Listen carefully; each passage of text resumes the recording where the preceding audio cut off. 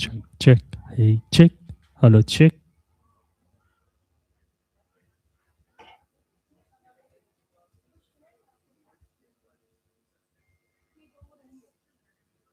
Hello, check. Sound check. Microphone testing. Check. Hello, check.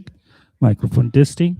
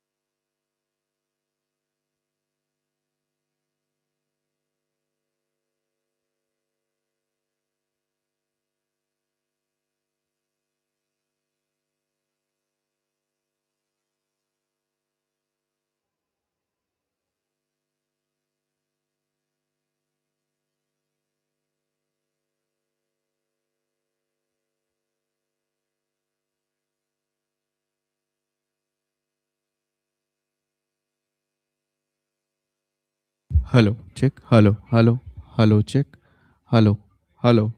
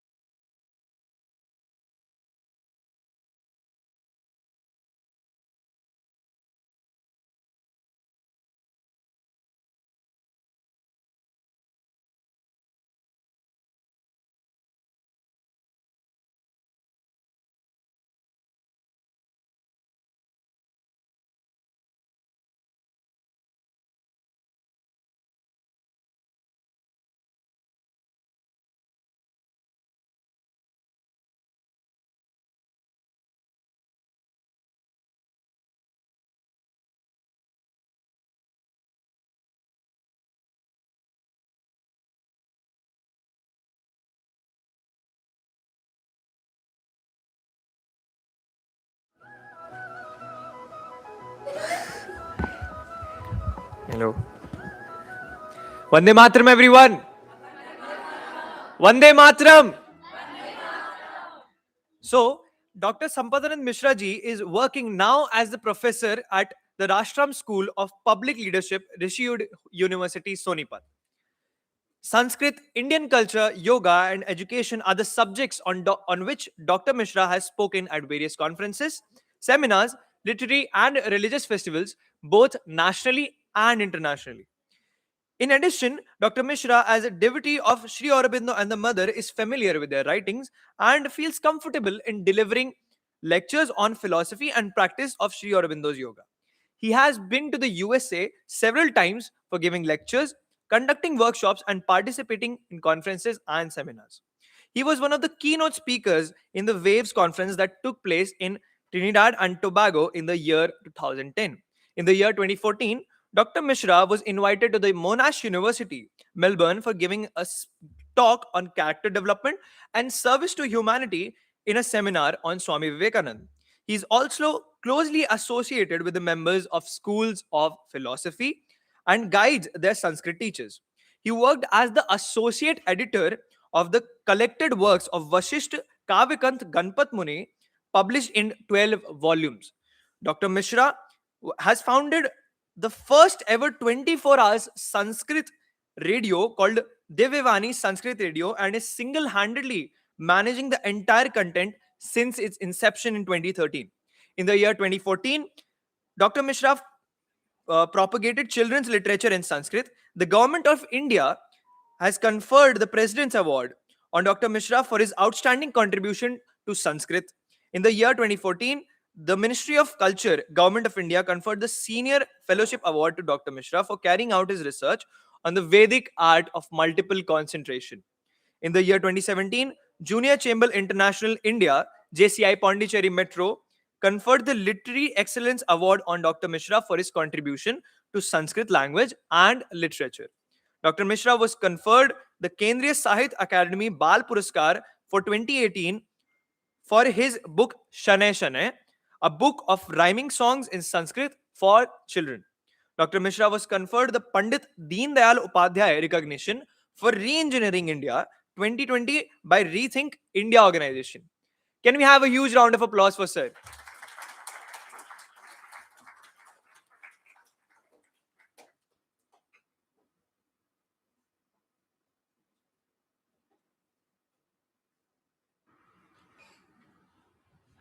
Suprabhatam.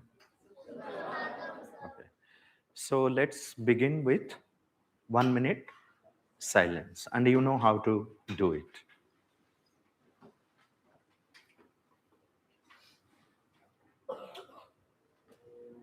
There is a divine will that wants to manifest itself in physical life. Our aim is to discover that divine will and to work for its manifestation in physical life. The Mother.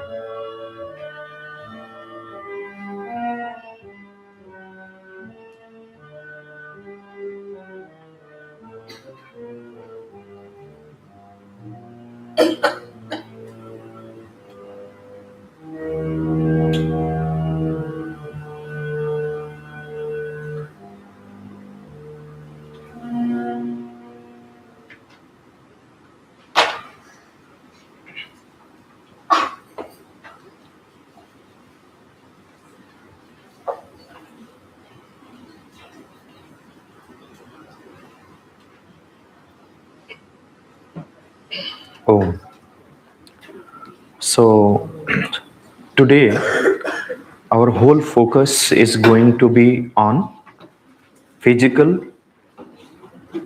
aspect of our consciousness,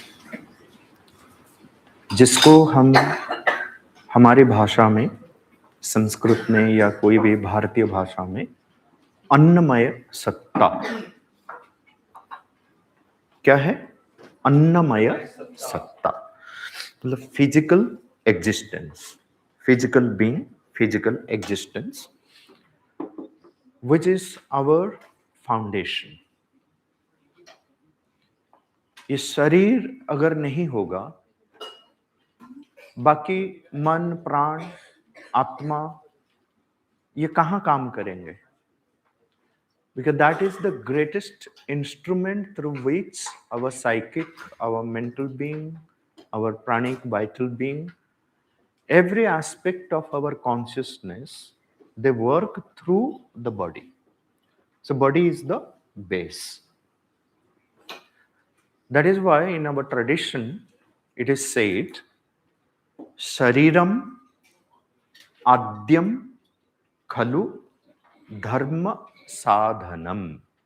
Okay, so you have to repeat this mantra with me. Shariram Khalu Adyam Dharma Sadhanam. धर्म का मतलब यहाँ पे होता है हमारा जो कुछ भी रिस्पॉन्सिबिलिटी है, जो ड्यूटी है, जो कुछ हम करना चाहते हैं. शरीर का भी अपना धर्म है, प्राण का भी अपना धर्म है, मन का भी अपना धर्म है. ये सब धर्म का जो साधन है, जो मुख्य साधन है, द चीफ इंस्ट्रूमेंट इज शरीर. तो शरीरम आद्यम खलु धर्म साधनम. ये बात को हम सबको ध्यान में रखना पड़ेगा. जो कल हम बात किए साइंस ऑफ लिविंग, और हम लोग शुरुआत किए किससे? हमारा कौन से सत्ता से हम शुरू किए? कल का पूरा डिस्कशन किसके ऊपर था? चैत्य सत्ता. ठीक है, हमारे अंतरात्मा, हमारा चैत्य सत्ता, हमारे साइकिक बीइंग और साइकिक एंटिटी पर था, जो हमारा केंद्र में the inmost, okay, the purest, the divinity at the centre. Okay, पर वो कहाँ पे है? इसलिए हम सबको या आत्मा को भी क्या कहा जाता है? देही. वर्ड क्या है? देही. देही का मतलब जो देह धारण किए हैं, the one who has taken a body, और with the support of body, so he is maintaining itself. That atman is maintaining itself. उसको कहा जाता है देही. ठीक है, मैं थोड़ा सा इसको क्योंकि ये फाउंडेशन है, इसको समझना बहुत आवश्यक है. और शरीर, प्राण, मन, आत्मा, ये चार से हम कंप्लीट होते हैं. ये कंप्लीट, इसलिए उसको इंटीग्रल योगा, इंटीग्रल एजुकेशन इसलिए कहा जाता है, क्योंकि ये जो श्री अरविंद और श्री मान ने जो एजुकेशन की, शिक्षा की जो व्यवस्था हमारे सामने रखे हैं, okay, the whole principle, whole philosophy, whole framework of education, what has been given to us by Sri Aurobindo and the mother is known as integral education, integral yoga. क्यों? It addresses every aspect of our consciousness. हमारा जो present system of education है वो केवल mental aspect को, और mental में भी कुछ एस्पेक्ट्स को, रीजनिंग को, लॉजिक को थोड़ा बहुत वो एड्रेस करता है प्रिंसिपली. बाकी फिजिकल एजुकेशन बहुत सारे स्कूल में है नहीं, वाइटल एजुकेशन की तो बात ही नहीं है, साइकिक एजुकेशन तो बहुत दूर की बात है ना. Perhaps this is the only school where you get a flavour of all aspects, है ना. So that is why it is a school of conscious transformation. But in Shri Aurobindo's school, suppose you go to Pondicherry, you will find a major chunk of time is dedicated for physical education. If you ask anyone who is studying in the ashram school in Pondicherry, that's perhaps a school which is not replicable anywhere. You cannot replicate. It's very, very difficult to create such a system which is of all systems. कोई system काम नहीं करेगा वहां पे. Just imagine from 4 o'clock to 7 o'clock every day with no chutti, throughout the year. Not a single day you have a holiday when it comes to physical education. Imagine the students who are studying there, they don't go out, they are not allowed to go out, confined into the same campus every day throughout the year, whether it is cyclone, tsunami, whatever it is. Those 3 hours of physical education, no one has to miss. Unless and until you are sick. 4 p.m. to 7 p.m. And it's so hot in Pondicherry. Yes. So, why? Because here we will be seeing that the processes, the methods which are given to us, how to educate the body. ठीक है? पर body को हम देखते ही नहीं, हम खाते हैं, जो मन में आया खा लिया, जितना मन करे सो लिया या सोया भी नहीं. आजकल तो एक ट्रेंड बना है, रात को 2-3 बजे तक बच्चे सोते ही नहीं. हम हमारे यूनिवर्सिटी में देखते हैं up to 3 o'clock no sleep.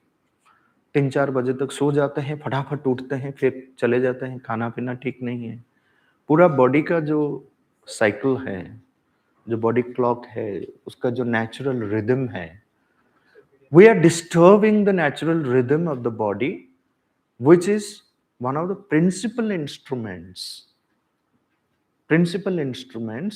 by which our life goes on. Should we take care of it maximum or not? Maximum. So maximum time has to be dedicated for maintaining the body. There has to be proper discipline for the body. ठीक है? जो physical being है उसको थोड़ा समझने के लिए, क्योंकि पूरा दिन है हमारे पास समझने के लिए. ठीक है? तो एक एक करके फाउंडेशन से लेकर पूरा अंत तक मैं समझाऊंगा. ठीक है? ट्रेडिशन से भी मैं बताऊंगा, श्री अरविंद से बताऊंगा, और बाकी हमारे डे टू डे एक्सपीरियंस से भी हम सीख सकते हैं बहुत सारी चीजें जो टेक्स्ट में, स्क्रिप्चर में लिखा भी नहीं हुआ है. हम हमारे एक्सपीरियंस के आधार पर एक नया शास्त्र भी बना सकते हैं. ठीक है? इसलिए ह्यूमन एक्सपीरियंस ऑल्सो मैटर्स. तो इसको देखना पड़ेगा. ये सारी चीजों के ऊपर हम डिस्कशन करेंगे. जिससे बार बार यहाँ पे बात होती है एको हम बहुश्याम, है ना? रिमेंबर दिस एक्सप्रेशन कि हम जो परमात्मा है, परमेष्ठी है, परब्रह्म है, वो एक, one single unit of consciousness. ठीक है? वो एक स्वयं को बहु बना देते हैं, अनेक बना देते हैं. Just imagine millions and millions of years ago, when there was no animal kingdom, man came much later, right? Appearance of man on the earth is much later, millions and millions of years later. So what was the first creation? First creation was jada, inconscient, जड़ा, जिसको अंग्रेजी में inertia बोल सकते हो. तमस, तम आसित तमसा गुल्ह, darkness covered by darkness. It was all जड़ा. दैट जड़ जगत, दैट मैटर, दैट अन्ना, okay, it continued for a long time. How long we don't know, very difficult to measure. There are no parameters by which one can measure how long this jada jagat continued. But we can say millions of years it continued. That was the first principle which appeared in the creation, jada. So it was operated by a guna, by a quality, by something, by some operating system, you can say. It is called tamas. What is it? tamas. So ये body जो है, जो अन्नमय सत्ता जिसको कहते हैं, ये शरीर चाहे प्राणियों का है, मनुष्य का है, शरीर जो बना है वो जड़ तत्व से बना है, पंच महाभूत से बना है. ठीक है? पर ये है जड़. बिकॉज इट इज जड़, inert, because it is a mass of matter. Okay, so it has more tamas in it, because tamas is the most fundamental uh, principle, foundational principle, you can say, in the Jada Tattva. So, because the body is Jada, inert, so it is operated by tamas. If you feel lazy, lethargic, which one feels? Your mind, your vital, your emotions, or your body? It is the physical being. So, the disease is in the body, okay, in the physical. So the mental sickness, it causes, it becomes a factor for our physical sickness. Each one contributes towards, but ultimately what is affected is the body. Body gets affected, sickness. But there are many aspects of like why a body becomes sick. We will discuss about it when we talk about the body, the physical part. So there we have to also take care how do we maintain it, what kind of education that we give, that there is a separate segment called physical education. Why education is needed? Is body not educated right from the beginning? No. Most part of ours in their formation states, you can say, so they are more imperfect but carrying a perfection within. When you say darkness was covered by darkness, but there was something glimmering at the heart of that darkness. It was not complete darkness. Okay. But it was so vast that you can see only darkness. But at the center, there is a shining component, there's something glimmering. If that light was not involved in the darkness, light will not manifest. In the Gita, when you are studying or reading the Gita, you will come across a verse called Na Satu Vidyate Bhava Na Abhava Vidyate Sata. It means that which is not manifest, na asatu vidyate bhava, that which is asat, उसका भाव ही नहीं है, वो manifest नहीं हो सकता है. जो ना अभाव विद्यते सतः, जो मैनिफेस्ट है उसका अभाव भी नहीं हो सकता है. अभाव भी अलग अलग प्रकार के अभाव है. When you grow, you will understand the different kinds of abhava. But this is how it started. So this tamas, which takes over the entire aspect of our physical being. And this physical being, like the other parts of our being also, so every part of our being is imperfect, but carrying that perfection at the center. If body is imperfect, the physical consciousness is imperfect. So education, the purpose of education is to manifest the perfection which is at the center in the physical consciousness. Okay. So what is that perfection when we talk about perfection of the body or perfection of the physical consciousness? What is that perfection? Okay. So let's have a little discussion on this particular word, perfection. Okay. With that clarity, then we move, right? So what do you mean by perfection? Anyone? Yes. Just pick up the microphone and then speak. Because our whole journey in life is from imperfection to perfection. From the state of being uneducated to being educated. Ignorance to knowledge. Yes. Vandhyamatam sir, I am Shraddha from Oxygen. I think perfection means bliss. It is the true happiness that you get like from your actions, from your doings. Okay. So according to me, perfection is a state wherein there is complete grace and there is no sorrow and there's just perfect stillness. Okay. Vande Mataram, sir. I'm Yes. Jaya Tiwari from grade 10th Napsrajan. What I believe perfection is when the task is not just aligned with materialism and has a greater good. It is inclined towards a greater purpose rather than just a small concept. Okay. We'll just listen to your views and then we will discuss about it. Yes.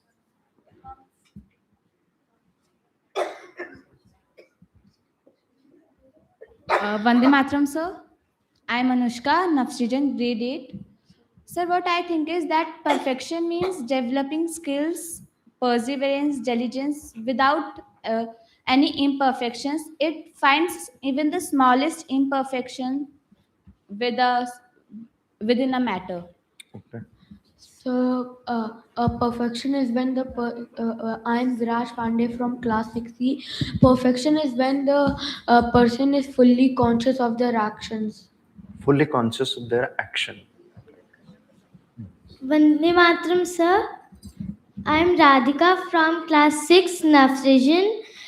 According to me, perfection is when we admire all the aspects of divine personality, like when we have the true knowledge to discern right from wrong, then we have the true strength to speak the truth.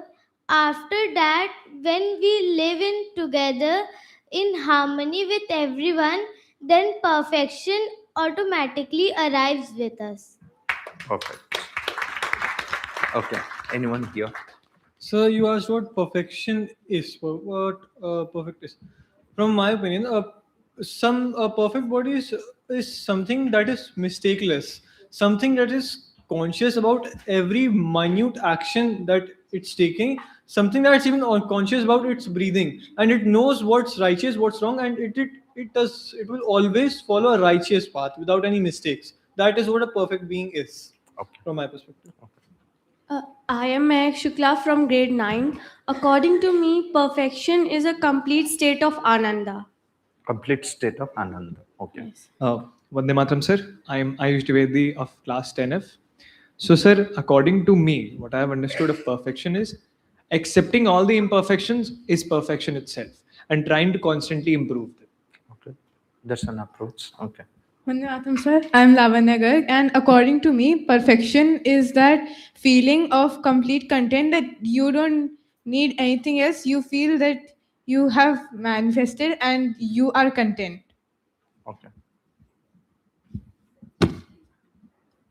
Vande Mataram, sir. I am Dakshita Kapoor of class 8G. According to me, perfection is when our soul is aligned perfectly with the psychic entity, and also when, like, the four aspects harmony, perfection, wisdom, and strength, we inculcate them in ourselves, and then we reach a state of joy.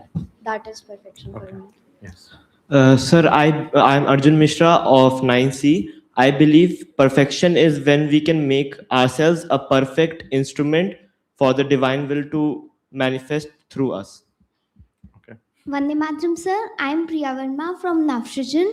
What I believe perfection is bliss, complete joy, where difficulties or situations that can't be handled do not affect our joy, and our PVM is aligned with the psychic being. So each one of you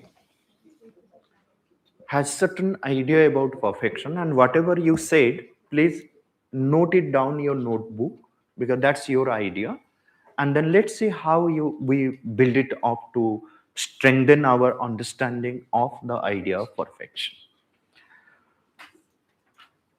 Now, yesterday, the whole day, what we discussed about psychic, the centermost, the inmost part of our being, is the perfection. Actually, yesterday we were discussing all about perfection. Any aspect of psychic that we discussed they all fall into this idea of perfection, right? But you note it down, then slowly we will build it up, and then let's have a clarity first on this word perfection, because ultimately the life's purpose, the purpose of education, is to manifest that perfection.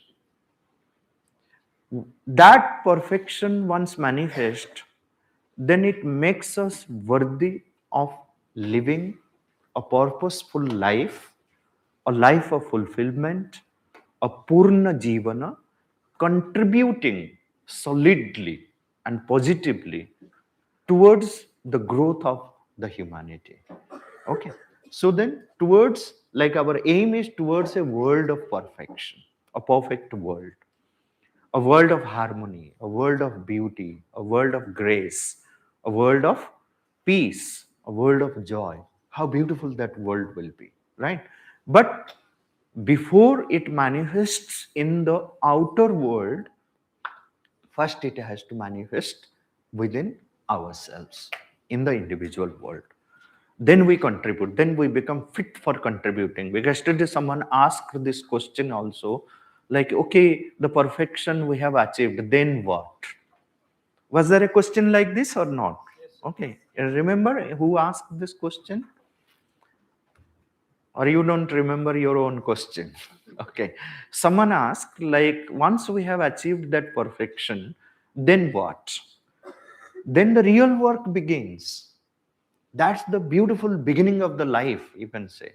With that perfect instrument, with a perfect body, with perfect emotional and sensational being, with a perfect mental psychological being conscious of that perfection, that divinity within, we carry out every aspect of our life, every work that we need to do in life, right? So it will be operated by the force of that perfection. So in our action, there will be no imperfection or flaw which will remain, right? We will become, our life becomes flawless, a field of flawless actions, flawless thoughts, flawless emotions, perfect, right? So there is a beauty of thoughts, there is a beauty of emotion, there is a beauty of movement in every aspect of our being, which will happen when we keep perfecting ourselves and achieve perfection.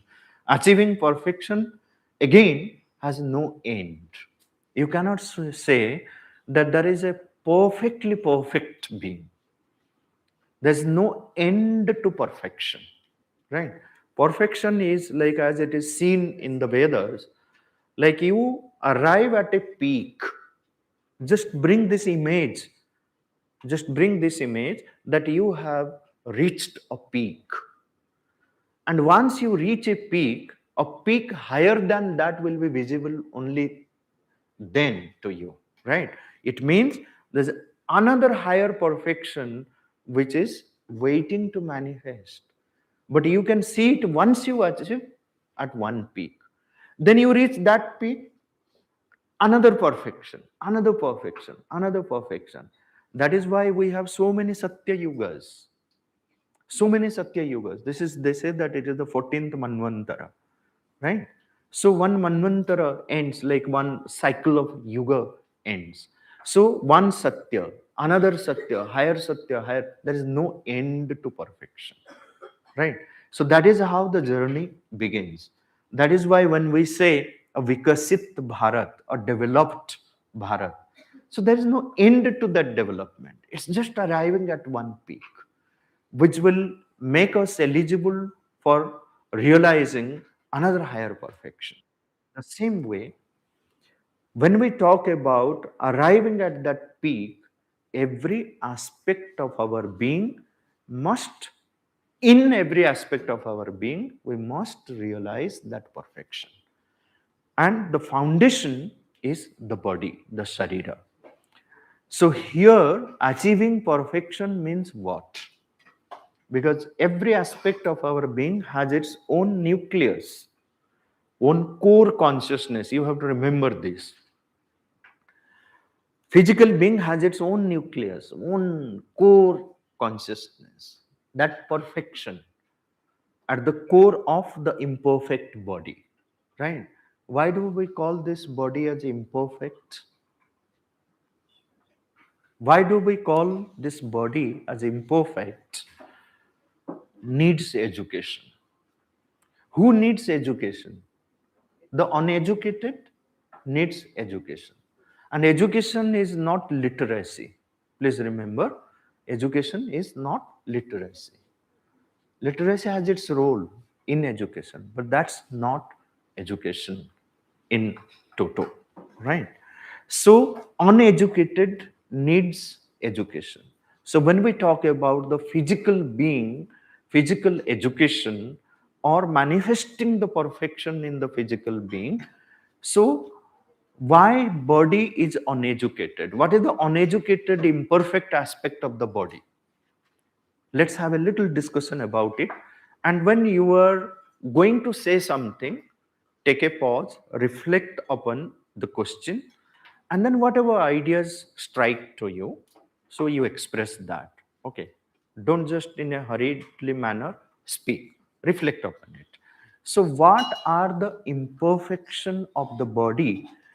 Once we are aware of that, then we can chalk out a plan to move towards the perfection or perfecting our physical being. So what are the imperfections that you think the physical being has, for which we have to have a discipline for making it perfect? Okay, either you write it down or think about it, give a structure to it, and then express. What do you think are the imperfections of the body? Right, so this is the question. Yeah, so you have the microphone,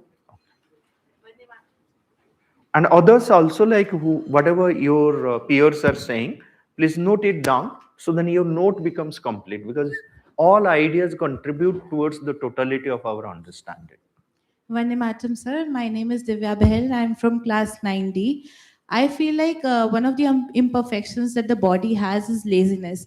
Because when we inculcate that laziness, then it does not allow us to move towards perfection of the physical body, which is getting out that laziness from within us.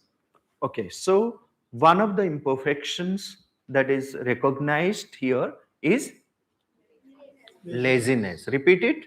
What is laziness? Note it down. That one of the imperfections is laziness. Yes. Vande Mataram, sir. My name is Arnav Arya. I'm from class 8G. Sir, according to me, imperfection is in a physical being is when he chooses wrong instead of right and doesn't listen to its divine inside of him. Like laziness, she pointed out very precisely. Can you point out like one imperfection of the body? Sir, ignorance. Ignorance, you have to think about it, whether it is an imperfection of the body or not. Of course, body has its own intelligence also, Yes, sir. but you have to think about it. Okay, sir.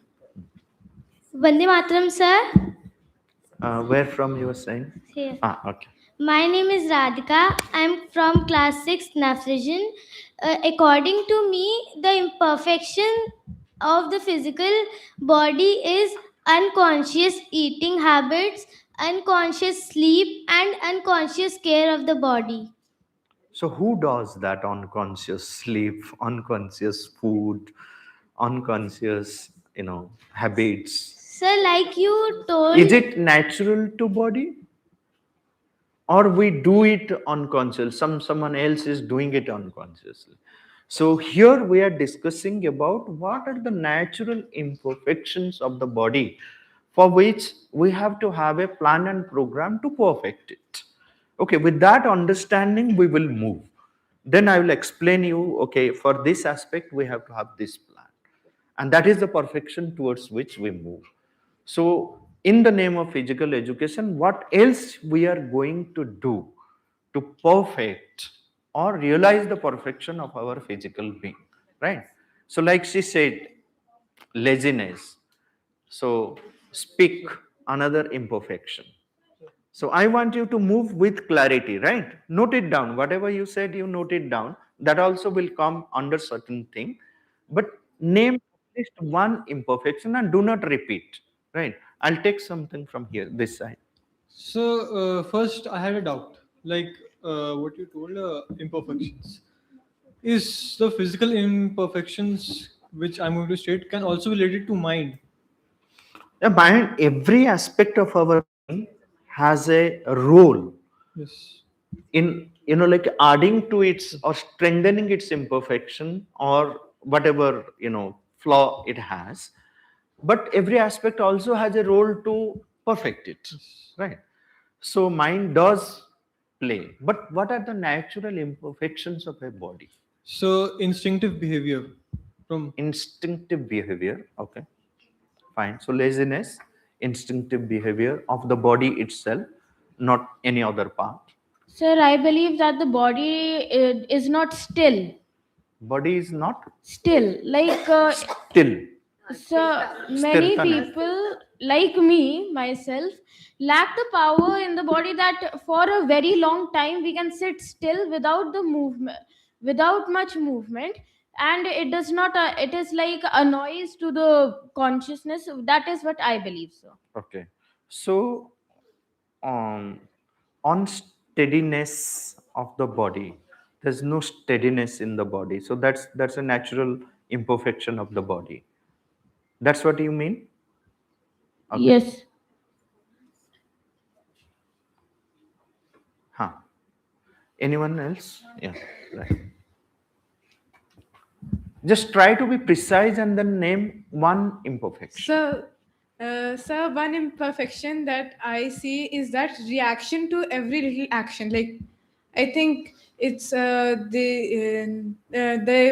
the physical being has this already. They react to every little thing. How does the physical react? Any example? Ma'am, sir, we do not think before reacting. We just react. Like, Just give an example, but if you he have to, says that I'm stupid, then because I want to be clear that it is a physical reaction, not an emotional, sensational, or mental psychological reaction. So, what do you mean by the physical reaction?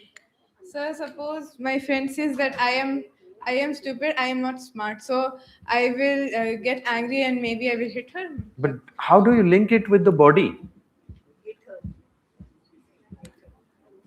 So that will come maybe like what he said, like the instinctive. Mm. So what prompts you to take a physical action? What prompts the body to act? So that's a different, but that's not the natural imperfection of the body, right? So be clear. What are the natural imperfections of the body? Laziness, instinctive nature of it. Okay. Yeah. Vande Mataram, sir. I'm Shirley Glan from grade 7D. And according to me, one imperfection that everybody has in common in our body is that we are indisciplined. And if we're not in discipline, we're inconsistent. Our body is not like supposedly, it is built to do work, each and every work at the same time for every day.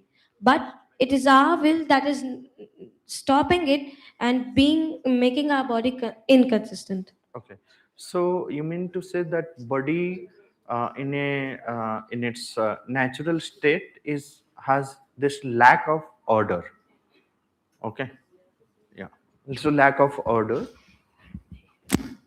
where there is no consistency or discipline. So lack of order is not properly organized physical aspect. Vande Mataram, sir. I'm Neer Bhatia from class 8G. Sir, I feel that a critical imperfection of the body is its easy vulnerability to the outer impurities. That is what prevents it from reaching a true meditative state. Okay, I accept it. Vande Mataram, sir. My name is Kaustubh Singh of class 8C. So, according to me, very important imperfection in a physical being is that unconscious decision making. Right? A physical being Unconscious always wants to. decision making. Body doesn't decide anything. Okay, so it is just the body. What happens to your body? Just look at your body, reflect upon your, think about your own physical being. So how your physical being is behaving. So where do you find that, no, I need to work on my body, I need to do some physical exercise or physical education I need to bring, because this is what is not helping my body. So think from that angle, the natural flaws or imperfections of the physical being, of the body, right? Yes. Vande Mataram, sir. I am Ayush Vedi of class 10F.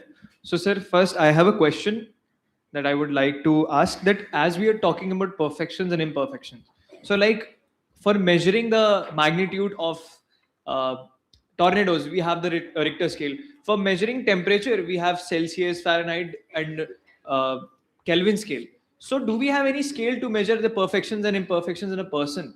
You can create a scale. There are various scales which are available, but it is what matters is your own consciousness, your own conscience, like how conscious you are of yourself. So then you can measure on the basis of that your own, and something is also common sense, right? But still there are many psychological scales to measure our psychological defects and all these things. So the scales are available, but how far, even like with the existence of many scales, still we fail, still the system fails. There's several hundreds of scales which are available for psychological aspects, but does it address to every aspect, the integral aspect of the psychology? No, new scales we need. So every scale also has its own imperfection, but what matters is like that person does better in terms of measurement, one who is conscious of oneself. You measure for yourself. Okay. Measuring your imperfections is just being conscious about them. That's a better way. Yeah. So one imperfection of the body. One imperfection of the body would be not doing pranayam, like simple as pranayama. Any sort of pranayam, working out, doing yoga, or It as is simple natural as to body. So naturally body is breathing. Okay. So- the breathing happens, but we're talking about the body. Still, like I feel that this clarity you are not getting. Like when we are talking about the physical being, we started with a beautiful thing, that laziness or instinct or disorder. Okay, so let's take these three words. These are natural to the body. That it's like the animals. It's very instinctive. Okay, so this instinctive impulses, it reacts. When you talk about the physical reaction, it's more instinctive. Laziness or disorder. So these three are primary, most fundamental to the body, the physical being, the imperfection on which we need to work. Yeah. Disease. Disease. I want these children to think and then reflect upon it. Yes. Vande Mataram, sir. I am Adhya Singh from class 6D, and I think that the distraction is the most common thing in every human, like me also. Humans cannot focus at one thing. Like they, one shlok or mantra. No, let's first, when you talk about focus, is it related to your physical being or focus is of the mental being? So what do you all feel? Focus is of the mental aspect or the physical? Mental aspect. So we are not talking about mental aspect. We'll come to that day after, or like tomorrow we do the vital and day after we'll come to the mental. But today we are talking about the physical aspect. Okay. So have absolute clarity about the physical aspect. Sir, Yeah. No. You have already said. Yes. Vande Mataram, sir. I am Jaya Tiwari from grade 10th, Navsrijan. Can it be wrong body postures? Okay. So wrong physical movement, you can say, right? We need to perfect the physical movements also. Good. Vande Mataram, sir. I am Divya of grade 90. So, sir, can it be attraction to distractions, outer distractions that capture us? Like example? For example, things that are available in the markets, we're often attracted to someone. So what? The body gets attracted towards it. Again, that clarity you need to have. Think of your body. Okay. Unless and until you have this clarity, I'm not going to move forward. Yes, because this is, yes. Sir, I am Abhimanyu Srinagar of class 7B. Sir, I want to say that one of the major reasons are, sir, self-control, sir. Sir, 90% Control. Okay. things are of So self-control. another aspect he pointed out is lack of control. Lack of control. So that body is uncontrolled, undisciplined, indisciplined, you can say. So lack of control, right? So disorder, lack of control, laziness, instinctive. What else? Vande Mataram, sir. Sir, I am Priya Verma from Naftajan. I have a doubt that how can laziness be considered a physical imperfection? It is our choice that we choose to be lazy or active. So how we are considering it a physical imperfection? Does one, like choose to be lazy, or the body also feels that? It is again instinctive. Say, body's natural state is laziness. If you don't do anything, body just wants to lie down. Okay. Choice also matters at a certain point, but what is natural to the body? Laziness, lethargy, because it's full of tamas, it's operated by tamas. So it will work out every aspect of it through the physical. Okay, that's a very prominent guna through which the physical world operates. All ignorance, inconscience, everything results out of this because it's operated by tamas. So laziness is also one outcome of this tamas. So it's natural to the body, right? Okay, so next. Mataram, sir. I am Avya Narayan of class 9C. I feel one dependence of the on imperfection of the body would be its dependence on the vital and mental beings. Because if we are dependent on the other beings, then it can also cause instinctive behavior and distractions. That is true, that it is dependent on, but without collaborating with the vital and the mental, body also cannot do its own work. This, yeah, there's no force. So they are interdependent. Okay, it's a very complex system, but each one has its own imperfection, right? And each one keep adding its imperfection to others also. Okay, so that is why we remain imperfect throughout the life without realizing the perfection. We're very highly qualified, but we're not educated, right? Okay. Body के imperfection में श्रेयविन ने अनारंभ शब्द use Yeah, anaramba. Like it doesn't. initiate. There is no Incapacity to initiate. instinctive feel for doing something or initiate something. That's also like come under this laziness, lethargy, procrastination, and all these will come under this anarambhatva. Okay. Yes, I want to listen from someone who has the clarity that okay, this is an imperfection. Vande Mataram, sir. I'm Shali Khan from 7D. And one more in like imperfection in our body is that we are not adaptive, because humans in general are made to adapt to different and very harsh conditions. But nowadays, due to the hot weather, when we go out for a minute or two and when we come back, we're feeling like, oh, it's so hot. But humans are made to adapt with that. And if you look at someone who's been there in the sunny day for the whole day, he'll not feel anything. When he comes in a cold room, or he goes in a sunny day, it doesn't matter to him. But we have given these privileges to our body, that our body is like losing control. We are losing control of our body nowadays. I'm not clear what you say. So like I if I have the privilege to sit in an AC and walk outside too, but in this world, someone may not have the same privilege. He's standing out there in the hot sun selling something, or a vendor or him. He is selling in the hot day for the whole day. He's not stopping because he has no choice. And it won't matter to him if he comes in an AC room or stays outside, because he has his body in his control. And we have like given so No, much. that's a different thing. What someone does or what someone is capable or incapable. But natural flaws of the body, imperfection of the body, lack of adaptability.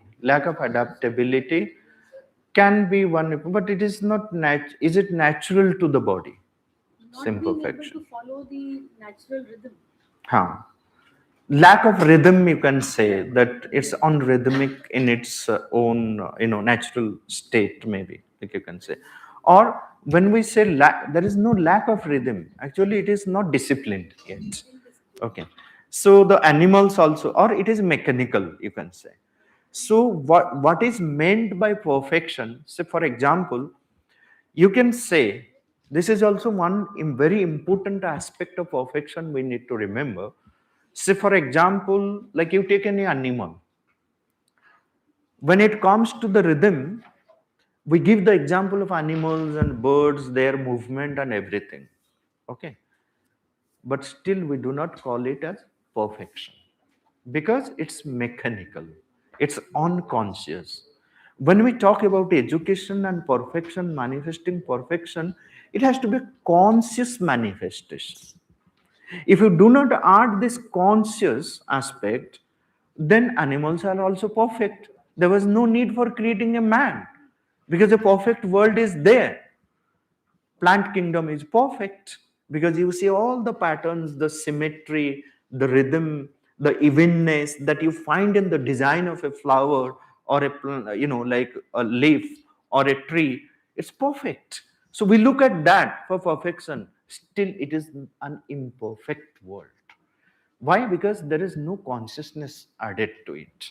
So it's all mechanical happening, right? Even though the body has certain habitual rhythm, still it needs education to make it transform the habitual aspect to a conscious aspect. Then it will be called perfection. Okay, this idea of perfection to transform everything to a conscious happening, because ultimately what we call that perfection which lies within is that consciousness, that perfect, the divinity, the divine is all conscious. He's chinmaya, he's chinmaya, right? All conscious. If that consciousness is lacking, then it cannot be called perfection. So that is where the divine, the supreme, keeps creating, experimenting with its own creation till the full perfection is realized. Even man is not perfect. Sri Aurobindo says that man is a transitional being, has achieved a lot and contributed a lot towards the full perfection, but it is not the perfect being yet. Okay, so there is even the higher consciousness which has to descend into the human consciousness, which has prepared a lot, but still it needs a greater preparation for achieving the a higher perfection. Not perfect perfection, but a higher perfection, right? We can never be perfect. Yeah, that is what, we can never be perfect, but what we call perfection is like we have attained to a peak, a certain realm of satya is realized. Okay, that itself is a fulfillment. That itself is a fulfillment, and that gives the strength to move forward for realizing another perfection, greater perfection. So that is how the life goes on. So if there is a perfect perfection, then that's the end of everything. There's no end. Yes. So that is what, see, that is the major difference between the science and the spirituality. The fundamental difference, because the science, the whole purpose is to discover a kind of finality which it believes that exists. But the Adhyatma doesn't believe in any finality. We call it Ananta. We call it Ananta. Okay. So the body Yes. perishes, so it can never be perfect. Certain amount of perfection can be achieved. Okay. That is why, like, this body also will take place, like Sri Aurobindo says, that a greater perfect body will be a supramental body. Right? Gnostic body. So that the quality of that body will be very different from this body. Because this body has so many, like, it feels hungry. It's one of its imperfection. Why it feels hungry? And if you don't feed it properly, This kshuddha and trisha is also a limitation of it. It is vulnerable to all kinds of diseases. That's one of the fundamental imperfection of the body, right? A sick body, diseased body becomes a diseased body, right?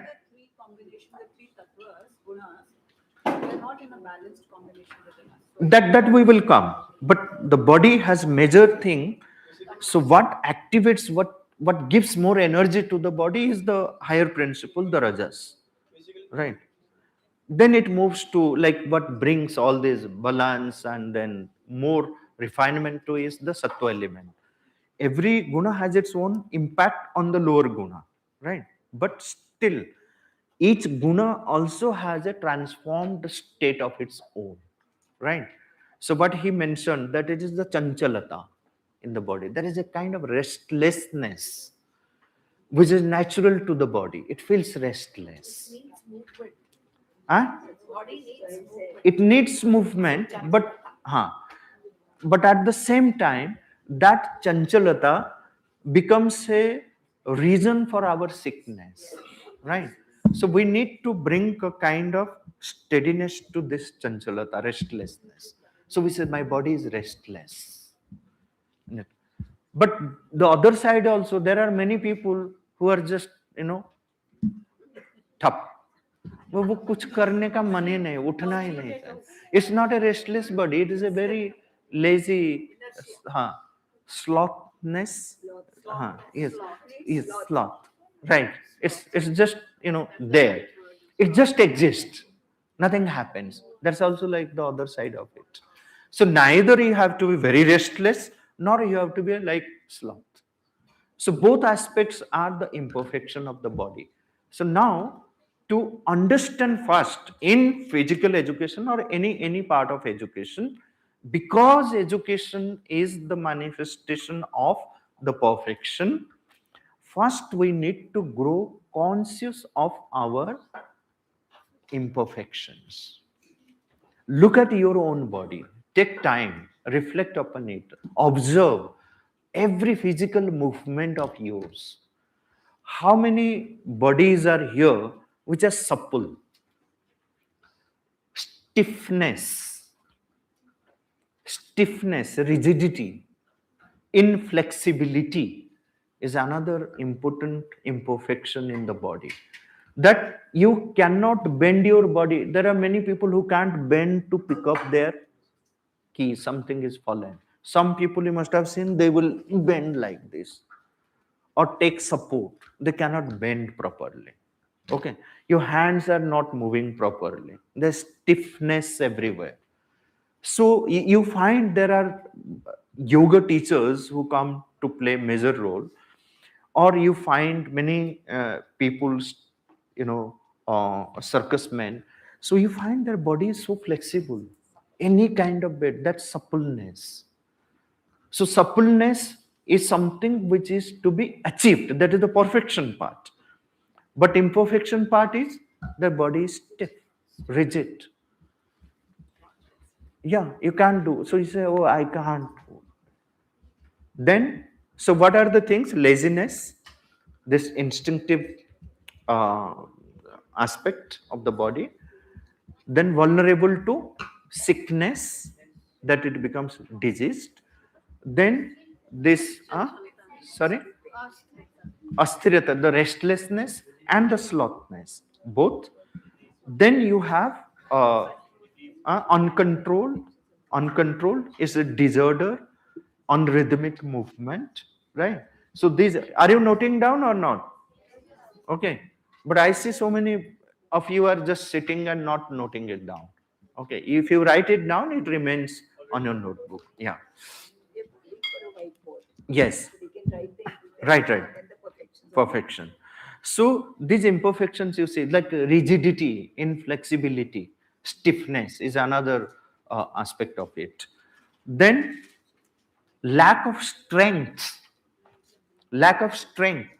Body is capable of doing anything.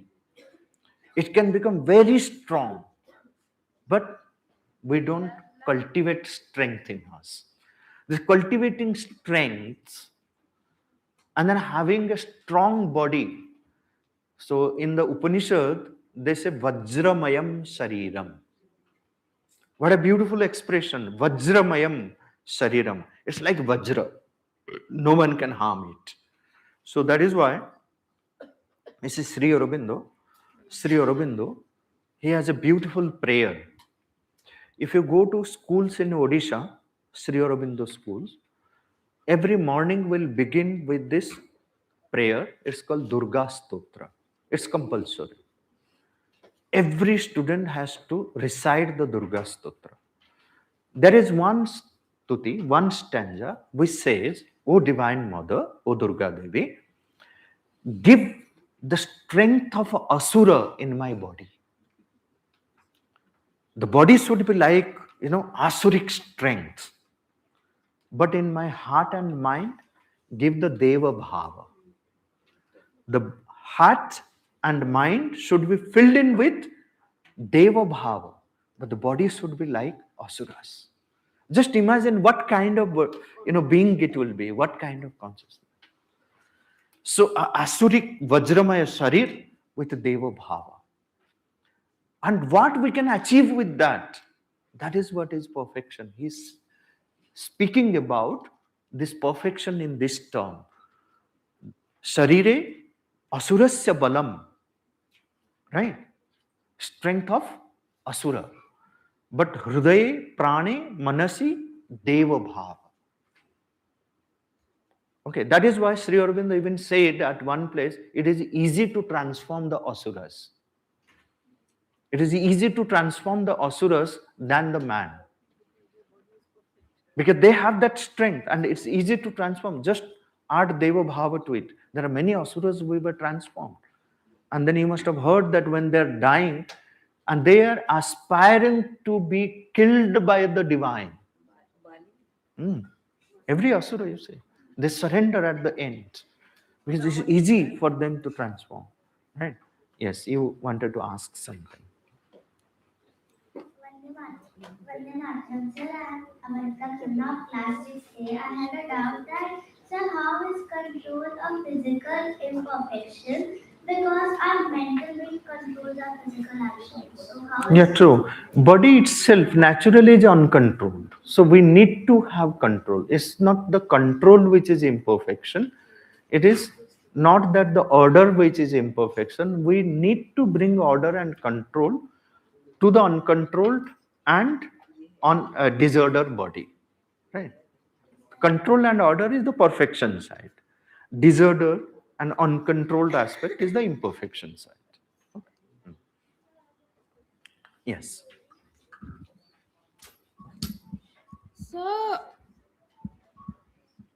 So when we say that the body needs to be conscious, so do we mean that like the functions that are happening inside the body, like the beating of the heart, those are not consciously happening? Like we do not exactly know that the heart is beating, this is going on, unless we go into deep studies of the biology. So by that, do we mean that the subconscious control needs to become conscious in that manner? Yeah, see, there is something which happens naturally. The breathing is natural, right? The heartbeat is natural. It's pulsating naturally. So it has its own rhythm, it has its own movement, but it is happening in a mechanical way. So to bring more awareness is to become aware of your pulses, aware of your heartbeat, aware of your breath. That's why you ask people, just ask this question, hey, are you breathing? So they will take their hands and then say, yeah, I'm breathing. What's your problem? Right? So we're not conscious of whether we're breathing or not. How many times? Yesterday I asked this question. How many times we breathe in a minute? How did you know that? So by counting. Because someone told you, right? Someone told you, that's why you know, right? But you have never observed your breath because you were not conscious. You have never put your mind to, brought your awareness to it, right? So body, we will talk about the body awareness also. Like, how do we create a greater physical awareness, right? So now body is in a happening or functioning in a very mechanical way. It is operated by the imperfect vital, it is operated by the imperfect mental, it is operated by its own imperfection, right? This is where a rigorous education is needed, right? So let's now, because it's this session we will end and take a slight break to switch into the other aspects of the physical education. Okay, so now just read this. It's lifelong education. So, when we are talking about education or educating the body, does it mean that, okay, when we go to school, because there are many parents, they feel happy that they have admitted their children in a school, they're paying for everything. They feel that, okay, the physical education is well taken care of by the school, because the school has a proper physical education program and we pay for it and our child has physical education. That is how the physical education doesn't happen. So what then after we have finished our schooling? What is after finished our schooling? The school is over. Or we switch from school to a university where there is no physical education. Or some sports, some games, but it's not compulsory. So what happens? And when it has to start, the question is, when should we start our education? Always, if you turn to Sri Aurobindo and the mother and the great educational philosophers, everyone is in agreement with this fact that it has to begin right from the birth. Even mother and Sri Aurobindo, they say that much before the child is born. Okay, there's a prenatal education they speak about. How does a mother prepare a perfect body while carrying the baby in the womb? That also is possible. That is also possible. A greater yodha, warriors were born through that process. Okay, they were the born warrior, the born strong people, right? That's a different aspect which we will talk, but it has to begin right from the birth and continue till the end. It's not that, okay, I had enough physical education, so I wouldn't do. I remember, like there was one Devi Prasad Pandey, and there are plenty of such people. And there was one yogi, Shivananda, who left his body last year or 2 years before at the age of 125. Okay, very active body, but till the last breath, he continued his physical education. But there is a certain point of time, body has its own limitation also.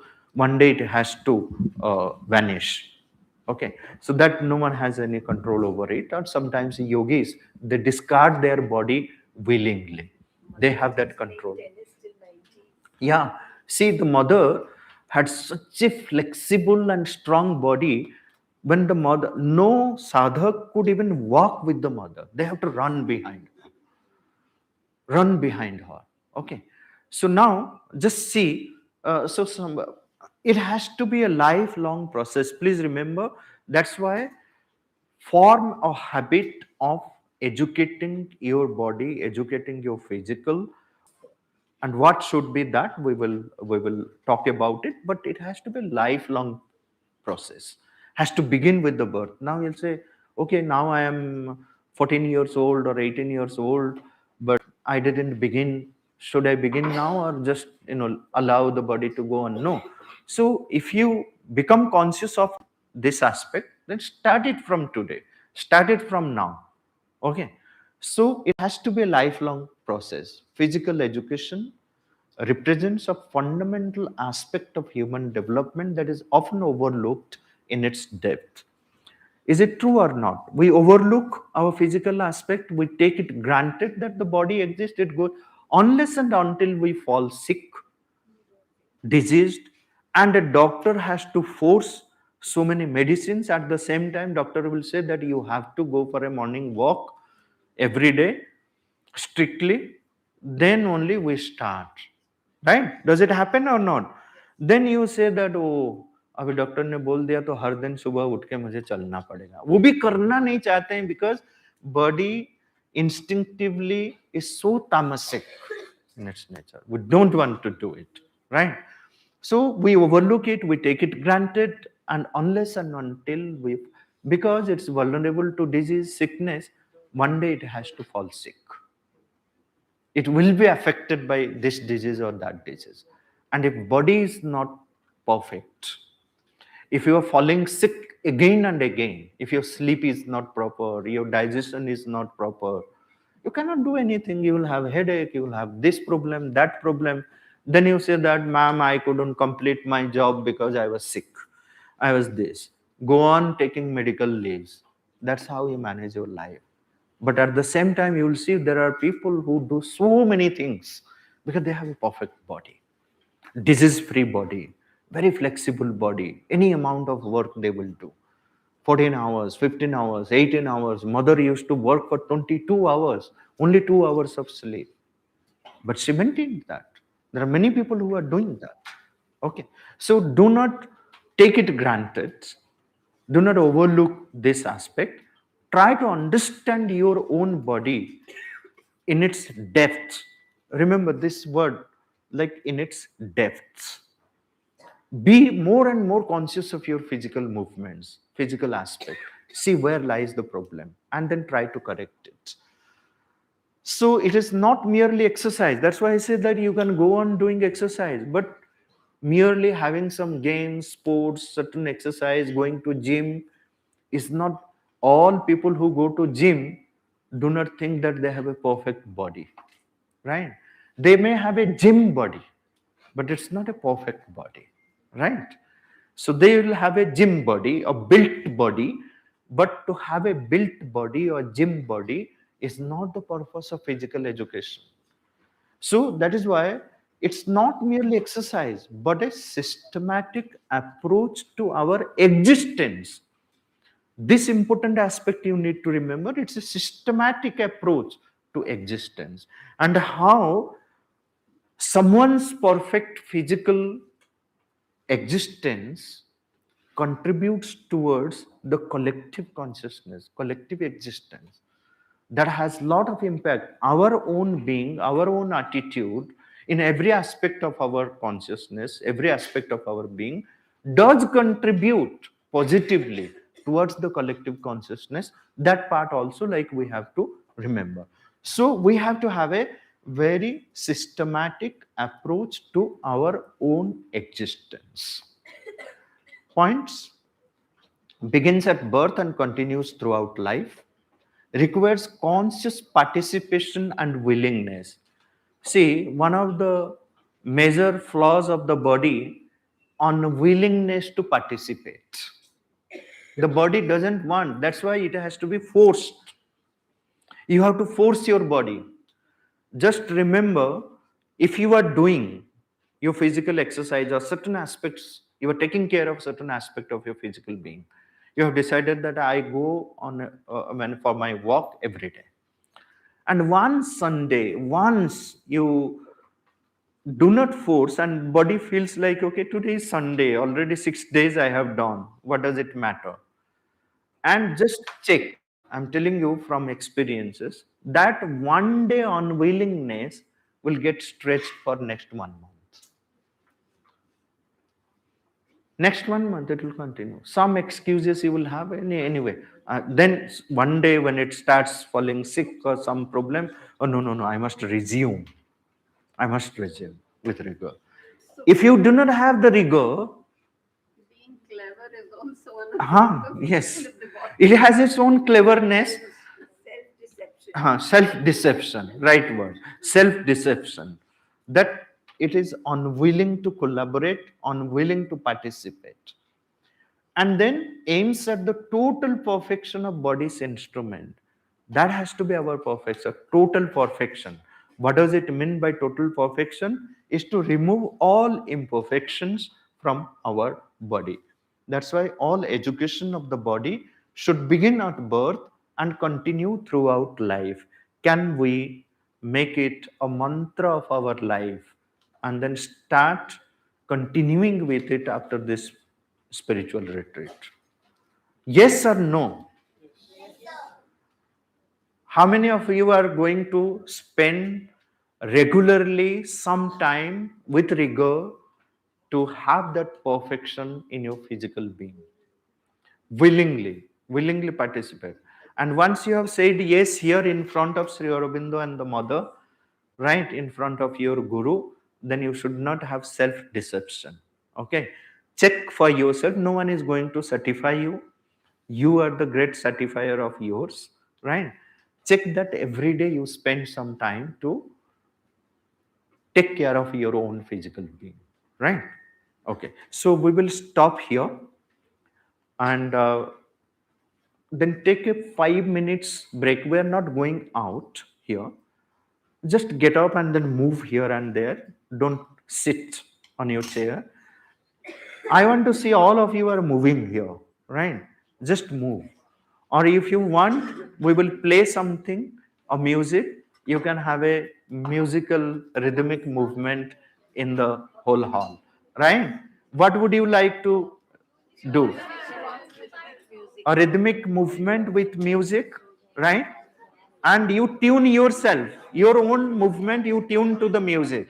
So can we have some music? Can we have some music? Okay. But see that you are moving and just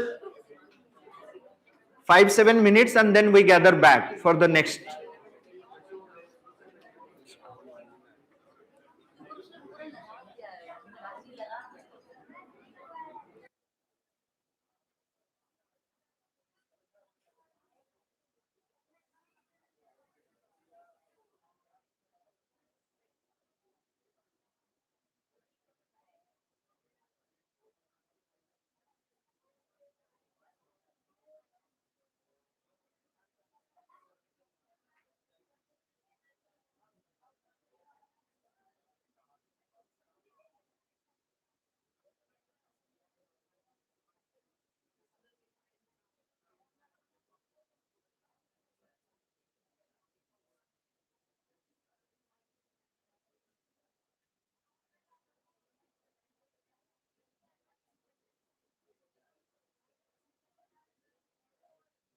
Why is the music not being put on?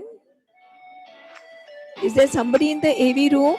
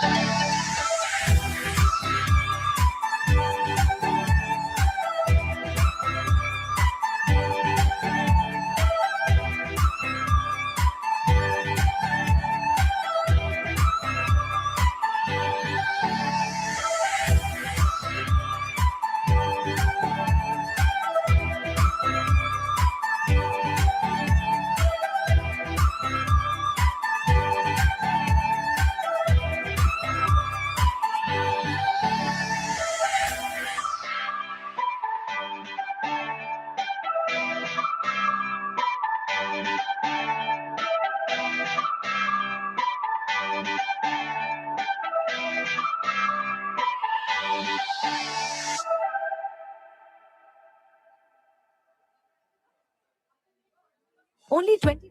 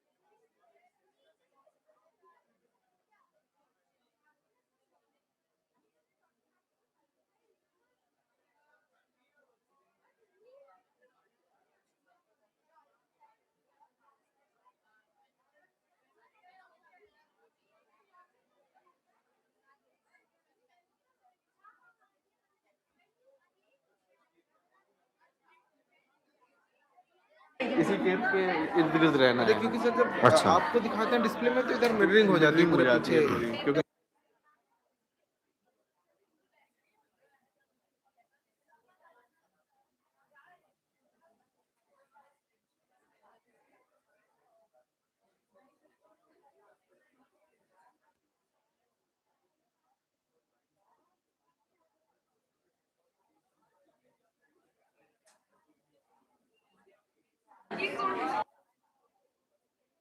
Okay. So let's gather back.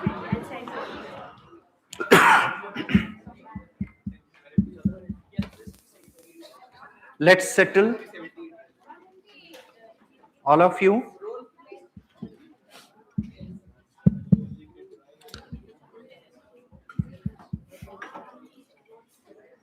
Okay. So let's begin with 1 minute silence. So there is too much of movement. Let's gather back. Okay. Let's gather back with 1 minute of silence.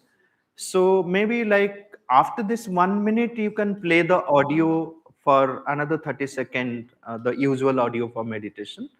So now we just observe our breath for 1 minute, 18 times.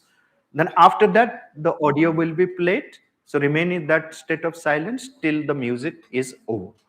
But now 18 times you observe your breath. There is a divine will that wants to manifest itself in physical life. Our aim is to discover that divine will and to work for its manifestation in physical life. The Mother.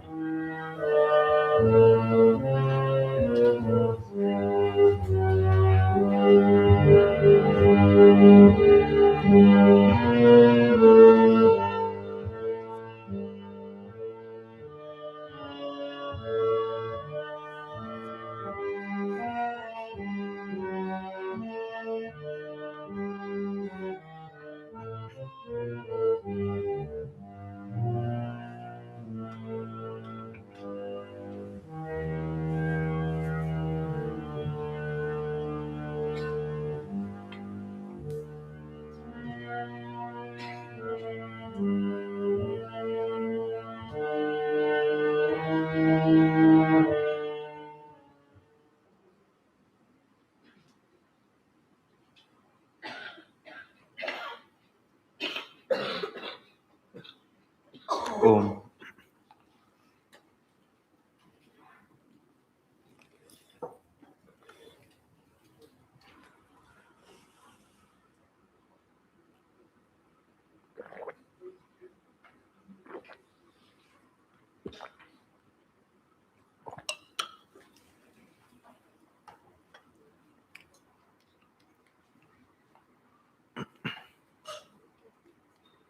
So, okay.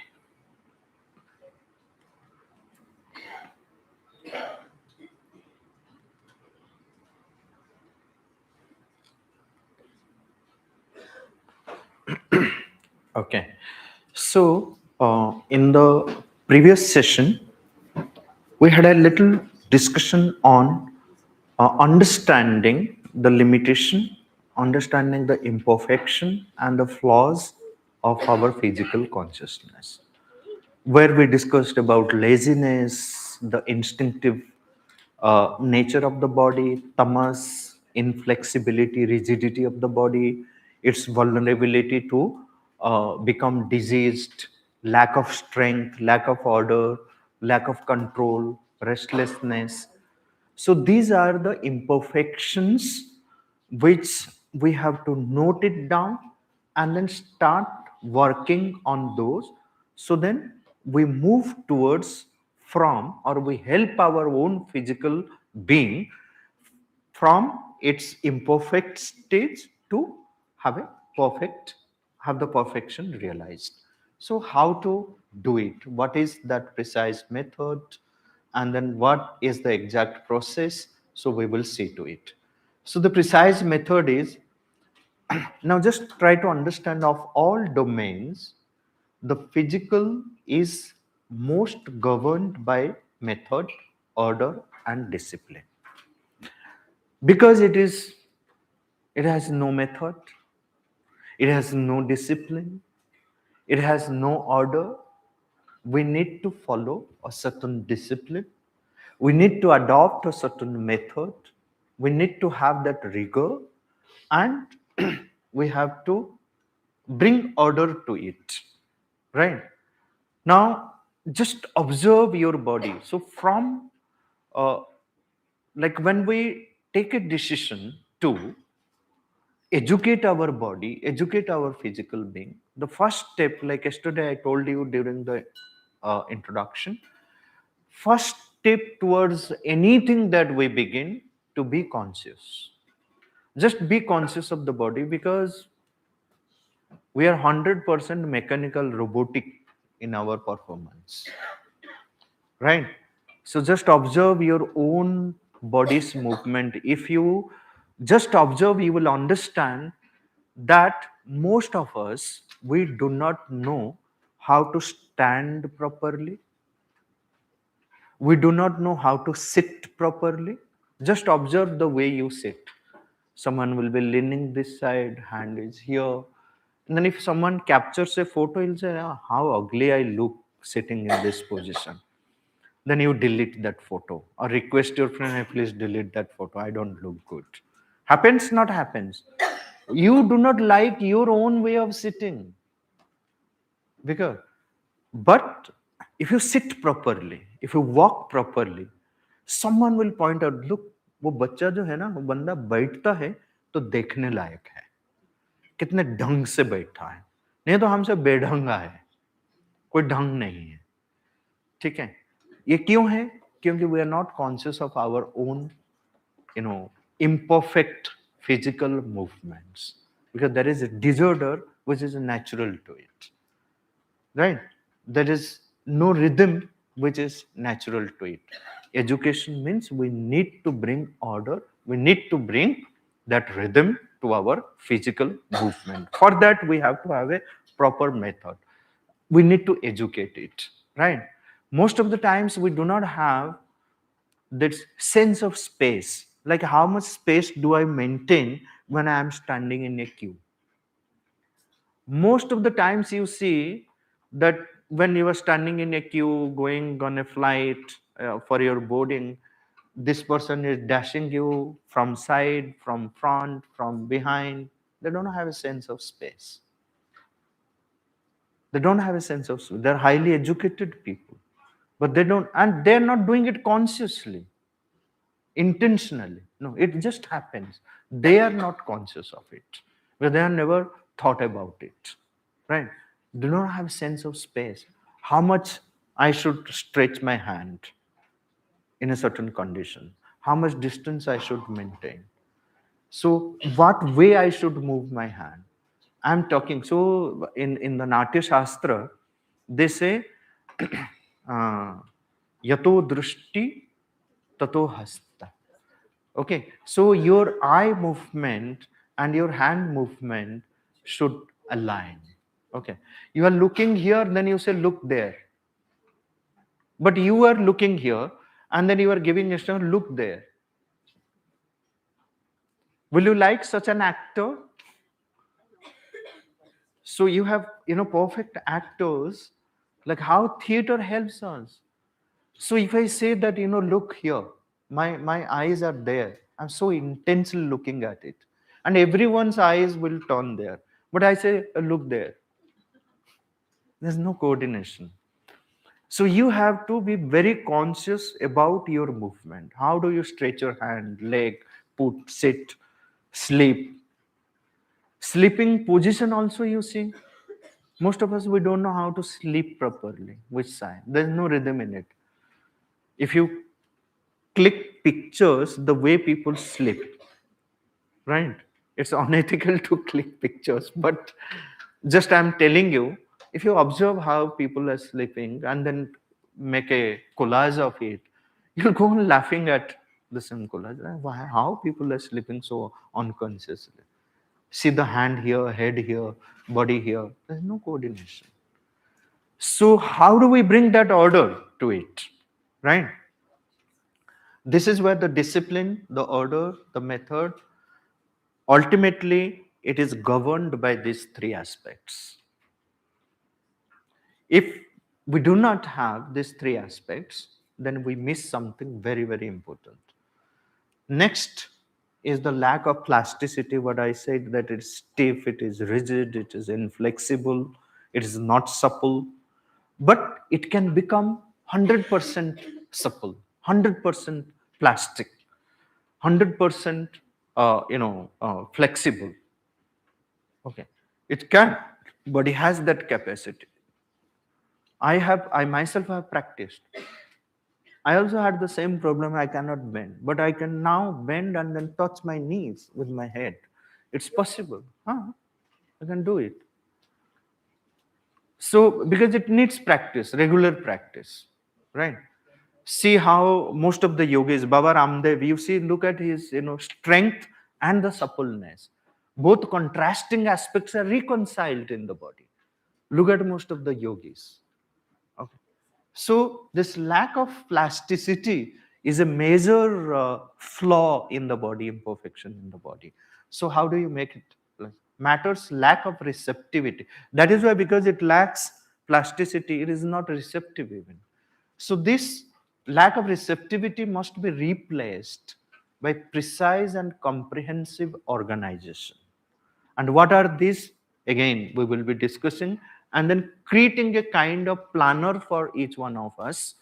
So at the end of the day, I want to see each one of you having your planner for your physical education. How are you going to bring that method? What? Because it has to, there cannot be a one size fits all model, right? Each one of us, we have our own constitution. Each one of us, we have our own swabhava, swadharma, temperament, separate. That is why we have to create a discipline for ourselves, each one of us. My discipline may or may not be beneficial for you, may or may not, may happen. So there we are aligned, may not happen, there we are not aligned. Your constitution is different, your swabhav is different, your temperament is different, your food habit is different, you live in a different climate. All these things matter, right? So each one of us, we have to create our own discipline, our own method, okay, our own tools. We have to think that, okay, these are the tools which I will use.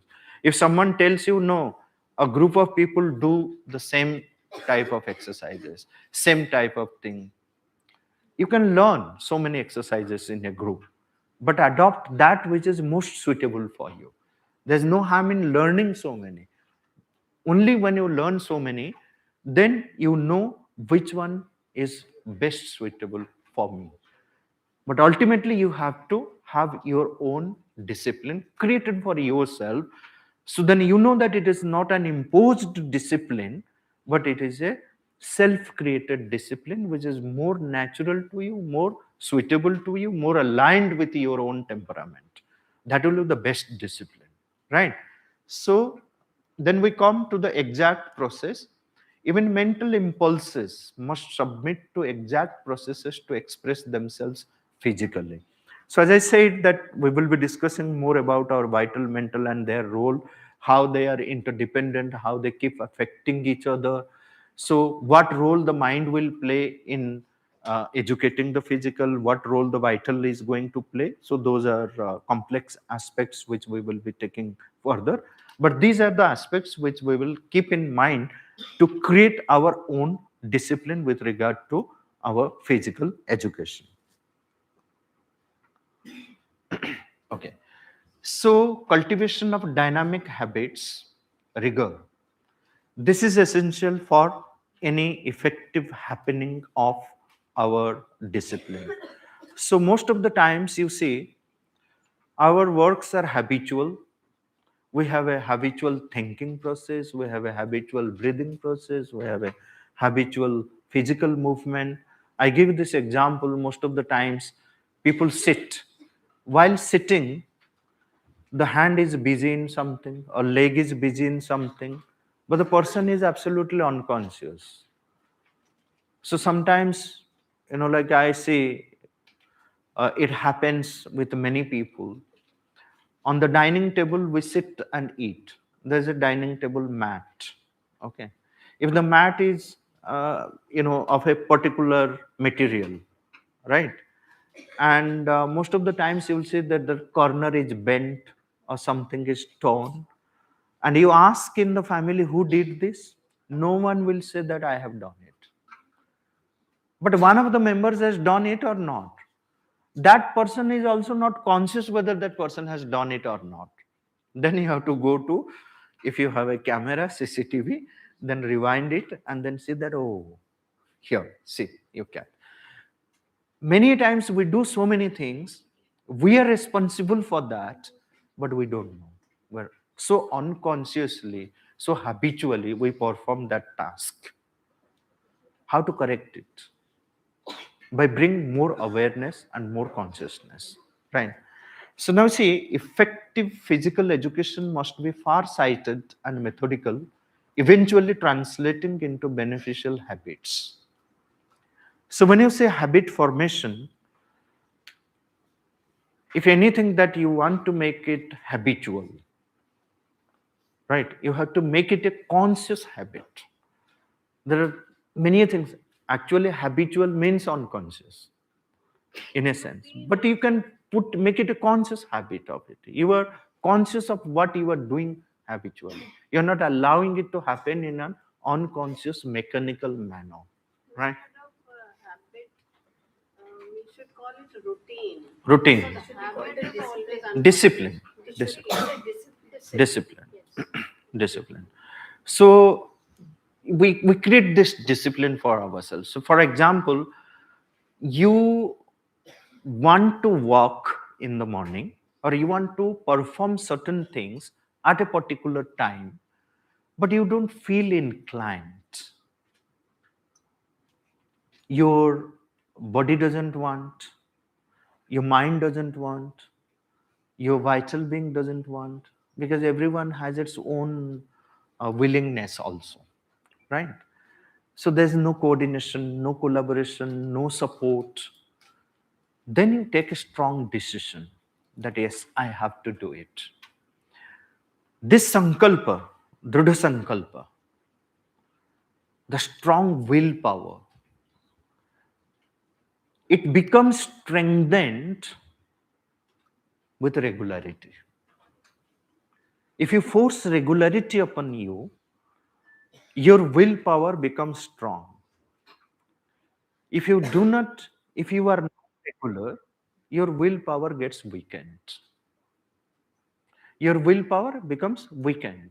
Then one day you'll find that what happened. I know I tried so many times to do it, but it's not happening for me.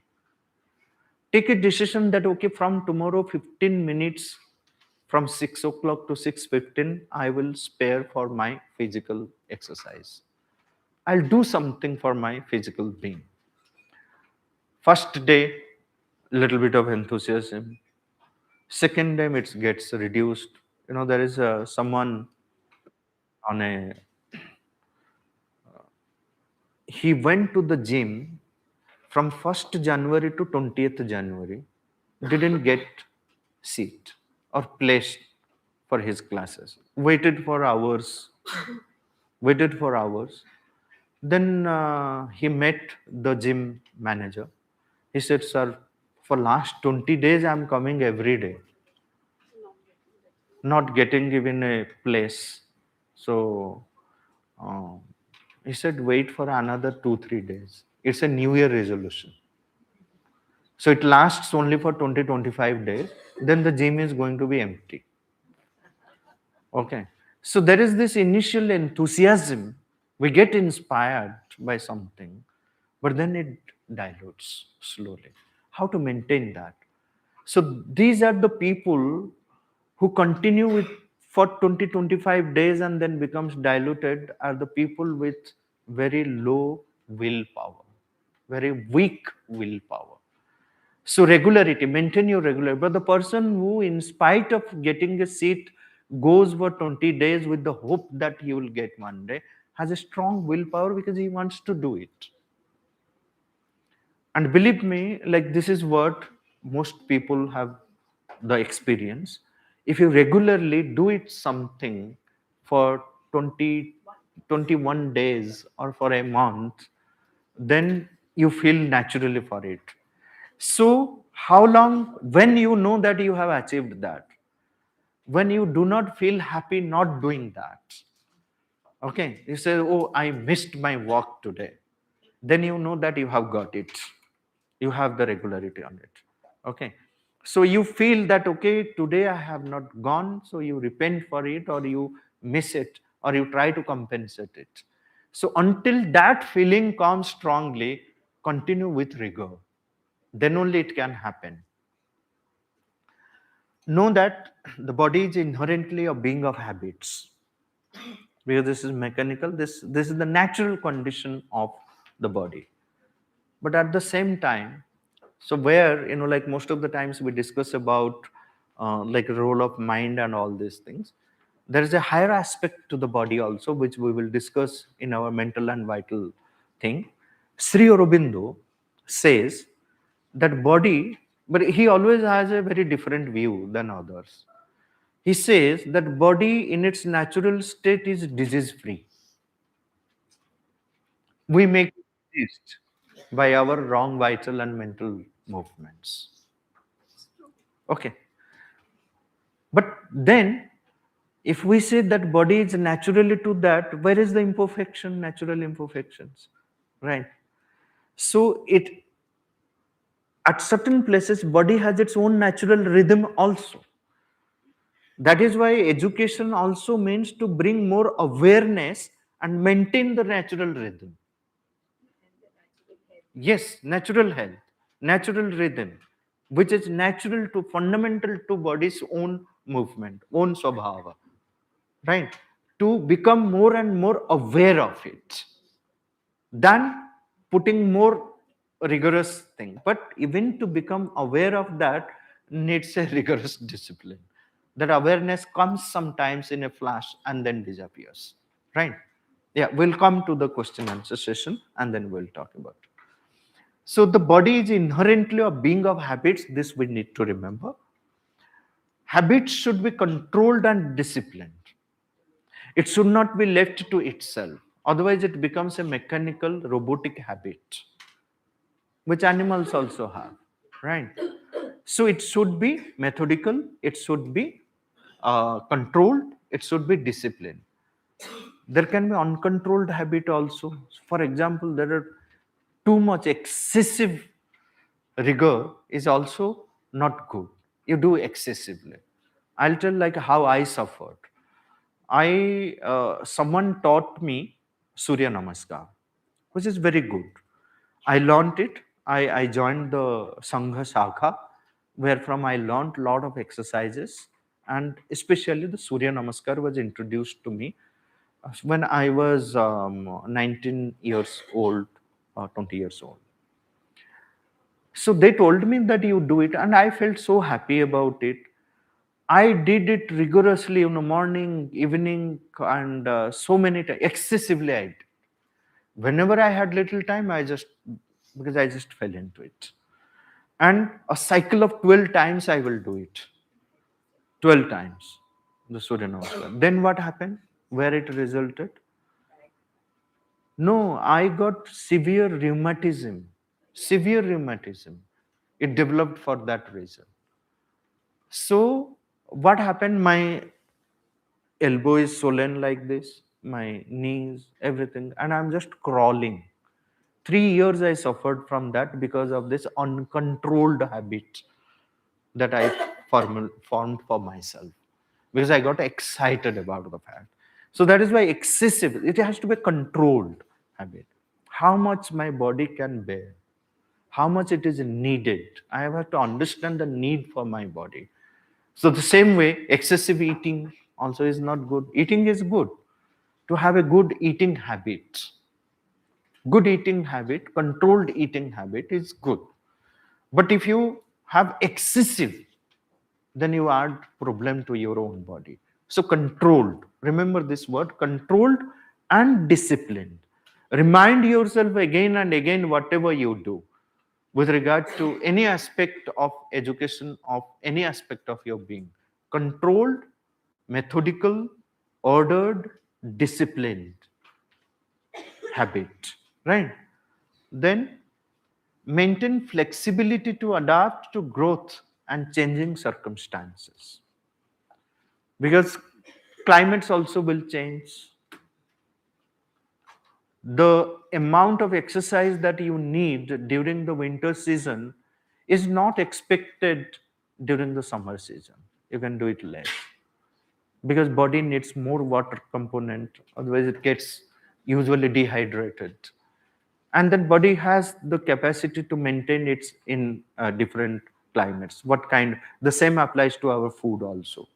The vegetables and fruits which are meant for the summer season, if you eat it in winter, which we all are doing, you go to any party, anyway, about food also, like we will talk, you go to any party at night, you'll find all the raw vegetables cut for your salad, cucumber and this and that. At night you are not allowed to eat that.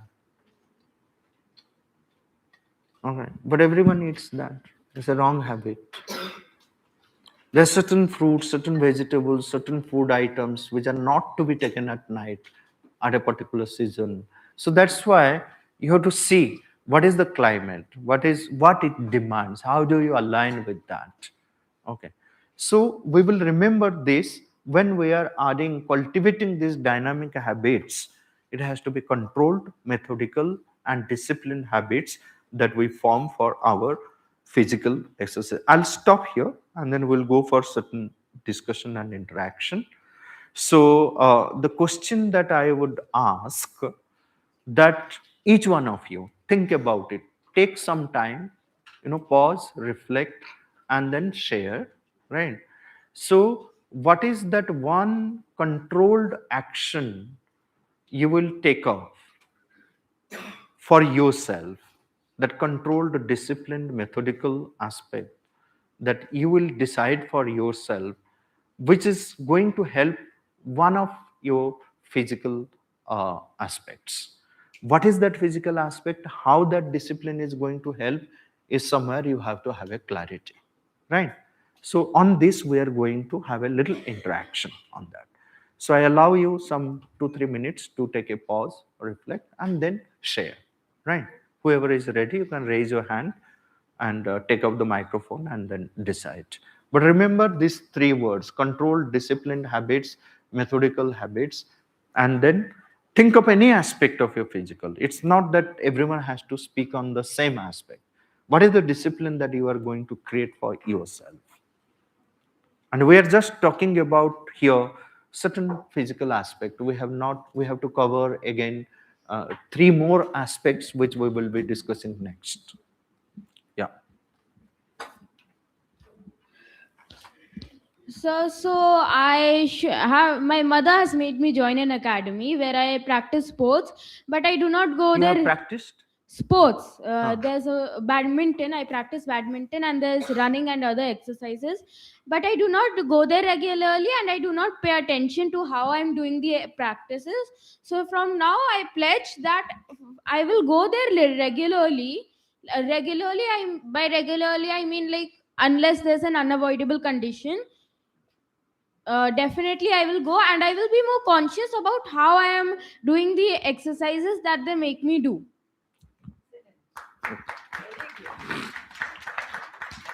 Next.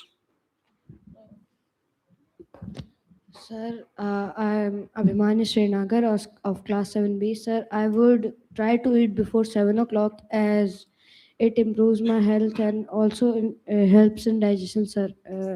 If you go to America or any other country, you will see that in their parties and marriages at night, they only have juices or no such dinner type things, sir. They only have juices and other cut fruits, sir. So I will.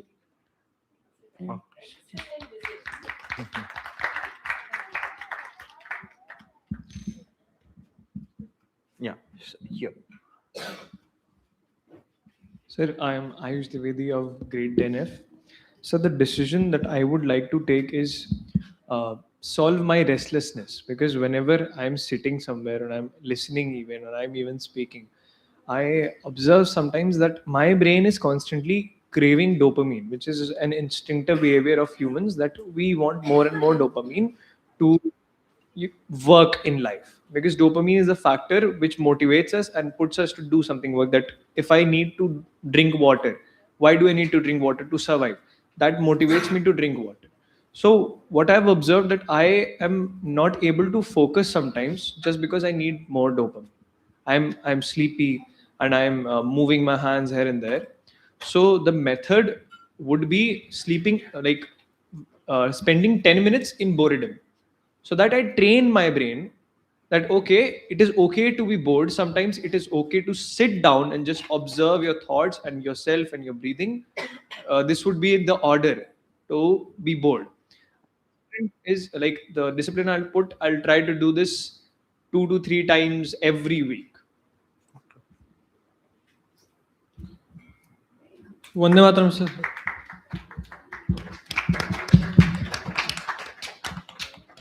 Sir, I'm Amritansh Pandey. I actually have already done 2 steps. I already have researched on the physical part, all the exercises.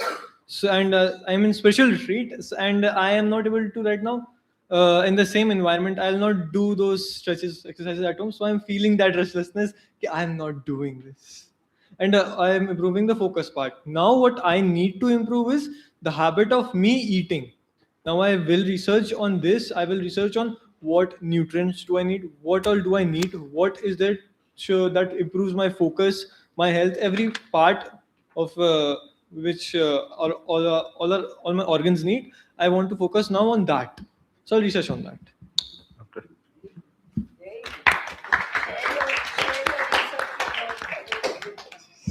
Matram sir, I am Prakash Kapoor of grade 10F. Sir, one thing that I would like to do for my physical being is that I'll try to wake up early in the morning in that period that we call Brahma Muhurat. Now, how will it help me? It will help me to work on my body in the early in the morning because my body is stiff. I'm not able to. My body is stiff a lot, and my parents constantly keep telling me to work on my body. So they give me this simple solution कि जल्दी उठ जाओ सुबह, आराम से हो जाएगा, तुम्हें पढ़ाई पे भी compromise नहीं करना पड़ेगा, and you'll be able to do that. But I don't follow it. So now I'll try to train myself that I wake up early in the morning, which helps my body, and further uh, it also helped me in my studies as well, because then I'll have more time. I'll study in the morning as well, and then I'll take out time to study in the evening as well. Another thing that I would do is to maintain proper eating habits. I don't have a control on my tongue. I want to eat junk food regularly. It's a habit of mine, which impacts my body to a certain extent, and I will try to change it because I have to have some mass in my body also, so that, and this is why I'll try to change my eating habits as well, and when to reduce my junk eating, maybe 2 days a month. But first, I'll start it with only 1 day a week. This is what I'll do, sir. Amritansh will do research on the nutrients and he'll share it with all of you. Right, Amritansh? We'll take up something from this side and then this side. Okay. Vande Matram, sir. I am Radhika from class 6 Nafrijan. If I tell the truth, I don't sleep on time. I want to change this habit, which will help me keep my physical being proper, and I'll take a conscious sleep. Very good.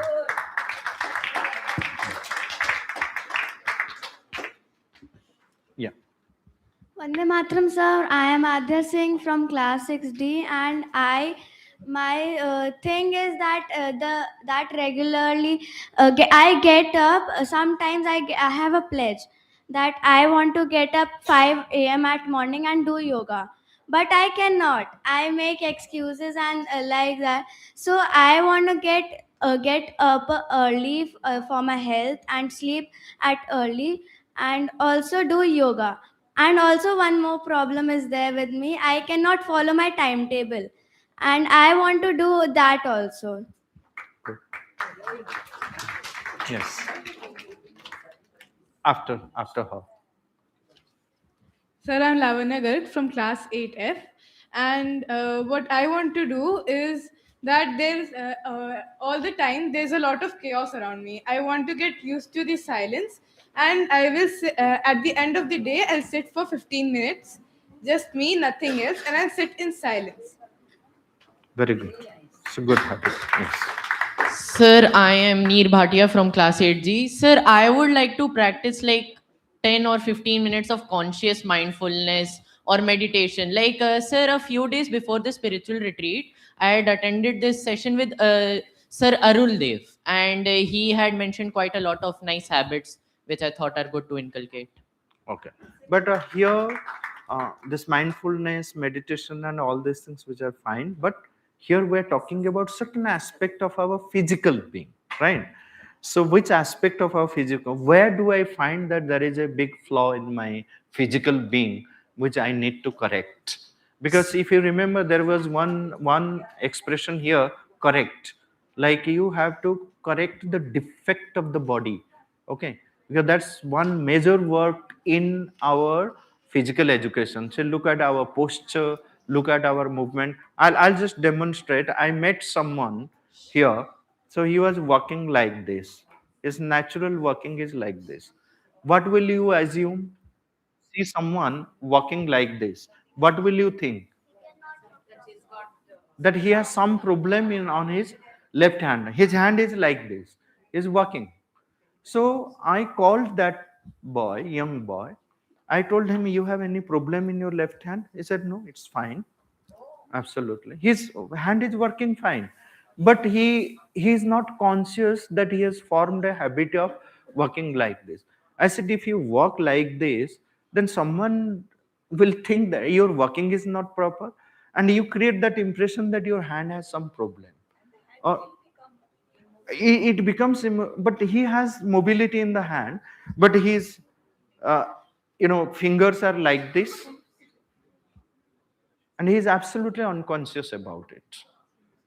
So it looks like a defect in his body outwardly, but inwardly, like he knows better, like why he has, whether he has problem moving in the hand or not. He said, "No, it's fine. I checked also, stretch here and there." He said. But he looks as if, like he has an artificial hand or something like that. So most people walk like artificial walk, the head movement and everything. That is where the dance, exercises, theater, these they help a lot. But we have to identify one major defect in our physical being. Doesn't mean that it's just you have to be deformed. Defect is very different from being deformed. So that defect, even like a wrong physical movement is a defect in us. So we have to identify one defect and then start correcting it. Sir, but isn't the inability to like focus and like stay still It's a defect of absolutely. the I mean, physical that's what I body? have been repeating. Yes, sir. That our mind, our vital, they have a role in correcting the physical. But today's discussion is all about physical. Okay, definitely mind has a role in it. Okay, mind has a role in it. Our brain has a role in digesting our food. But we are not discussing that here. But say, for example, like I have a digestive problem. I'm unable to digest. So that's a physical problem I have. I have a problem with my movement. I have a problem with my sleep. I fall sick again and again. Please remember these four aspects. I fall sick again and again is a defect, right? Physical defect. I have a very bad sleep. I don't get sleep properly. It's a physical defect. I have a very bad digestion, a very wrong food habit, so which causes problem, a physical defect. I feel very low in my strength. Okay, lack of strength is a physical defect. I have a lot of stiffness in my body, physical defect, right? So think of these physical defects, what you carry, and then how are you going to correct it. So these are, physical defects. Food, connected with food, connected with sleep, connected with movement, connected with our strength. So these are our connected with the whole structure of the body. Okay, these are the physical problems. Do you have the clarity now? What are the physical defects? Right? You understand? So become conscious of one of these defects or two defects or all defects, and then you take a decision to correct that defect. Right? So think of, when you are presenting, present what is one of your major physical defects that you identify, and then what discipline you are going to follow. Yes. To eradicate all these disorders which you're talking about, one thing which is very important and which has been in the knowledge system of India is that each body has a clock, and this clock has to be matched with the sun clock. For example, the secretion of the enzymes, the secretion of the pituitary glands, like enzymes, the enzymes for milk is only in the children in the morning. The adults do not have the enzymes. So if we take milk in the morning as adult, it will not digest. Another thing is that the जठराग्नि जो हमारे भोजन को पचाती है वो rising sun के साथ होती है. तो जो पहले इस देश में जो परंपरा थी, जो पहले स्कूल्स थे जिसमें हम लोग पढ़े, वो स्कूल 10 बजे से शुरू होते थे, 10 से 4, ऑफिस भी 10 से 4. तो घर में सुबह सुबह 8 बजे बिल्कुल फ्रेश खाना बन जाता था और सब बच्चे और सारे घर के लोग 9 बजे proper first major food of the day ले लेते थे.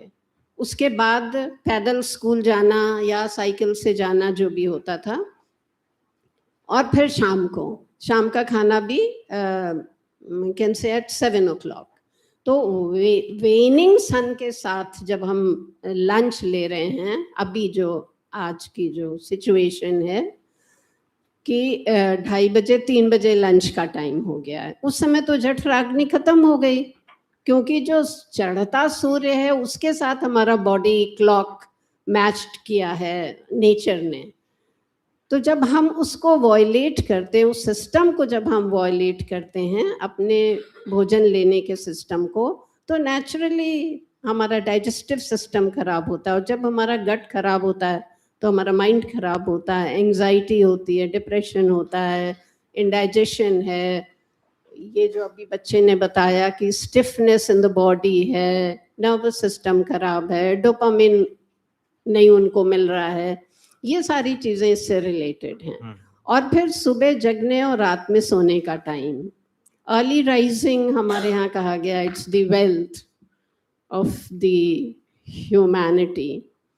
तो सुबह उठना वो अभी तक सनराइज के बाद उठने का हो गया है कि सूरज उग गया है 6 बजे और हम 7 बजे उठ रहे हैं या उसके भी बाद उठ रहे हैं. तो उससे भी हमने अपने बॉडी में ऑटोमेटिक डिसऑर्डर्स क्रिएट कर लिए हैं जिसको हम देख ही नहीं पा रहे हैं, समझ ही नहीं पा रहे हैं. And we think that this is a natural disorder of the body. The natural disorder can be eliminated by matching the body clock with the sun clock and follow the routine of rising in the morning, taking food at a proper time, and sleep in the night. So this is very important to get over all the disorders and discipline the body and keep it in a perfect disease-free state. But yes. So whatever discipline we create, so it has to be nature aligned. Nature aligned होए तभी और मजबूती से हमारा जो physical education हो सकता है. Yes. Next. Yeah. Vande Mataram, sir. I am Jaipuria from grade 10th, Namsrishan. So recently I lost a inter-school sports competition. So I pledge that I'll learn a new sport or regularly perform any practice of athletics.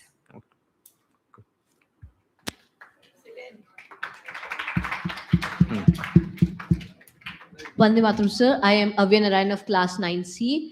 Against procrastination, I have already learned one method, which is the 3 to 1 method, in which you simply just count 3 to 1 in your mind before you do any work. Like early in the morning today only, my friend was waking me up for Hatha Yoga. So for that, I was really sleepy. So before that, I just counted 3 to 1 in my mind, and I simply got up and started the day.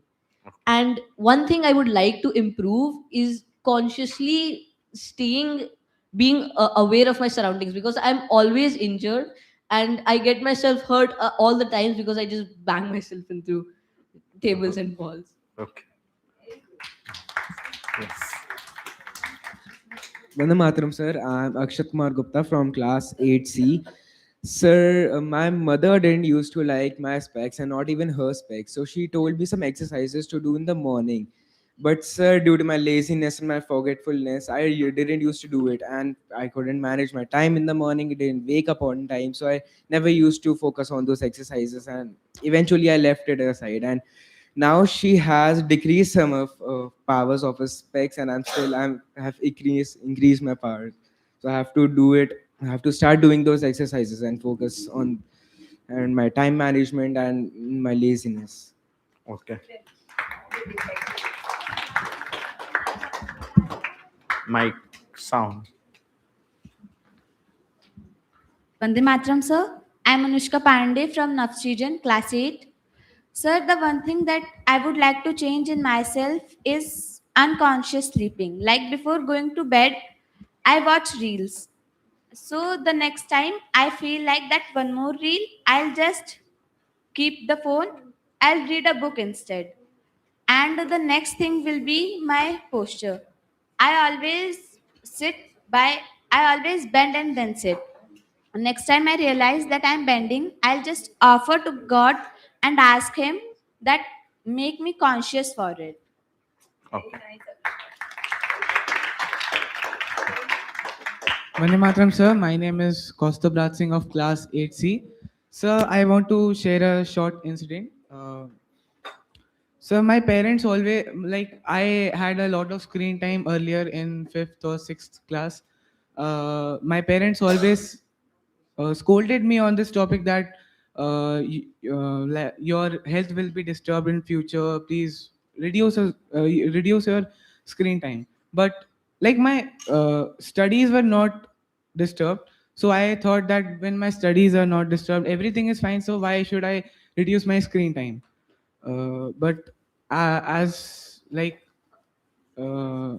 just few months back, I my there was a lot of headache, and my eyes were paining, and I visited the doctor, and he told me that you have a little power in your eyes, not that much power, but he told that you will be getting specs, not of too much power, but I thought that the divine is giving me an opportunity to uh, like reduce my screen time.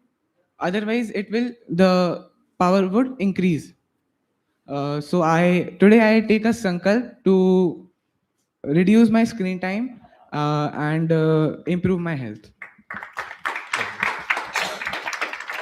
Excellent, South. So, what's your name? Ma'am, Kaustubh. Kaustubh. And Kaustubh, can you say just one sentence without moving? Just stand up again and tell us your sankalp again, but not moving like this, just standing straight like Sampaji stands. Just one sentence, your sankalp, without moving. Today I am taking a sankalp to reduce my screen time and improve my health.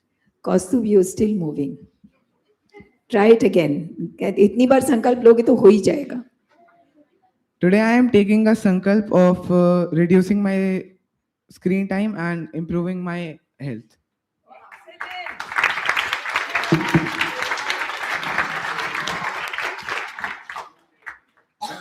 नहीं तो क्या होगा फिर कभी अंजलि जी यहाँ पे बोलेंगे कि कौस्तुभ हिल क्यों रहा है, फिर someone will say ने कौस्तुभ is absent, तो बोलेंगे फिर वो कहीं भी हो हिल रहा है. Okay. Vande Mataram, sir. I am Shraddha from grade 9 Naftrition. So, a few months back, I started learning physics, but I quit in between because of some papers and studies. But I will restart learning it and at least give 15 to 20 minutes to it. Like, I want to learn it. What is the physical defect that you are going to correct through that? Uh, Or how is Actually, it going to be beneficial for you? So that part you have to be very conscious. sir, I am very like keen to learn new skills. So I just want to learn this also. Just for that purpose, or you want to Or improve to certain improve aspect? like What is physical health and okay? like postures, learn good postures, develop strength that needs very much like. See, one thing, like when we put a discipline or whatever we want to do, you have to be very conscious that by doing this aspect of my physical being, I'm taking care of. If you are not conscious, see, there are many people who walk, but it doesn't help. One can walk for hours together, 2 hours. So you say that, oh, I walked 2 hours. But there will be another person who is walking just for 20 minutes. He has more health benefit. It helps more than the person just walking for 2 hours. Because there are many people who work in the field also, do a lot of physical work. But that will not be considered as that, like they do some physical education, right? Education means bringing that consciousness to it. Like you are conscious that this aspect I am going to correct, and then you do that activity just for correcting that defect, and then within, if you do it with intensity, with that consciousness, that defect will be corrected within no time or within a very short period of time. So when you put into practice, you must know why you are doing it, for correcting what, and add more intensity to it, more awareness to it, then it will be very effective. So if you remember, like we had one word, effectiveness of our habit, right? Yes.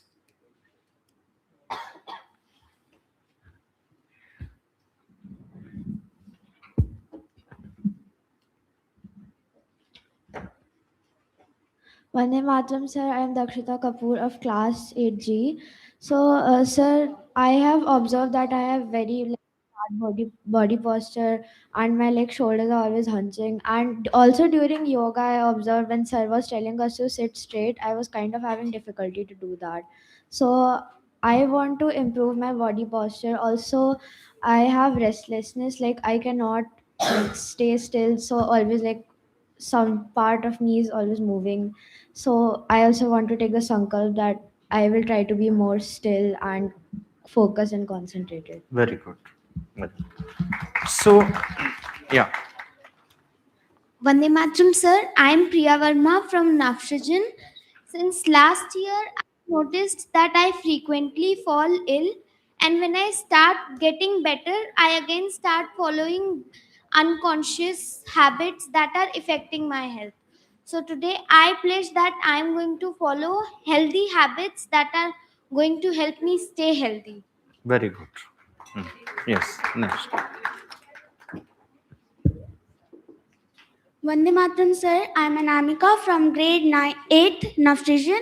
And the thing that I want to transform in myself is waking up in the morning. As if I will wake up in the morning, it will help me in staying active. And also, I want to do morning walk every day so that it can improve my physical body. Vande Mataram, sir. My name is Vivek.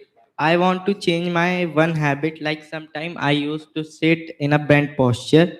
I need, I need to transform it consciously so that I start sitting straight. As I think this will help me in uplifting my physical being. Okay. One last one.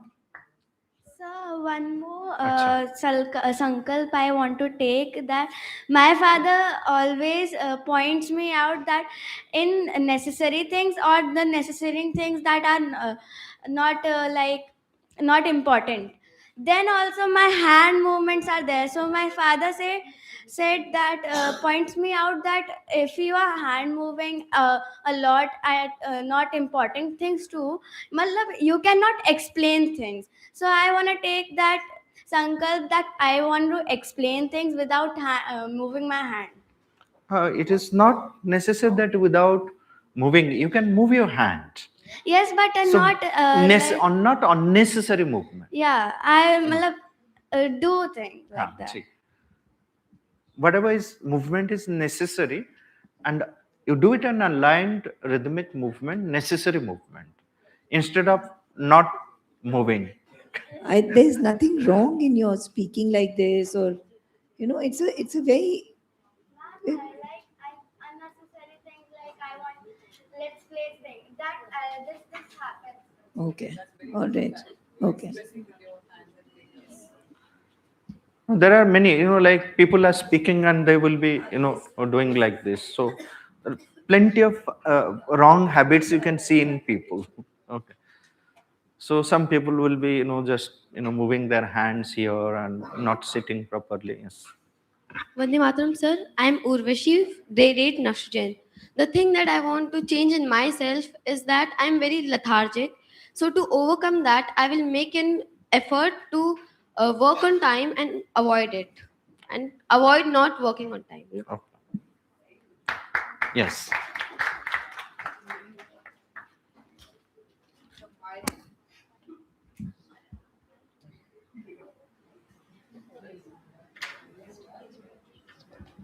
So my name is Arad Agrawal. I am from class 9G.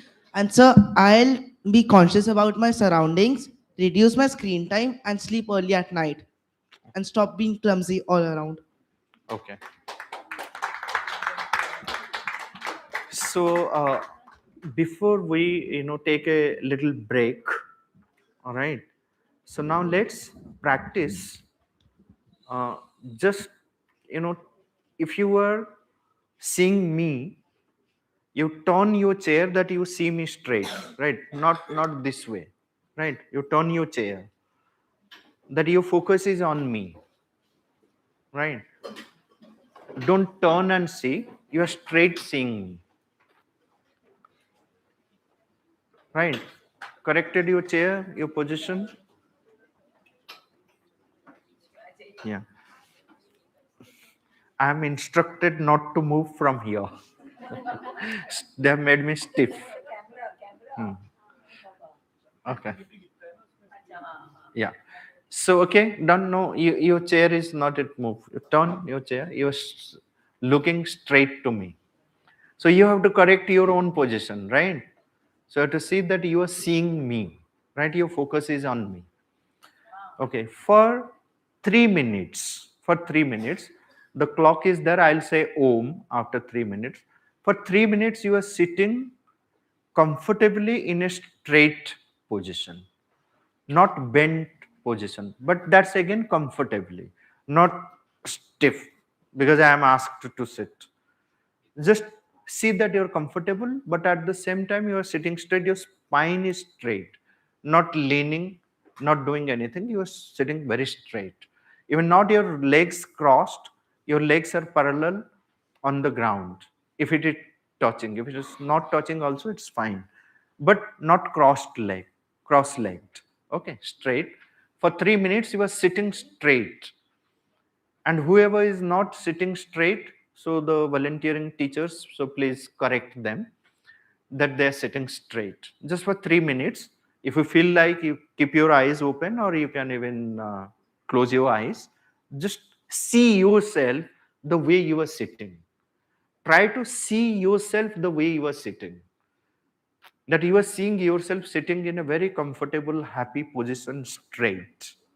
There's no stiffness, there is no restlessness in the body, but you are seeing yourself.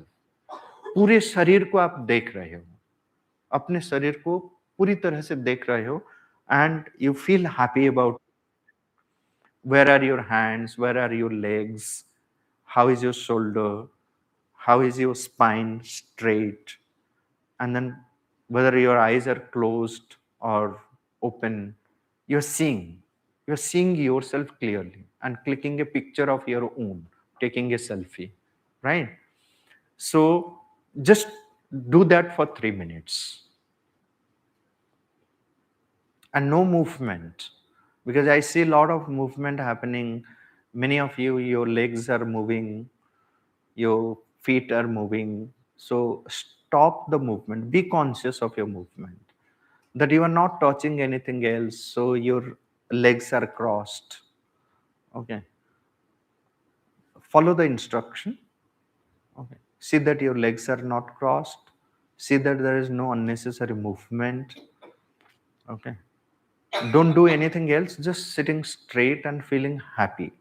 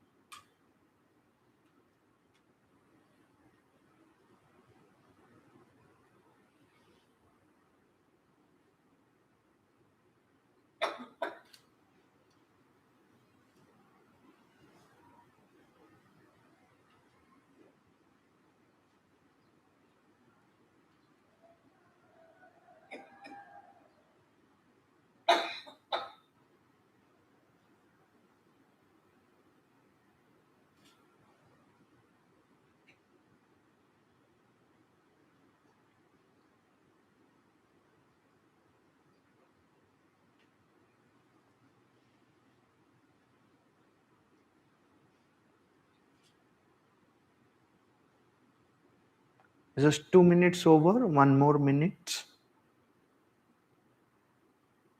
And then observe what do you feel by sitting in this position.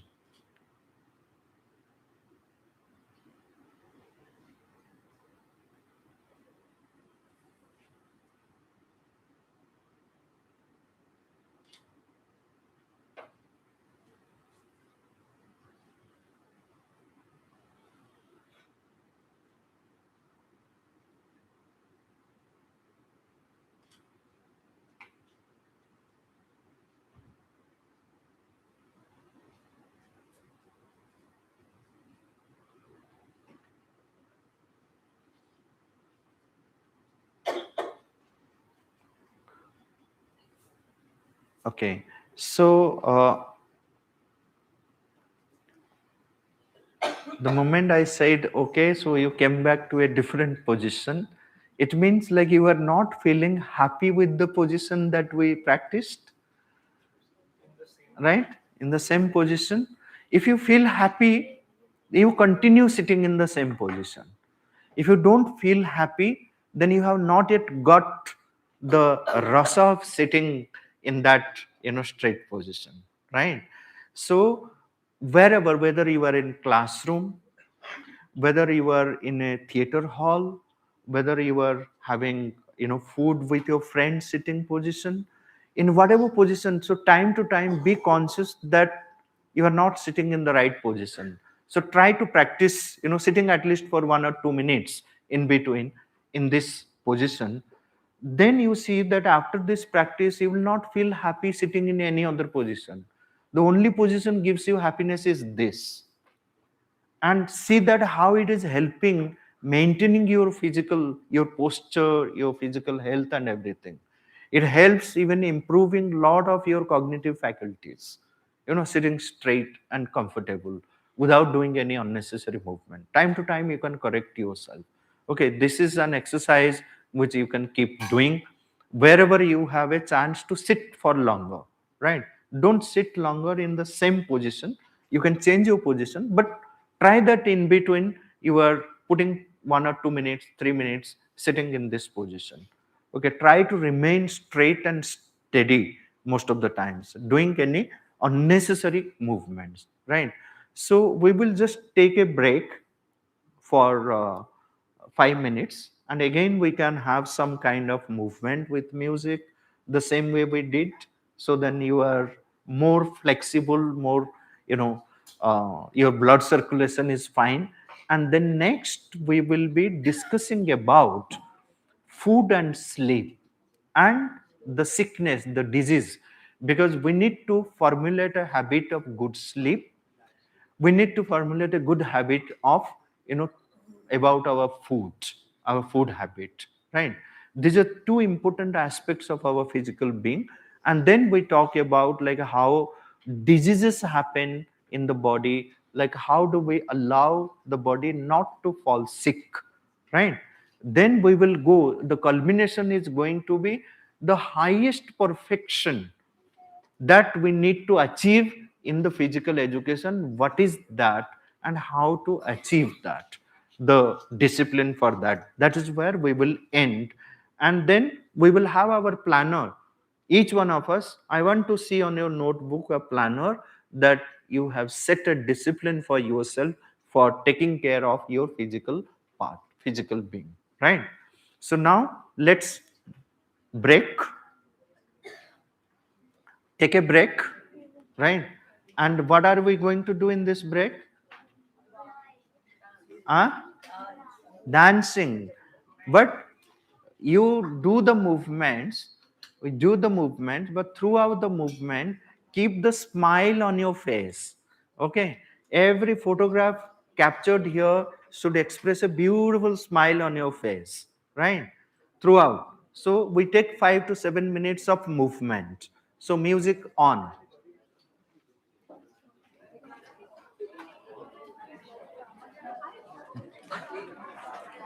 Very इतने बच्चों ने अच्छे संकल्प लिए, I know.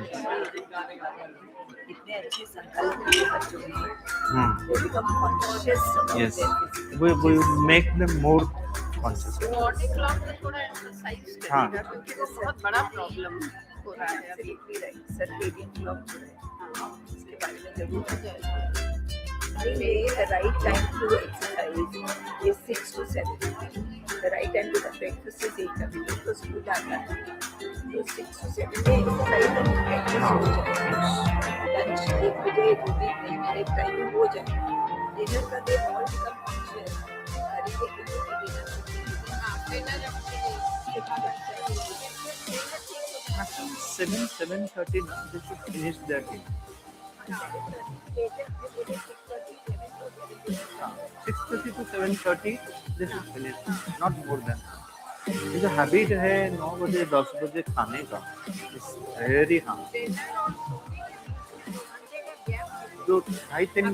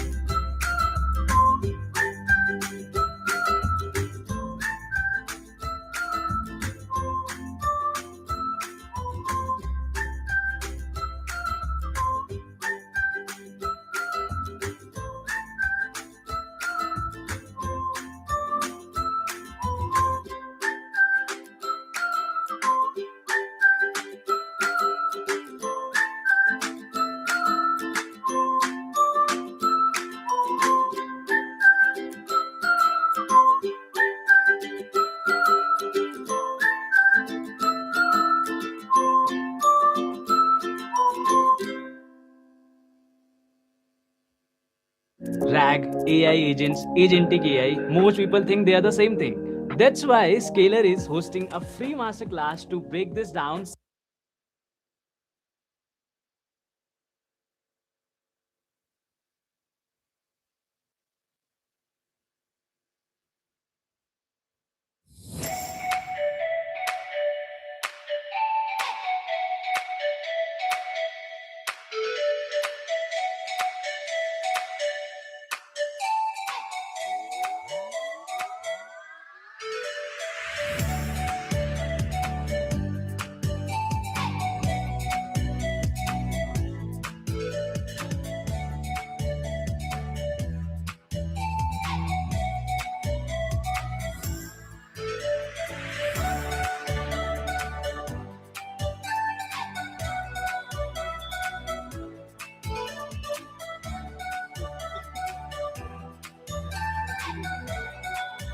Children, we are having a 10-minute fruit break. You all can go out to the craft room and have fruits.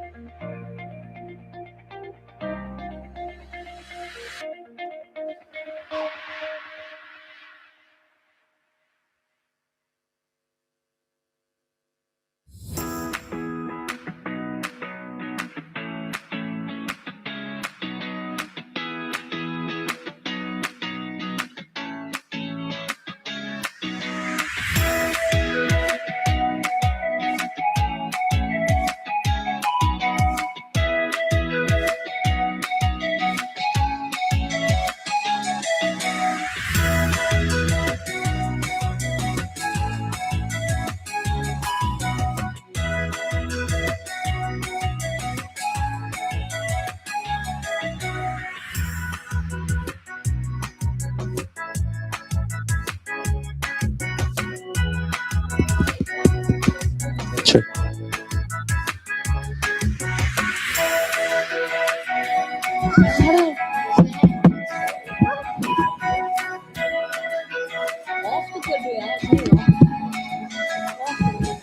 हाँ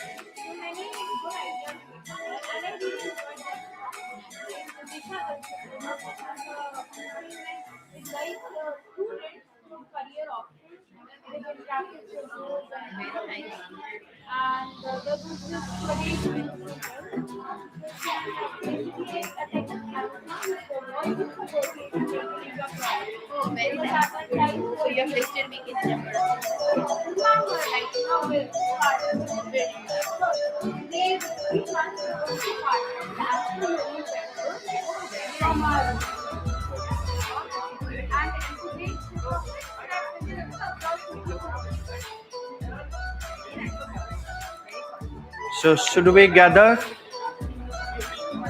सबको बुला Hindustan times ने पूरा वो किया है, टीचर्स रिट्रीट को कवर किया है, पूरा फुल पेज। टीचर्स रिट्रीट कब? टीचर्स रिट्रीट हुआ था ना अभी, इतना बड़ा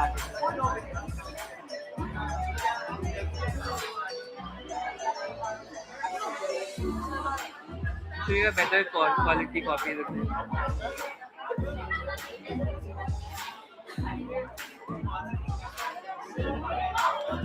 तो सारे डेज को दे covered in one report. Send it to me. The good quality.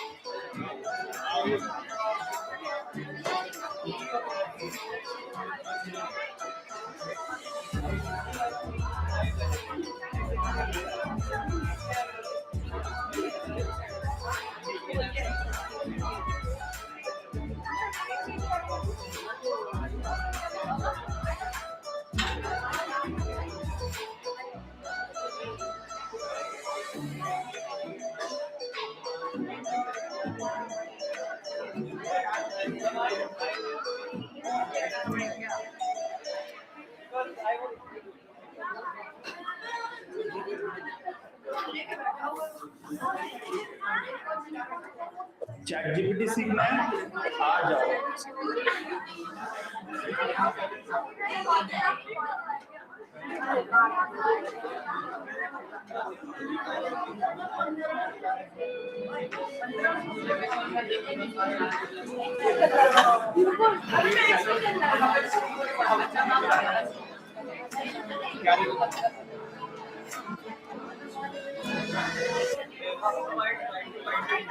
Should we gather back?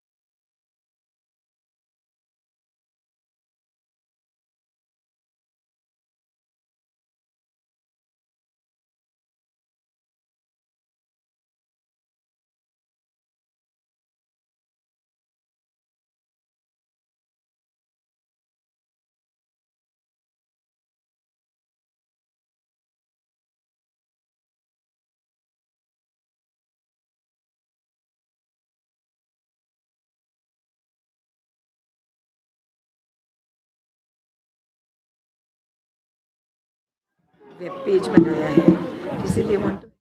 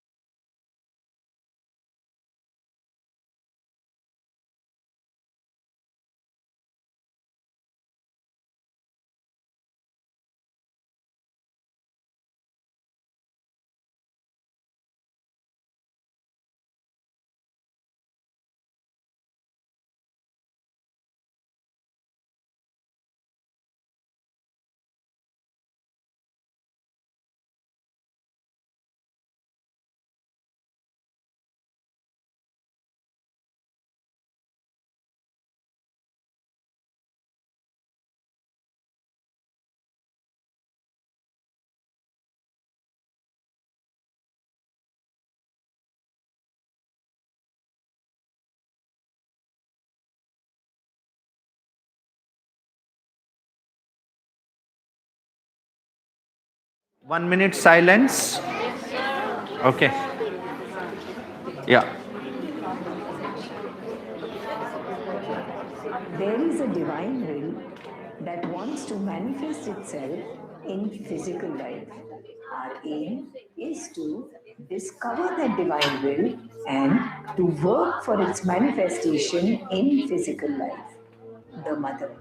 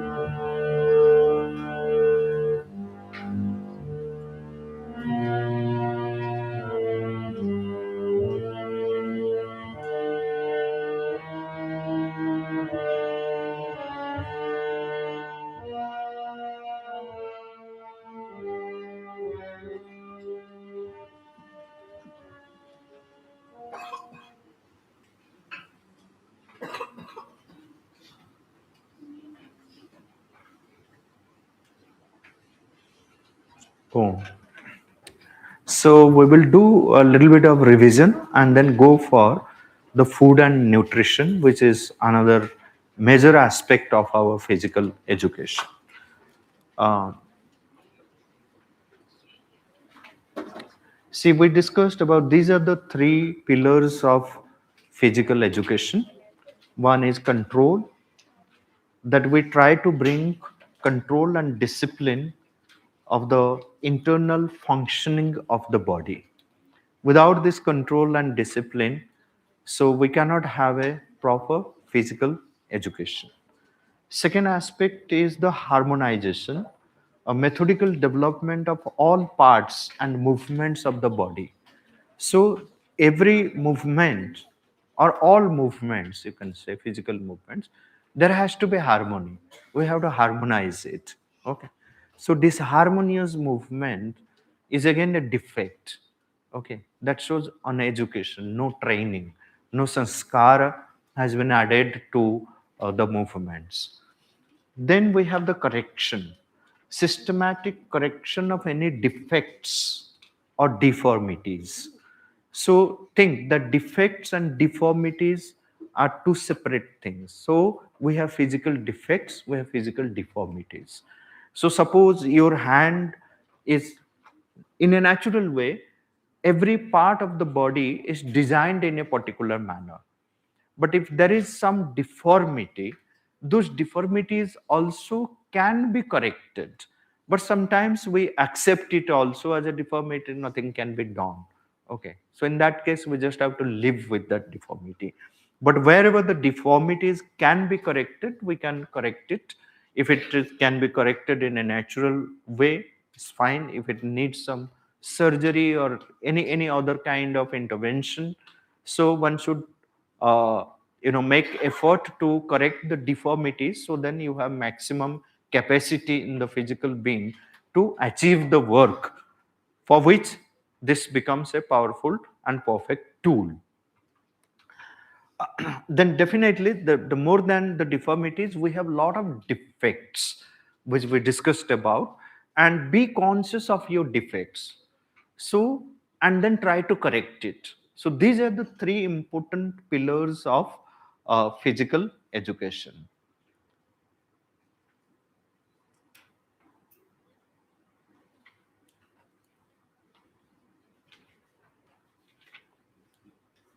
Where should I direct?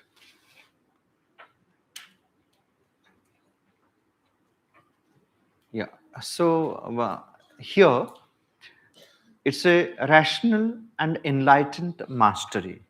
So now the thing is, it is by control, by discipline, one attains to mastery. When you have the mastery over anything, so you have the capability to regulate it the way you want. You want your body to function in a particular manner, you'll function. Even sometimes you see those who have mastery over their physical being, if they want to eat any amount of food and then digest it, they can do it, their power, because they have mastery over it. There is a process by which you can take any amount of food and then you can digest it. Everyone cannot do that. One can digest any amount of food. It needs a lot of spiritual strength, therefore. So mastery brings that. That's why the word enlightened mastery is used here. You remember, like, when Ramakrishna Paramhans was there, because it's ashram, a lot of people are visiting. So many times people brought food items. And mostly the sadhaks feel very happy when some food is brought. Well, because in the ashram they eat a type of simple food. But Ramakrishna would not allow everyone to eat all foods which are brought from outside. Okay. So once someone brought very good jalebi or some kind of very delicious food, and everyone was, like, uh, their tongues were melting just to have that food. But he said that no, only Naren can digest this food. He said he didn't allow any other sadhak to have that food. He said only not food will not be wasted. But who has the power to consume that, digest that? Naren. Naren, who was Naren? Who was Naren? Narendranath, whose name was Swami Vivekanand. Okay. So he used to call him, Ramakrishna used to call everyone lovingly Naren. His name was Narendra, right?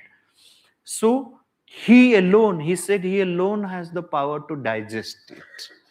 So because he has the mastery over it, right? So you need to have enlightened mastery. Now see, education must be based upon a minimum knowledge of human structure and functioning. Internal awareness. Children must be taught to observe internal organs to ensure normal and harmonious functioning. How my liver is functioning, how my spleen is functioning, how my heart is functioning, how my kidney is functioning. So we are not aware of these functionaries, right? A lot of times we don't know how they are operated. We are not conscious about it. This training is also very much necessary. So then we keep it perfect. This education is very much necessary right from the beginning. See what happens. Most of the times we elders, teach many wrong habits to the children. We spoil our own children. We spoil our own children. For example, most of the times you see, like if you have siblings, small kids before you, or in anyone's place, you will see. So while giving them food, the children are not inclined towards food. Most of the mothers or would-be mothers must remember that you should not force children, giving them food. Allow them to play because they draw energy from different source. Food is not the only source. Unless and until the child asks for it, don't give the food. But many mothers, they feel that, oh, मेरे बच्चे को तो खिलाना पड़ेगा, ये खिला दूंगी, और खिलाते रहो. And the child is not inclined, not interested to have food. So he said, मेरा बच्चा तो खाता ही नहीं. नहीं खाता ही नहीं.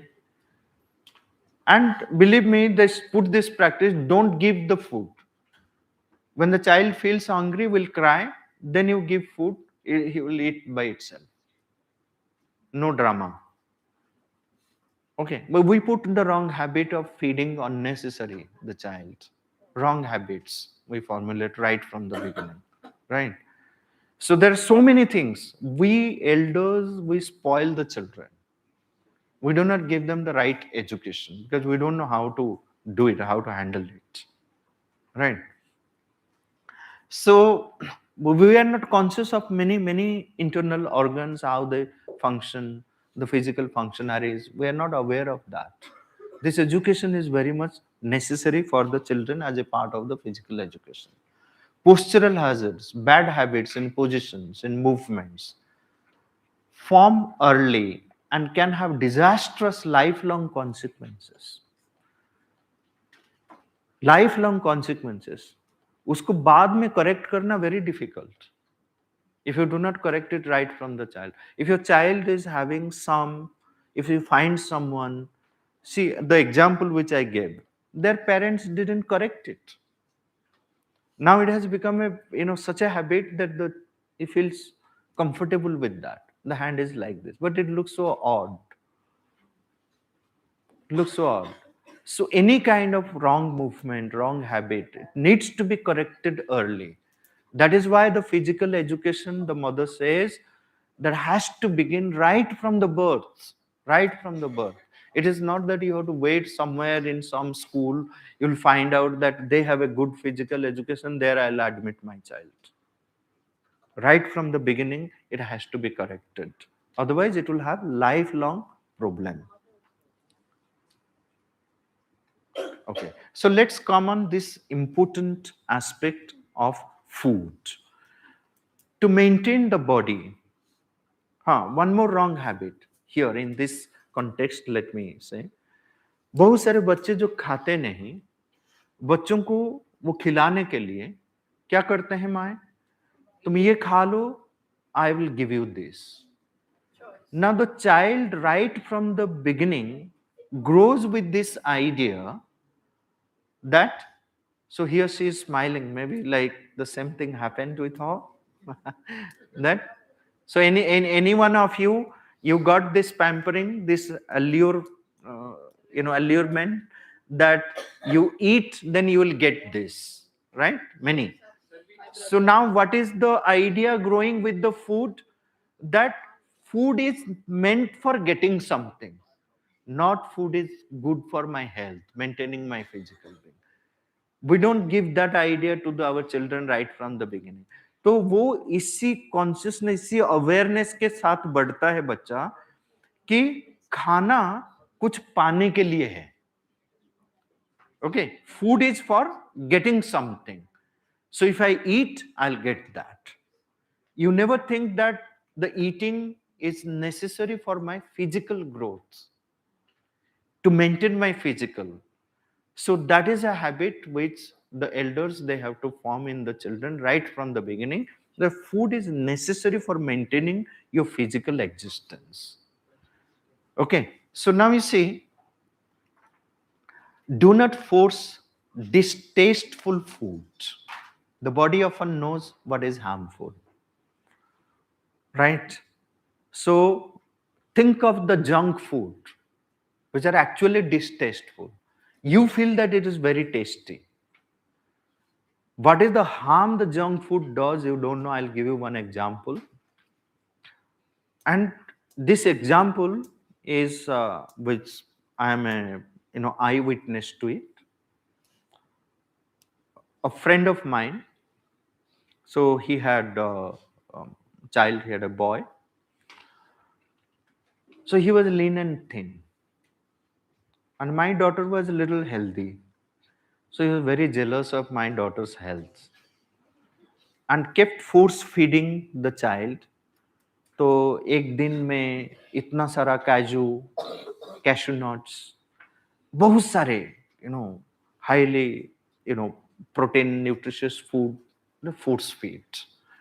उसके साथ साथ जंक फूड भी, जो मांगेगा बच्चा वो खिला. बस कुछ महीनों में बच्चा पूरा एकदम मोटा हो गया. और you can see his neck is parallel, and the child, he's walking like this, literally, and sweating like anything. Or you can't believe it, you can't even tell. They will take it in a different way. You can't say that, like, don't feed your child like this. You will be completely misunderstood. So we didn't do that mistake, but we felt very unhappy. And who will tell? कोई भी बताए ना, वो सोचेंगे कि ओ ये तो मतलब उनका नजर लग गया है हमारे बच्चे पे. It's very, it's a part of our wrong education. See what happened now. And suddenly, within few months, the child grew. He became like this, sweating, and they didn't listen. And that day, what happened? They were traveling from Odisha, and in the train, they have fed him like anything. 3 packets, 3 या 4 packets जो लेज का chips होता है ना, वो खिलाया, कुछ Kurkure, cashew, क्या क्या नहीं खिलाया, आइसक्रीम, सब जो मांगा वो दे दिया. जो भी वेंडर आया बेचने के लिए, ये ले लो, सब खिला दिया. So they reached home, night.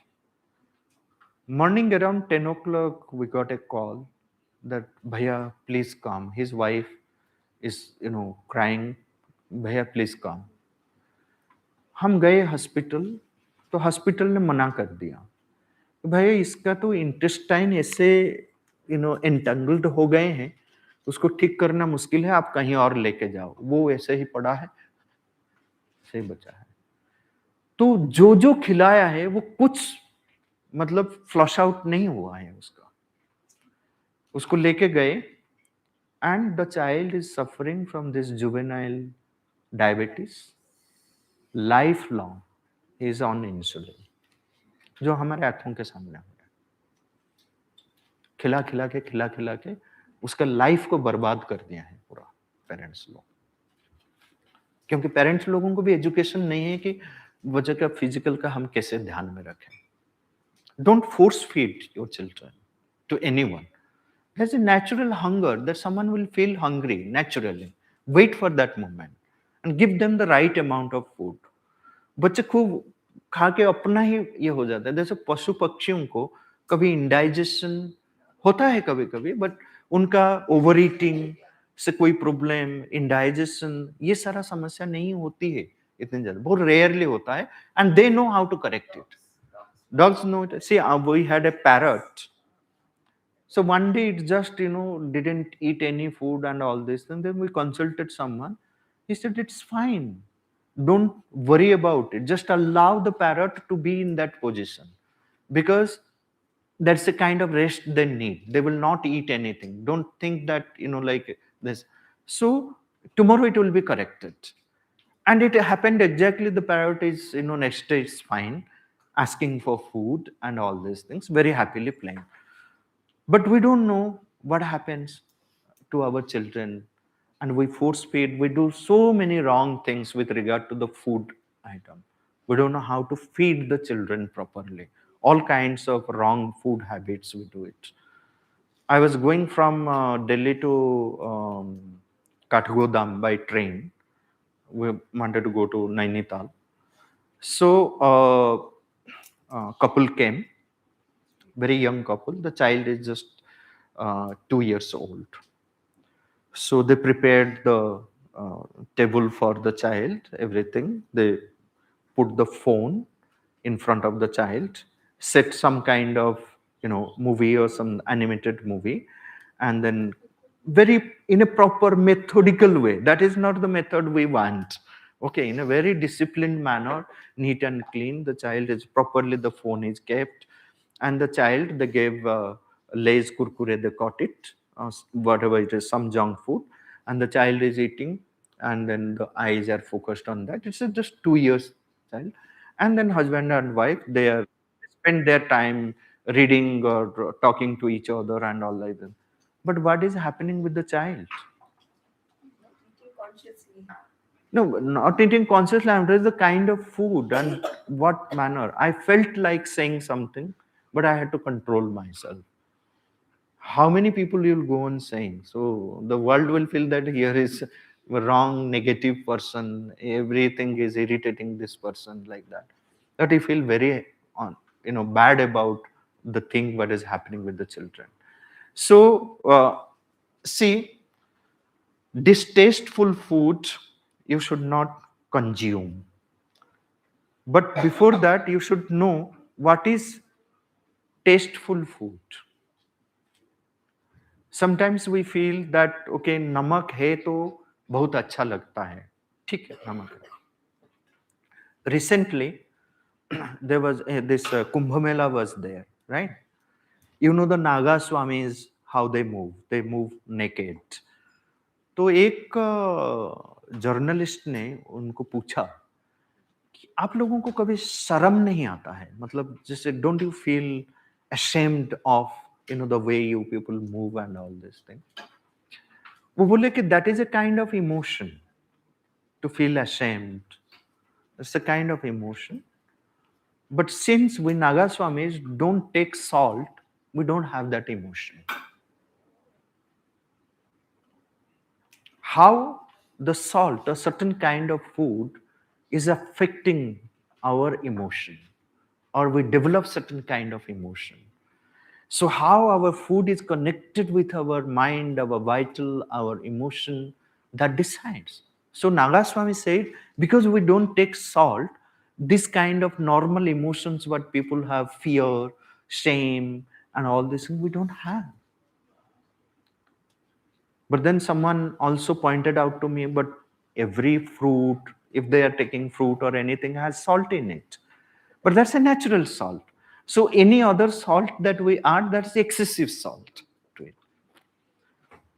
Every fruit has the natural salt in it.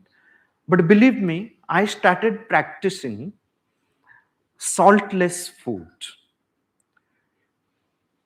Initially, like 2-3 days, you feel little odd. But after 2-3 days, you feel that, okay, why are we adding salt? This food itself is so tasty. Many people put, sugar in milk. But if you start taking milk without sugar, you will see that that itself is so sweet. Why am I adding sugar to it? Unnecessary things we keep adding. We force. So then there is some sense gratification. To gratify our senses, the rasanendriya, we do every kind of experiment. The kind of experiment the humanity does with food,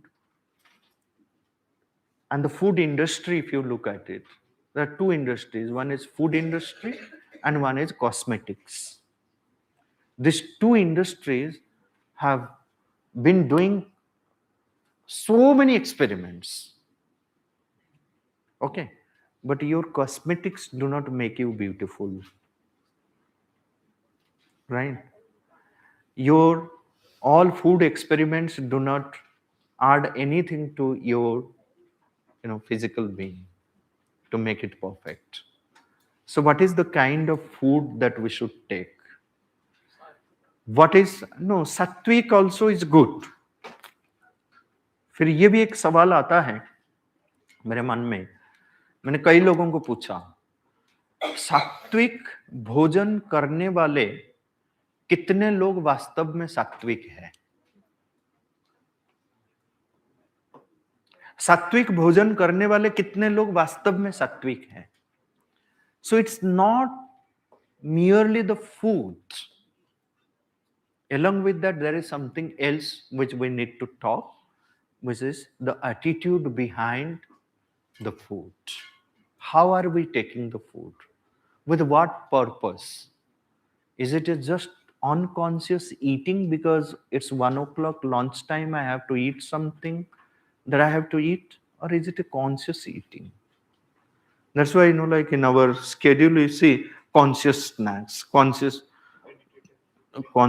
lunch. It's not that, there is some company which produces conscious snacks and that we are serving. Okay. But adding more awareness to what we are doing, the food. And it's very much necessary. The mother has explained it that if you just take a pause,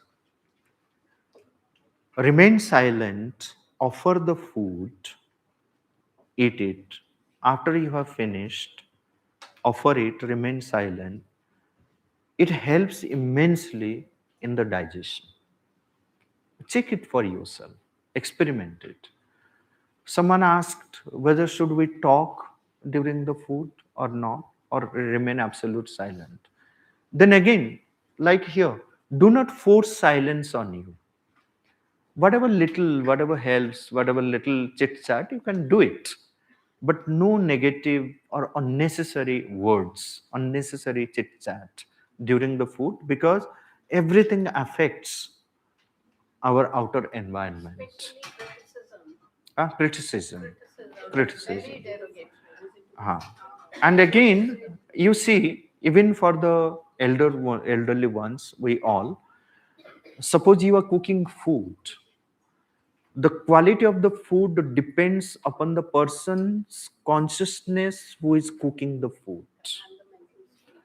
कभी कभी भोजन में कुछ इतना मसाला और इतना कुछ richness नहीं है, बट आपको लगता है कि आप बोलते हो कि कितने प्यार से बनाया हुआ होगा ये भोजन, ये ऐसे ही इतना स्वादिष्ट है। क्यों है?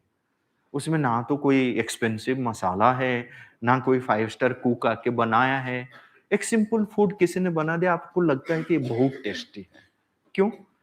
उस समय जो बनाने वाले का जो एटीट्यूड है, जिस भाव से बनाया गया है, वो भाव उसमें उतर आया है। And you feel that. Okay, so food को लेके हम बहुत सारे एक्सपेरिमेंट भी कर सकते हैं। वो जो रिगरस डिसिप्लिन हम बनाना चाहते हैं, वो discipline we need to bring with regard to food, what kind of food, when to take, how to take, how much to take. So in our tradition, they use 2 words, mitahara and hitahara. Okay, please remember, mitahara, mita ahara, and then say hita ahara. Okay, mitahara, hitahara, right? Then in the Gita, if you go, as we discussed about the gunas, the tamasic, rajasic and sattvic, the food is also 3 types. You have a tamasic food, you have a rajasic food, and you have a sattvic food. Tamasic dominant people, or whenever there is tamas dominant in us, we fall inclined towards having more tamasic food. And body has a natural tendency of fall, because ये tamas से भरा हुआ है. It carries this burden of tamas. The physical being of ours, it carries the burden of tamas, because ये वही जड़ तत्व से बना हुआ है, तमस से बना हुआ है. तो वो burden है, because for that reason it becomes naturally inclined for anything tamasic. So tamasic food के लिए हम लोगों का inclination बढ़ जाता है, हम खाते हैं उसको, ठीक है? And what are the tamasic food? The food which brings more tamas to you, more laziness, okay, more heaviness to you. So if you have eaten something, please remember what you are eating, and if that is creating more heaviness in you, know that it is a tamasic food which you have taken, right? It is not hitahara. It is not hita. Hita means it doesn't do good to you. So rajasic food, that like after having that food you feel unnecessarily हमारे एक हम खेल रहे थे बचपन में, तो एक जो बच्चा था, उस दिन हर दिन वो लो परफॉर्मेंस है उसका, उस दिन बहुत जोश से वो खेल रहा था। वो उसको पूछा कि आज क्या हो गया है तुम्हें? बोला नहीं आज मैंने चिकन खाया है, ठीक है।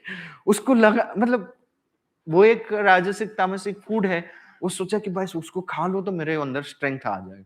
पर स्ट्रेंथ एक दिन, अभी 1 घंटे पहले चिकन खा के आने से स्ट्रेंथ सडनली बढ़ नहीं जाता है, ठीक है ना। पर उसको लगा कि बस मैंने खा लिया तो मेरे अंदर इतना स्ट्रेंथ आ गया, ठीक है।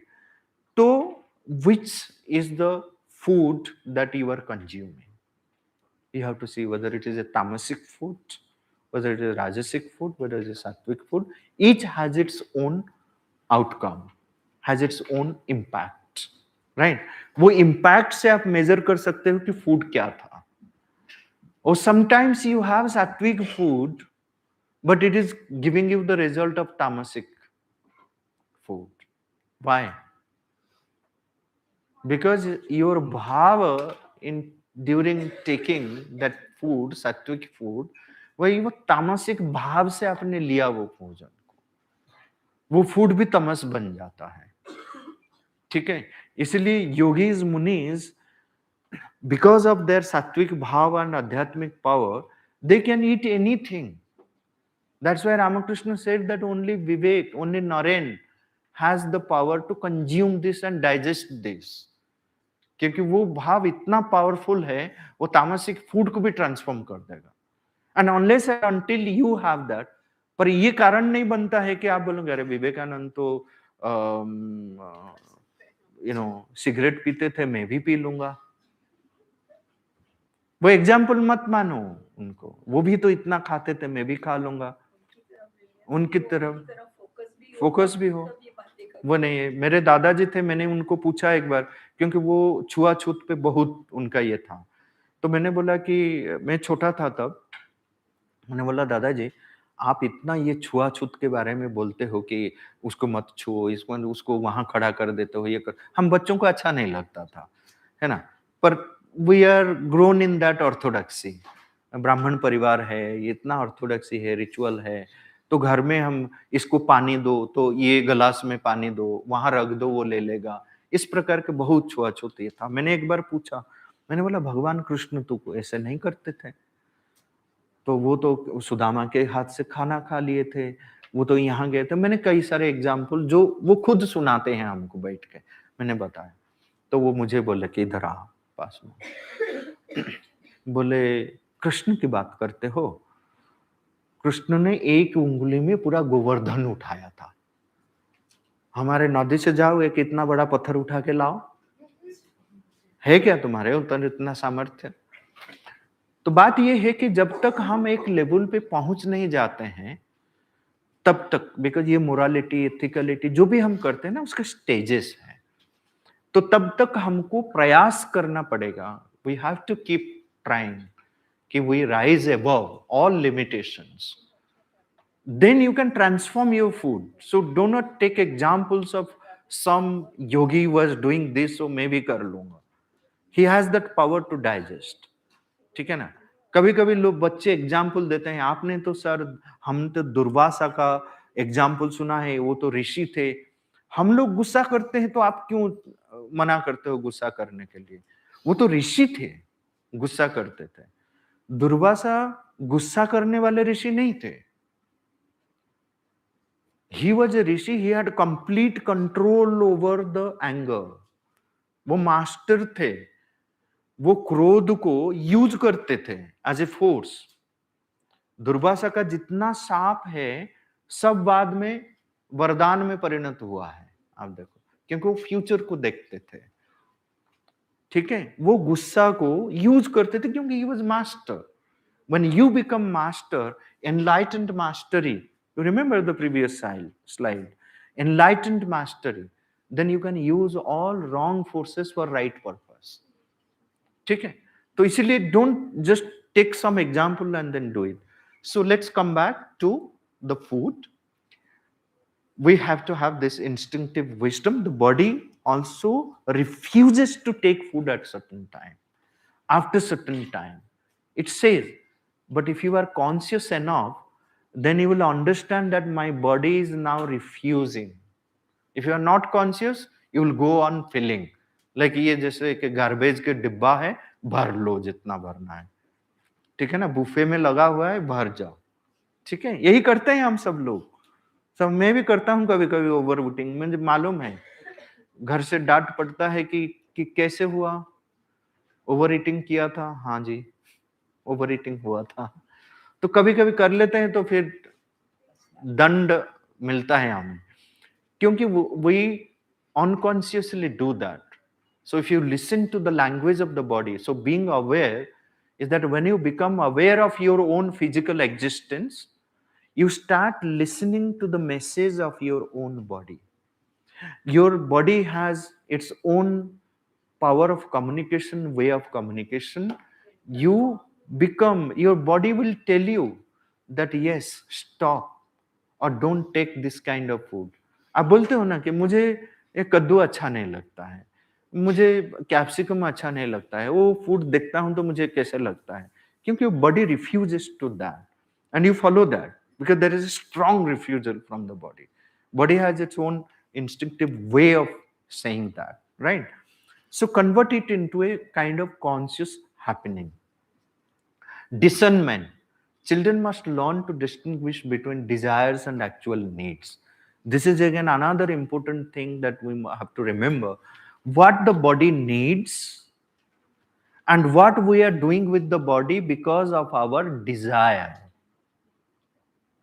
हमारे कामना वासना उसको पूर्ण करने के लिए हम क्या करते हैं कि कामना की पूर्ति के लिए, हमारी वासना की पूर्ति के लिए हम खा लेते हैं, ये खा लेते हैं, वो खा लेते हैं, ये फूड भी चाहिए, वो फूड भी चाहिए, but that's not needed actually. We have to very conscious what the body needs, what kind of food, how much it needs. Today let's see during the lunch time. Okay. So how much we fill the body for need or fill the body out of desire. ठीक है ना? So this actual need body को कितना चाहिए, ये है मिताहार. मिताहार का मतलब है, आहार का अर्थ है भोजन, ठीक है. मिताहार का भोजन ये नहीं है कि जो मिता ने बना के लाया है ना वो. मिताहार का है, मित का मतलब मेजर्ड, ठीक है, well measured, well regulated food, ठीक है. तो वो देखना पड़ेगा, मिताहार हिताहार, जो बॉडी के लिए अच्छा है वो जो मेजर्ड है. Then simplicity. The food should be simple. The food should be simple. The body needs only simple food.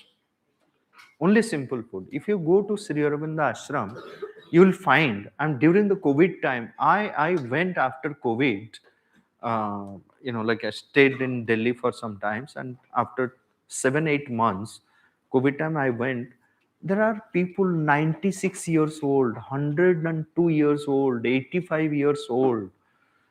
So much of freshness even after COVID, because their food habit, if you see, mitahara, hitahara, simple food, and so much of energy, so much of freshness you see in them. And the young ones, I have seen in front of me, so many young people died during that time.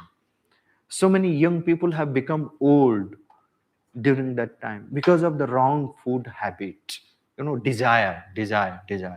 So have simple food, simplicity in the food. Simplicity is divinity.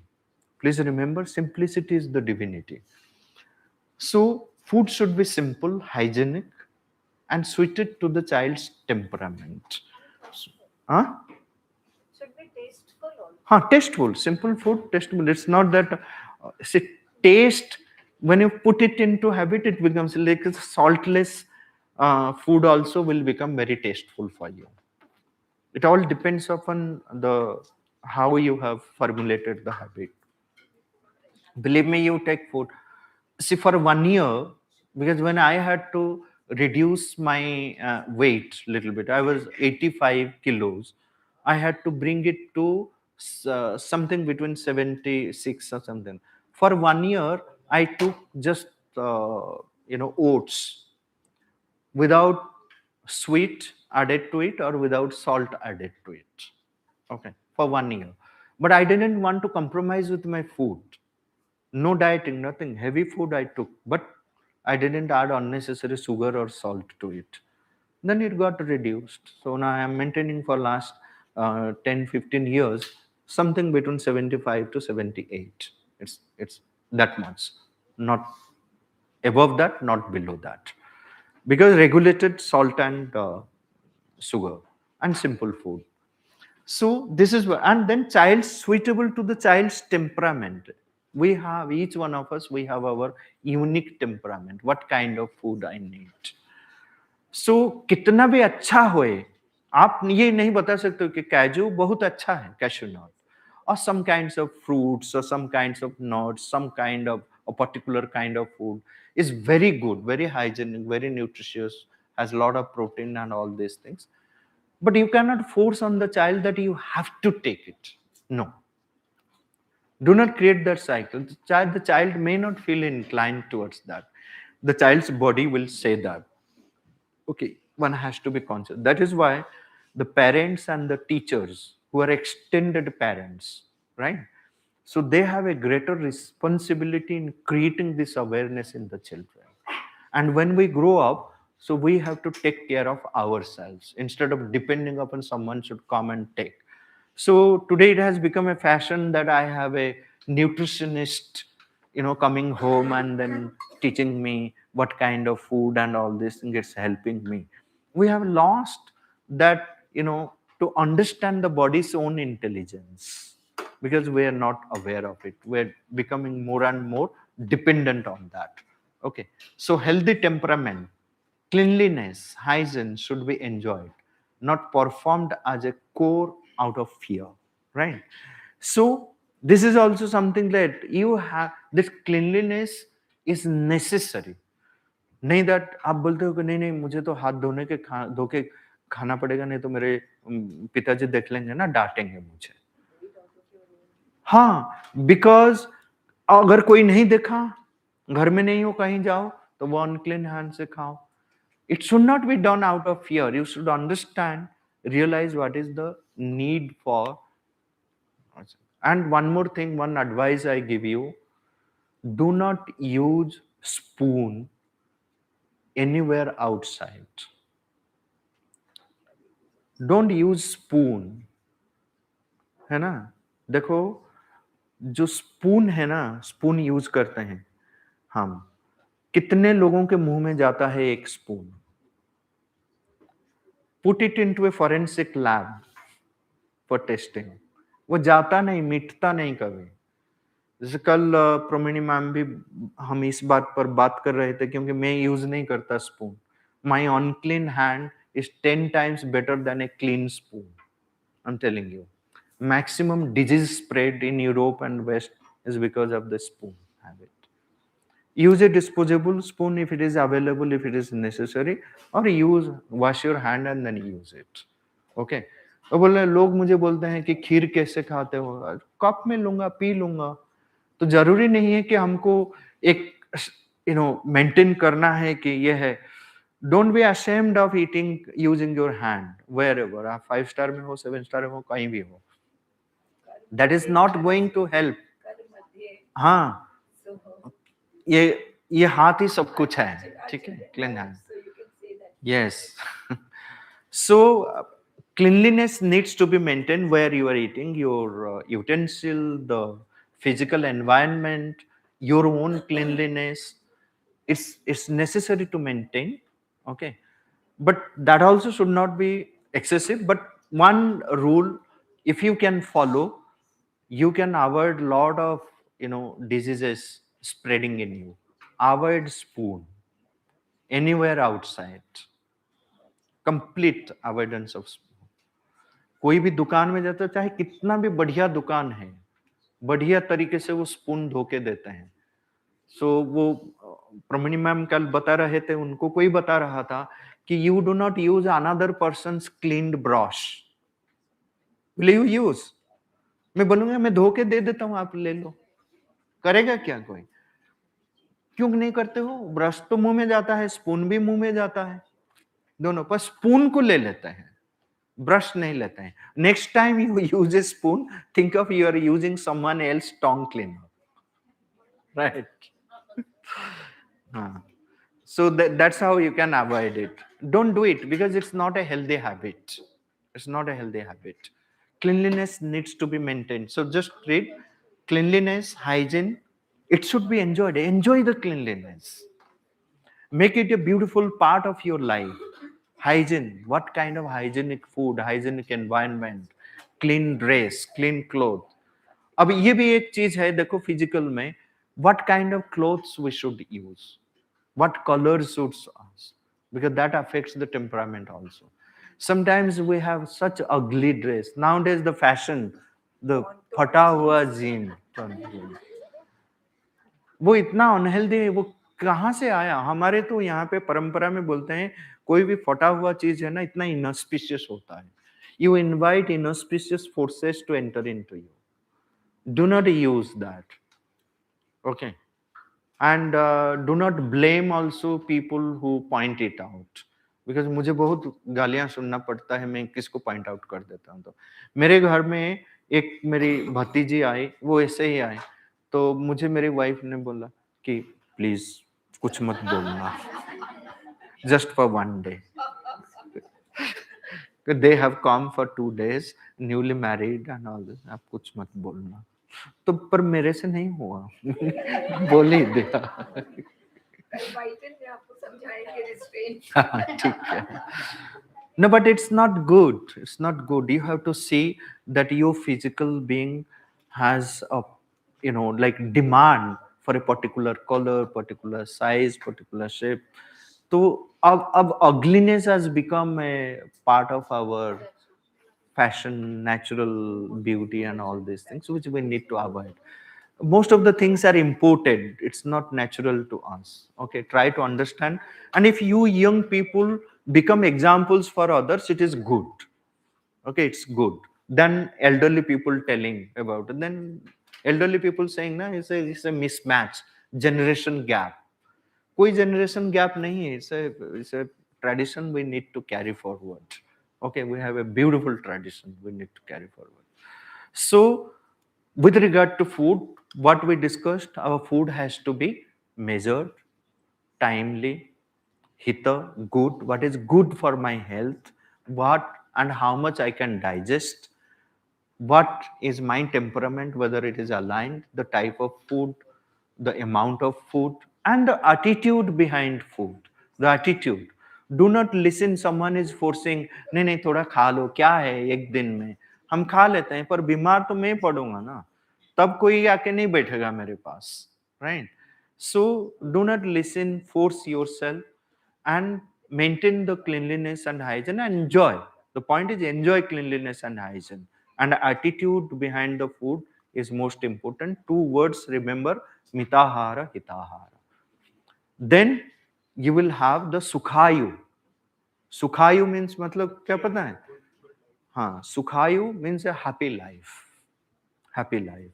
So sukhayu comes from mitahara and hitahara, which is a very important part of ours. So here we will end about the food aspect. Very briefly, I mentioned about the important things with regard to the food. Post-launch, because pre-launch, it's necessary we talk about food, right? And post-launch, it's necessary we talk about sleep, right? So post-launch, we will be talking about sleep and rest for the body, which is another important aspect of it. But before we move, we would like to understand from you a little bit of interaction with regard to your own food habit, some experiences that you had with your food, and what changes are you going to bring if you have a wrong habit. Okay, very candidly, please reflect. First take a pause, reflect, think about it before you answer. And once you're ready, raise your hand and then speak using the microphone. जब morning में संकल्प लिया था for body, क्या संकल्प ले लो? Food. Come on, students. What is the sankalp you're taking regarding food in your life? Okay? We're waiting. Just as candidly you told us about the correction that you want to do with your physical. Now, in the physical food, एक ही हाथ उठता है अभी आयुष. हाँ बेटा, और एक इधर. Ma'am, I am Madhav Jindal from 7G.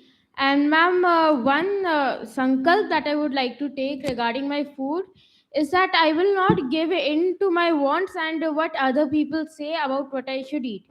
Ma'am, recently I am very happy with myself that I've developed the habit. Whenever I can go to any place where food is being served, I take very little at one time and I take more portion. I have noticed that it is improving, that the amount of times that I'm overstuffing myself with food is decreasing. So, ma'am, now I also have to look at the hitahar, which is that I have to improve the quality of food that I'm eating, and I should not be forced by anybody who is telling me, you eat this food, you eat that food. Very good. Yes. Here. So there is this Japanese trick called Hara Hashibo, if I'm pronouncing it rightly. So in that trick, it is said that you eat until you're 80% full, and you let the 20% be empty. Because our stomach is like a mixer, so if you fill the mixer completely, then the mixer won't work. So the digestion wouldn't be proper. True, true. Actually, in Ayurveda, they say 50-50. They say 50-50. That, like you just eat 50% and then keep 50% empty. Here it is 80-20. It's fine. No problem. Vande Mataram, sir. My name is Yashashvi Singh and I'm from grade 6, Navsajan. I have a bad habit of eating street food, but from today I promise that I'll not eat street food after listening what we should eat, and I'll not be forced by someone when anybody says that eat this or eat that. And I'll take care when I'm eating. I'll consciously eat, and yes, I'll not be forced by someone for eating. But if someone comes and tells you that you are doing a wrong thing, so what will happen to the street food vendors? They are also a part of the society. We should help them be economically, sound.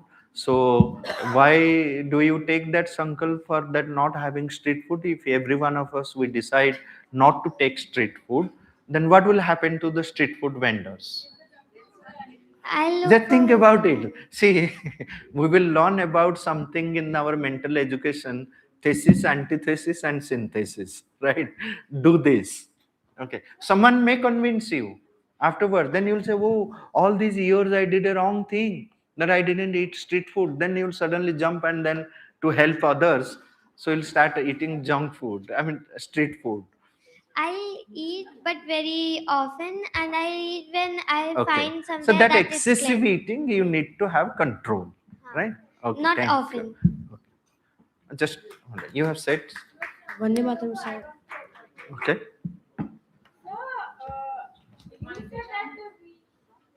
So you said that we should stop that.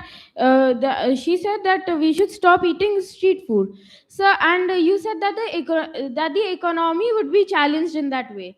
So why don't we help the street vendors to move on to selling healthy foods, which will not, which will also help the customer maintain a healthier diet, and will also help the street vendors, because many people are themselves shifting to healthier varieties of foods. You say that, okay, I can eat only healthy street food. Sir, can I answer that, please? May I answer that? Yeah. So there's this quote that I heard, that even if you give the whole world potatoes and tomatoes, they will still eat pizzas and burgers, because it is not what you give them, it is what they want. That is what we just studied about, that is what we got to know about, that it is our choice. And who will go and buy healthy street food? Because if you want to buy healthy food, we can make it at our home as well. So street food is street food because it is tasty and it is unhealthy. People know that when they're eating street food, it is going to be unhealthy for them. People eat street food because they want taste. And some people, I agree moreover to that point, that we should control it rather than fully stopping it. So I guess that is an explainable answer. Thank you. Thank you. Vande Mataram, sir. I am Abhimanyu Srinagar of class 7B. Sir, I want to tell you that I will stop rice and wheat from my life. And eat less because, sir, from past 10 years, somebody introduced this rice and wheat. Before that, from thousands of years, our evolution was eating millets, bajra, and other materials. Sir, there's a fact that even Americans made this bread, sir. Even the breads were made by these mota anaj, we said these. Sir, nowadays these are called millets. So I will try to, sir, introduce millets to my life and try to eat less wheat and rice, sir.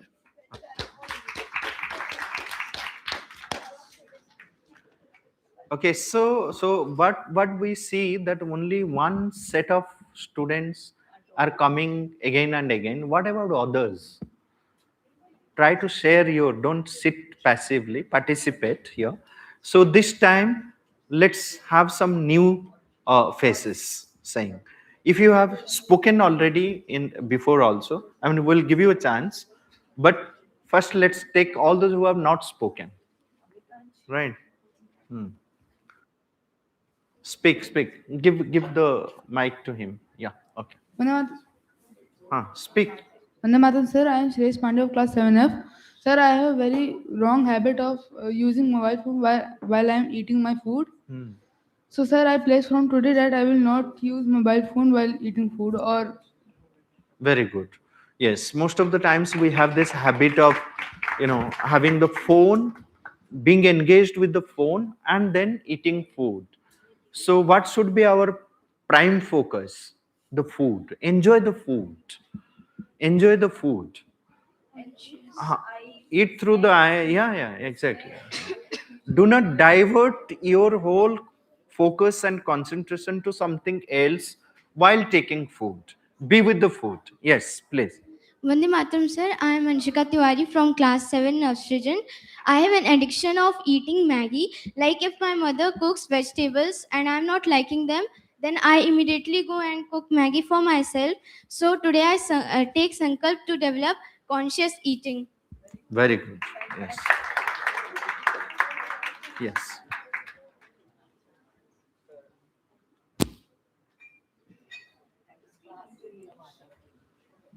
Hello, sir. I'm Madhav Rajagopal of class 10C. I'm just saying that I have developed the habit because at first I was eating like junk food like 3 times we have a meal. I'm eating 2 times junk food.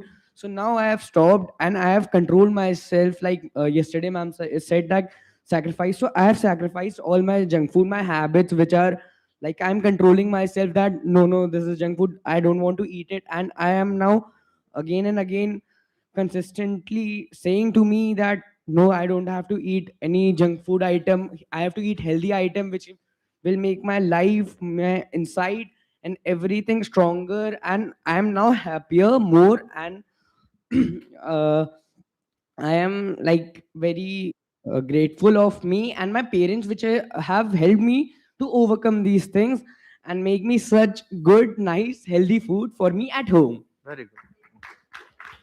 Next, yes. Sir, I had a question. Just a moment. Sir, Yes, we are listening. Sir, I am Neer Bhatia from class 8G. Sir, your session really enlightened me about the impact that salt and other food substances have on the emotions. So, sir, I was really intrigued about this thing. So, my sankalp is that I will research upon the impact of food substances on emotion and accordingly plan my diet. Very good. And then come and tell me tomorrow that you are wrong, sir. Okay. Next. Sir, Yes. Sir, I had a question. I am Adya Singh from class 6D, and I had a question that, the people who smoke and the pan packets come on the packets. It is written that it would harm them. So why they eat it or smoke? No. Why What? they? I don't know. Sir, If someone why has did an it answer, it's fine. I don't know. Really. So, why did because they we get see, it I also have addicted? the same question. So, you go to the airport, not just, like in a small closed room, 15 people smoking happily. Vinodji is given an answer to your question. She's saying because those people haven't attended spiritual retreats like you all are attending. No, ma'am, my way is that on the packet it is written it would harm you, and the picture is also given what would happen to your neck and the lungs. Then also they smoke or eat. Yeah, because they are not conscious. They haven't gone to a school of conscious transformation. Nay, not only that, in the airport also they buy the expensive cigars and then they smoke it, even though it is written it. So this is the height of ignorance. Ignorance. Okay, so yes, please.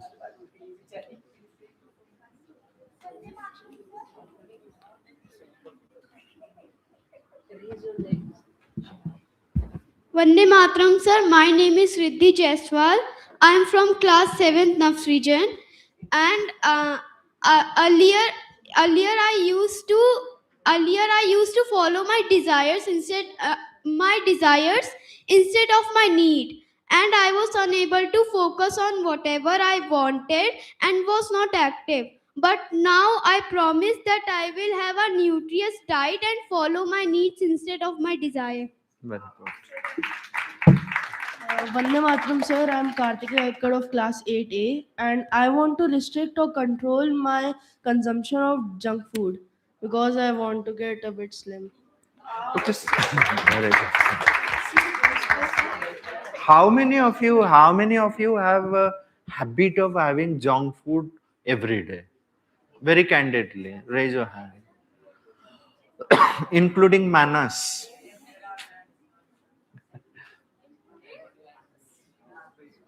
Okay. So are you going to give it up? Junk food? Right. Not because someone said it's harmful for you, you must feel for it. Right? So you know that with awareness, consciously you have to avoid it because it's not helping. Right? Okay. So anyone else?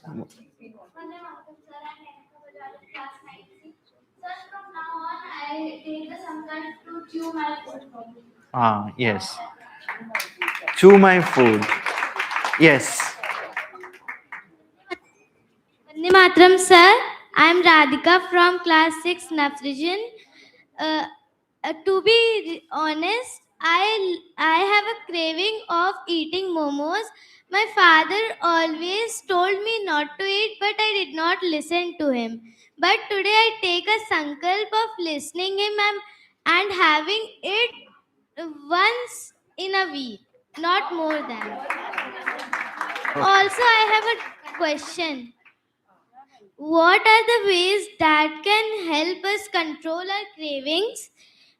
Sir, like you said that our stomach wants good food like pizza, burger.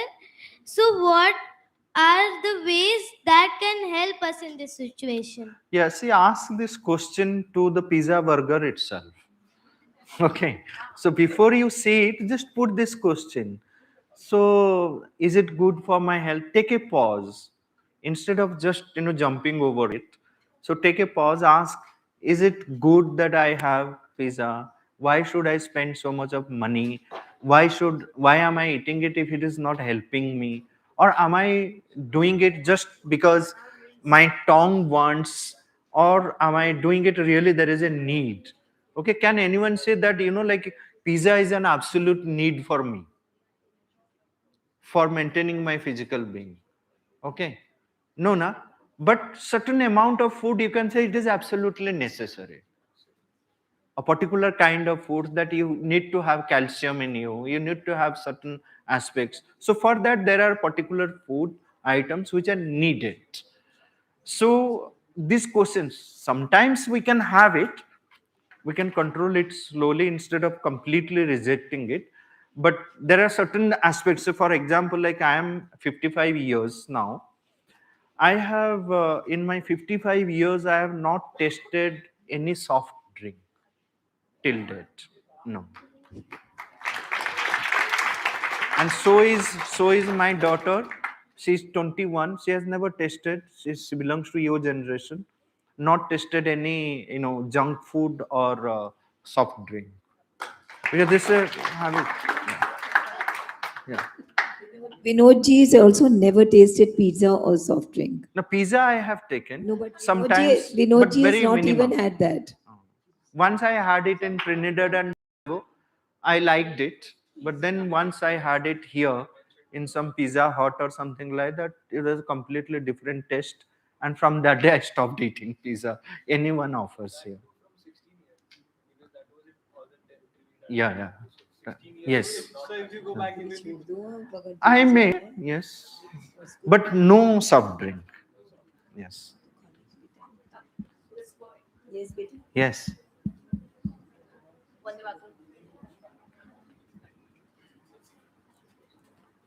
So he is going to say that from today onwards, I'll take food.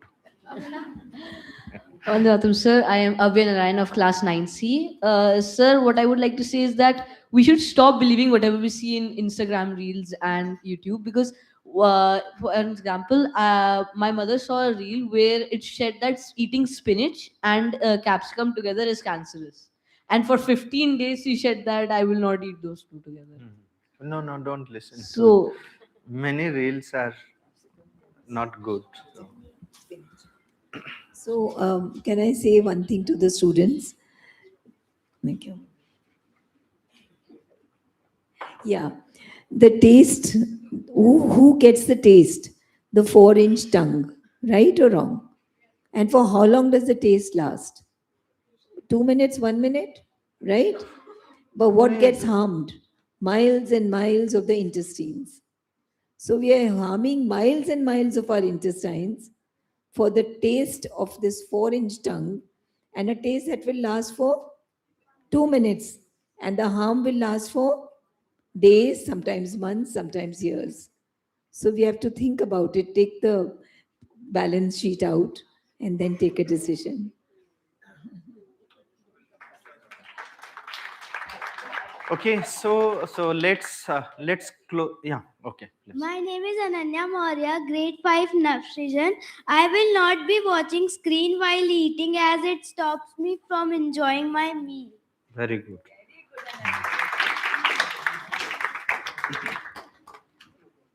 Okay, so let's close today, or if anyone wants to say, yeah, please.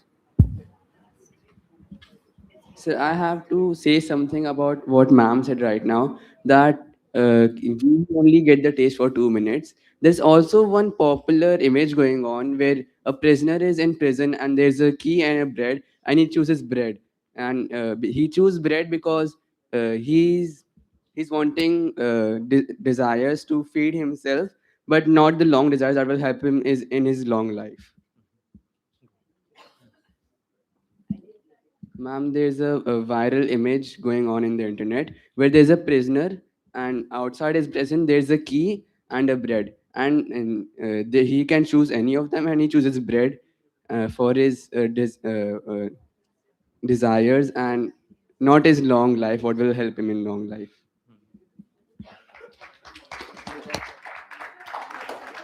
Vande Matram, sir. I am Anushka Pandey, Navsrijan, grade 8.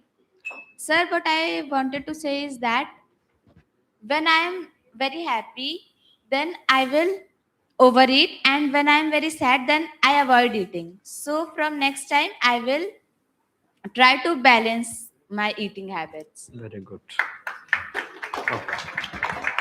So let's maintain silence for 1 minute and see that today when you go and then have your lunch, it's different. If you add this difference, then you know that you have succeeded in something, doing something. See that today's lunch is different, right? Okay. There is a divine will that wants to manifest itself in physical life. Our aim is to discover that divine will and to work for its manifestation in physical life. The Mother.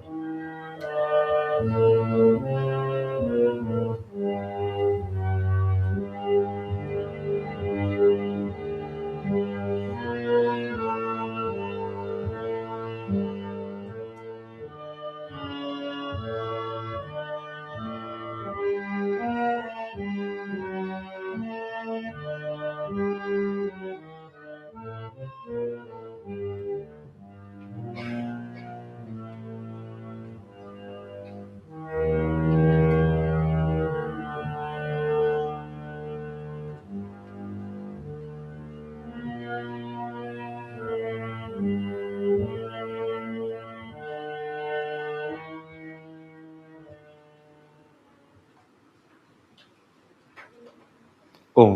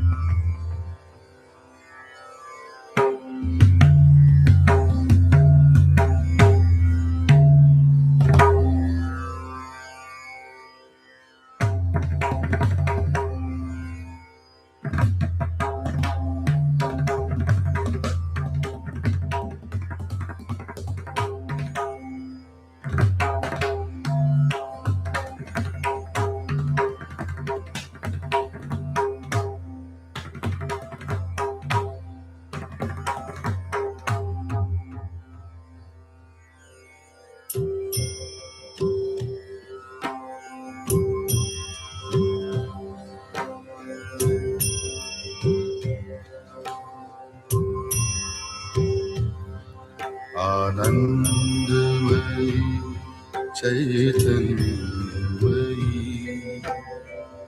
सत्यमयी Parmeshwari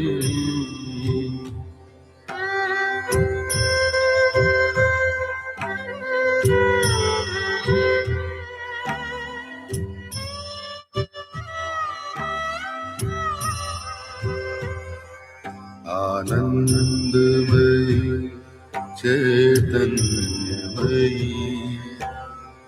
सत्यमयी Parmeshwari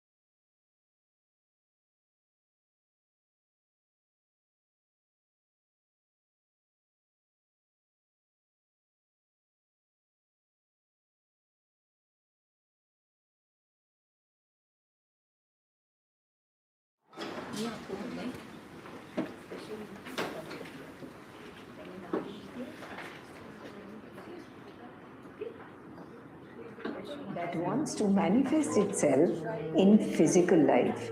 Our aim is to discover that divine will and to work for its manifestation in physical life. The Mother.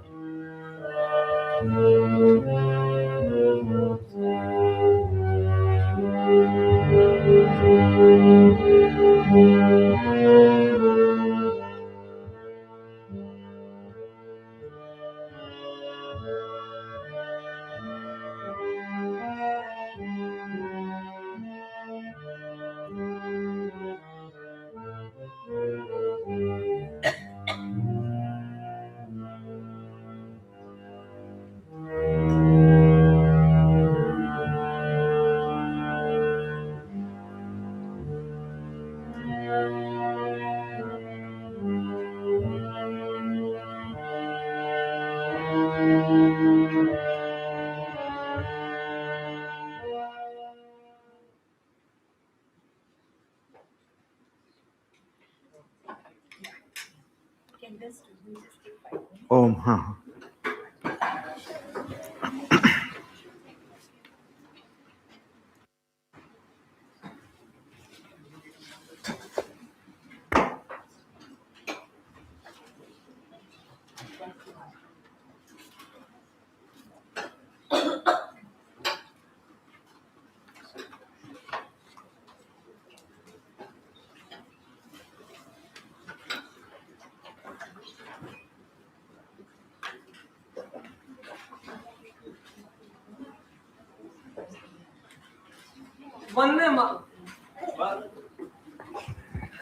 Sorry. Vande Matram to everyone present here. Now you must be wondering why I am again here on the stage. Are you? Yes. So this I am here on stage because I wanted to tell you guys about something that we student of grade 10th, by grace of our parents, teachers, and our blessed surrounding, realized a problem in this generation that's coming up slowly, and it's a big one, and it is mass now. We have initiated a digital campaigning club. Me and Samriddhi Dixit of class 10G and E are founders of this. This club is basically there to help every single one of you. This club, we are not inviting you to join it, you can, but this club is here so that you guys, there are many problems in this school. For example, you guys feel suppressed, you guys feel bullied, you guys have problems expressing yourself, you guys are addicted to phones, you guys are addicted to laptop screen basically. Many of, not you all, but many, yes, yes, yes, sorry, including me also, yes, including me also. I, as well as everyone in this room here, is addicted to phone. You reject that or you accept that. This club was initiated so that we as person, as ourselves, lessen the use of dopamine. We start to realize self, and students need to realize what they are doing. For example, now these days juniors, they use abusive language, they use wrong language, they are not conscious of their behavior, they are not conscious of their acts. They think that if they are doing something max to max, parents will come, they will get a scolding, that's all.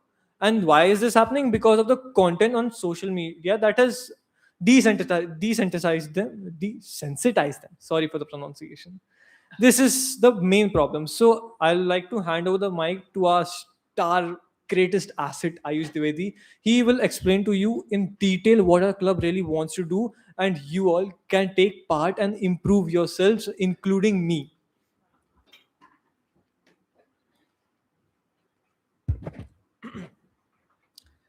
Before that, can I get a Vande Matram? Vande Matram, everyone! Please, we have all had food just right now. Vande Matram!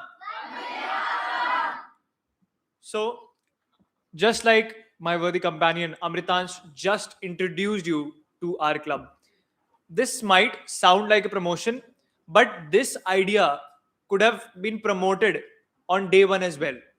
We thought about it, and we are telling about this right now because we heard from Kaustab, one of our students in the spiritual retreat, and Anushka, if I'm not wrong. They told us that they have a problem in improving themselves and they want to decrease their screen time.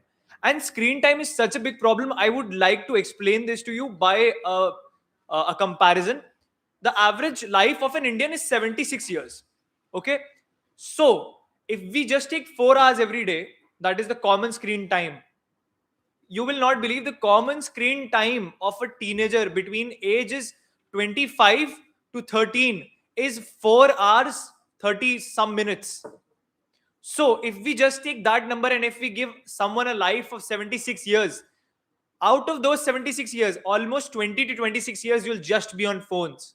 Imagine the amount of years you're just spending on one single 6 by 3 inches device that is not giving you the output, that amount of time you're putting in. If you put 26 years into any field of interest, rather it be sports, guitar, or any field, you'll be the one of the greatest person, or maybe the greatest person, if you are interested in that field. Our club directly tackles that problem. There is a reason why social media is called the fourth pillar of democracy, because it is having so much influence. And it is not just us, it is not just our school, it is a global problem that people are facing. And this might seem a small initiative, but it is going to be a revolution. I promise everyone in this room and in our school that just this club is going to be a revolutionary club, and it will benefit more people than the people who are working in this club itself. Our first initiative is a 14-day plan in which we first tackle on reducing the screen time of students. So if anyone from Nafs region wants to join the club, it is all open for you, because the forms were circulated from grade 6 to 12 in our, like in Jaipuria itself, not in the Nafs region groups. So if anybody wants to join, they can give their names to us after this introduction and the speeches are done. Next, I would like to explain to you that this club is not just about digital detox, that how can you get away from your phones. It is a lot about using digital environment to shape your reality, that because that is what exactly is happening today. Digital reality is shaping us. It is shaping our thinking. Most of the children which are below the age of 8 are given mobile phones today by their parents who are working jobs, and they are left with it, and they don't realize how big of an impact it does on them. Do you realize a kid who should be observing his environment, learning how to speak, learning how to conversate, learning how to play an instrument, learning how to do new things, is on a screen for most of his hours? What will happen to his mental health? There is a study, I can't name it right now. I'll give you, if you anybody of you wants the study's name, I'll research and give you later on. But it is proven that on constant stimulation just by screens, to children below the ages of 6 to 8, three parts of their brain, amygdala, hippocampus, and prefrontal cortex sinks. Amygdala is responsible for articulated thinking, critical thinking. Prefrontal cortex is the administrator of your brain. The reason why we are sound minded and why we are sitting here is because of the prefrontal cortex. It is the boss of your brain which tells you how to do and what to do and when to do. Army person can shoot the enemy and not their own people, just because they know that their prefrontal cortex is working right now. And hippocampus, I think that most of you might be knowing about hippocampus. It is the part where our memories are stored. Jab these three parts, they won't only be developed in a child, how will a child be human? So I am very serious, and all of us are very serious, and we should consider this as a serious problem. Then like we consider our health, like we take medicine sincerely if we are having a medical problem. Again, this is not the only the first initiative, that is digital detox. We are going to have more and more and more initiatives. Now I would like to hand this over to Samriddhi to keep the motion forward. Please, can we have a huge round of applause for her? Thank you so much, everyone. As Ayush said, he handled all the scientific data and all the statistics very beautifully. Thank you so much, Ayush.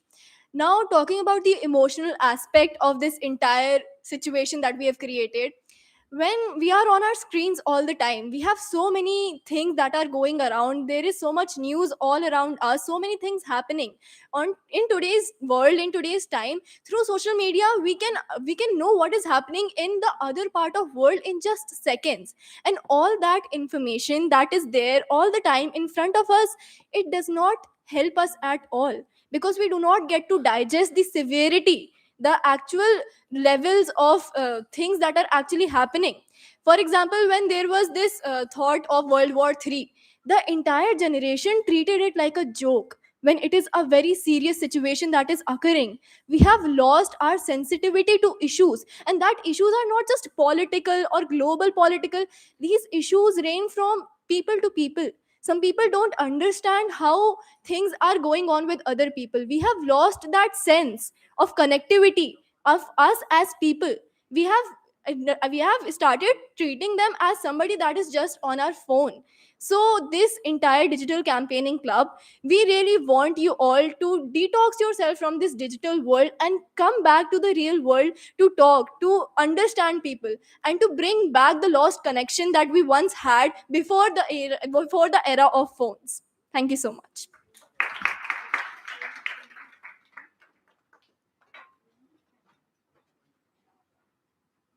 So congratulations, Ayush, Amritesh, Samriti, for Amritansh, for this beautiful initiative. And I hope Navsijan children will also join. Okay. Now we've taken half an hour of your time, Sampatji. So your session is now from 2:30 to 4. Okay? 2:30 to 4. Huh. If you finish earlier, it's okay, but that 1.5 hours will remain 1.5 hours. It will. The question answer time अपना 1 घंटा मिल गया है. That time we'll do the singing. वो मिल गया क्या? दुर्गा स्तोत्र.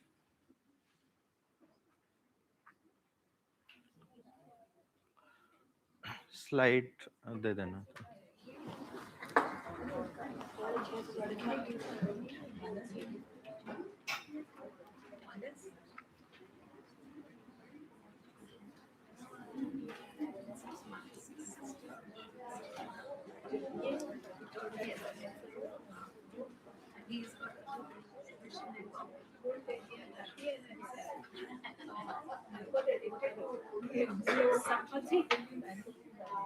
We had told parents, ma'am, on the first day when I was addressing the parents, I told them that if you're watching this and if you have any question, you can send it to us, we'll respond to this. I told the parents that while listening to this, if some question to this, you're watching live. So they're watching live. So Thar's mother has sent a question. So if you want to look at it and answer, related with the physical education, food that he was talking about. Nice question. Share the question.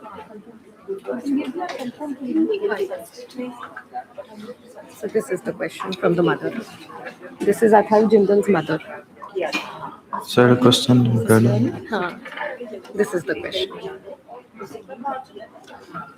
You can ask him to repeat the question and he can say this question is from And the child is here. Yes, sir. So you can ask the child to Read out the question.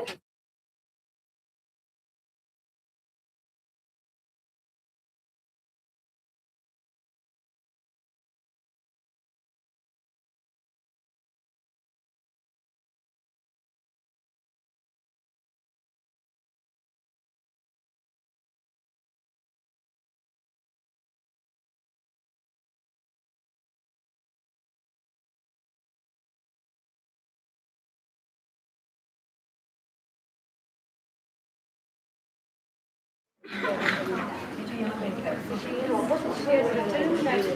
question is this, that he has, she forces him to have eggs. He doesn't like to eat eggs, but he does not want to eat them. He does not like.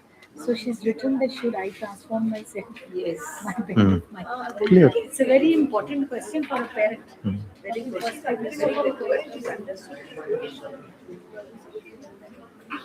But it's nice to have a life and they become participants, seeking out what she's seeking. And it's so nice that the parents are watching it live, that they are connecting with the school and the school's practices.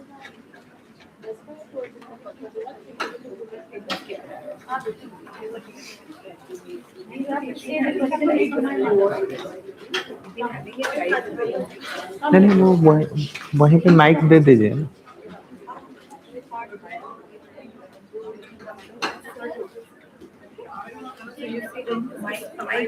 Mic दे दो ना। वहीं से कर, वहीं बैठ के कर।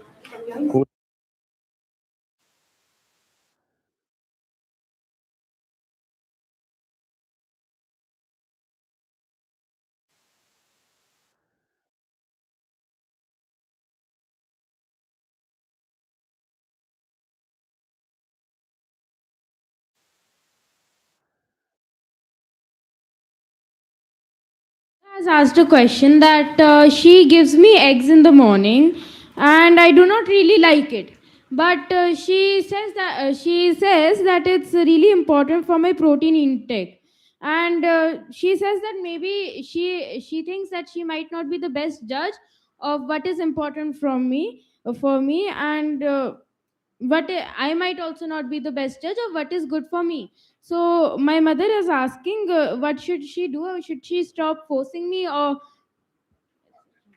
Yeah. So the question is like she wants that some protein has to go, yes, some intake of protein is needed for your growth, yes, sir. and you don't like that food. Yes, sir. Okay. So why don't you make a list of food item which has that protein? Egg is not the only food, no? Having Yes. that protein. So there are other food items. So from there, you choose which food you like. So Okay, if the sir. same amount of protein you get from the other food which you like, you better go for that, Yes, sir. isn't it? So you make a list of food items which has got a similar protein. So that is the solution that I can give. But definitely you should understand that some protein intake has to be there. Yes, sir. But which food, that choice lies with you, not with anyone else. Okay, sir. Thank you, sir. Okay.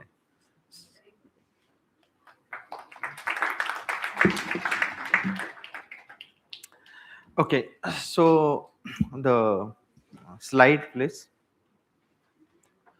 So this is what uh, we have been discussing, that when something is offered to us, I think maybe like question was similar to this.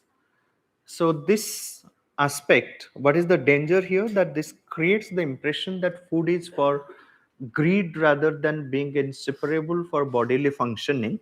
So most of the time here it's a case that okay, the mother is concerned about the intake of protein of the child, so which is necessary for the health, but he is not aligned with that, his temperament.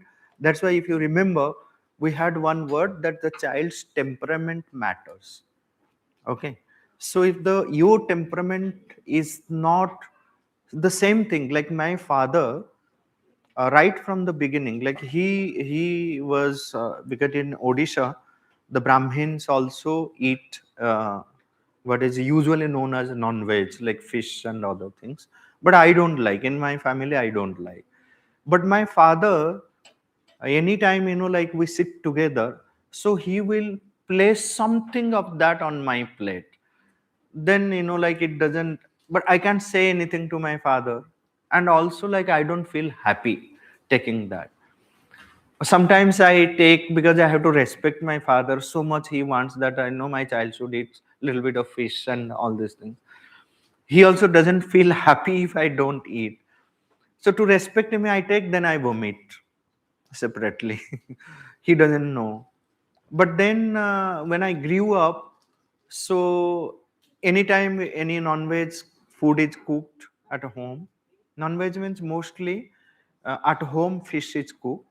If they have to have chicken, mutton, so they have to go and eat outside. Home it is not allowed. Eggs also not allowed.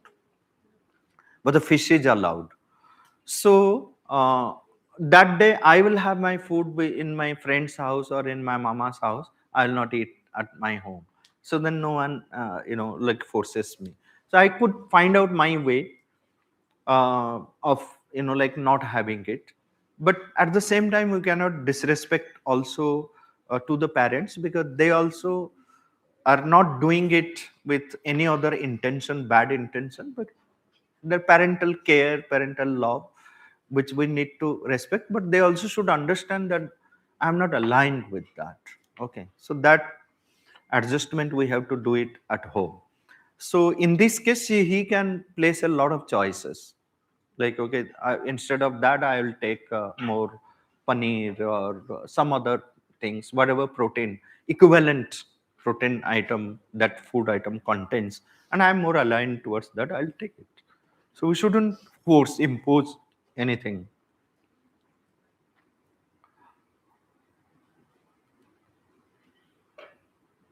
Is it happening? That's all? Okay. Yeah, just prior, sir. Previous one. Skip it. Psychology of health. One important aspect is the fear. Someone had pointed out and sharing that, like we also discussed about it. Out of fear, we do so many things, and that fear becomes the reason of our bad health. Okay, causing a lot of things. So eliminate the fear. Fear is the surest way of attracting what is feared.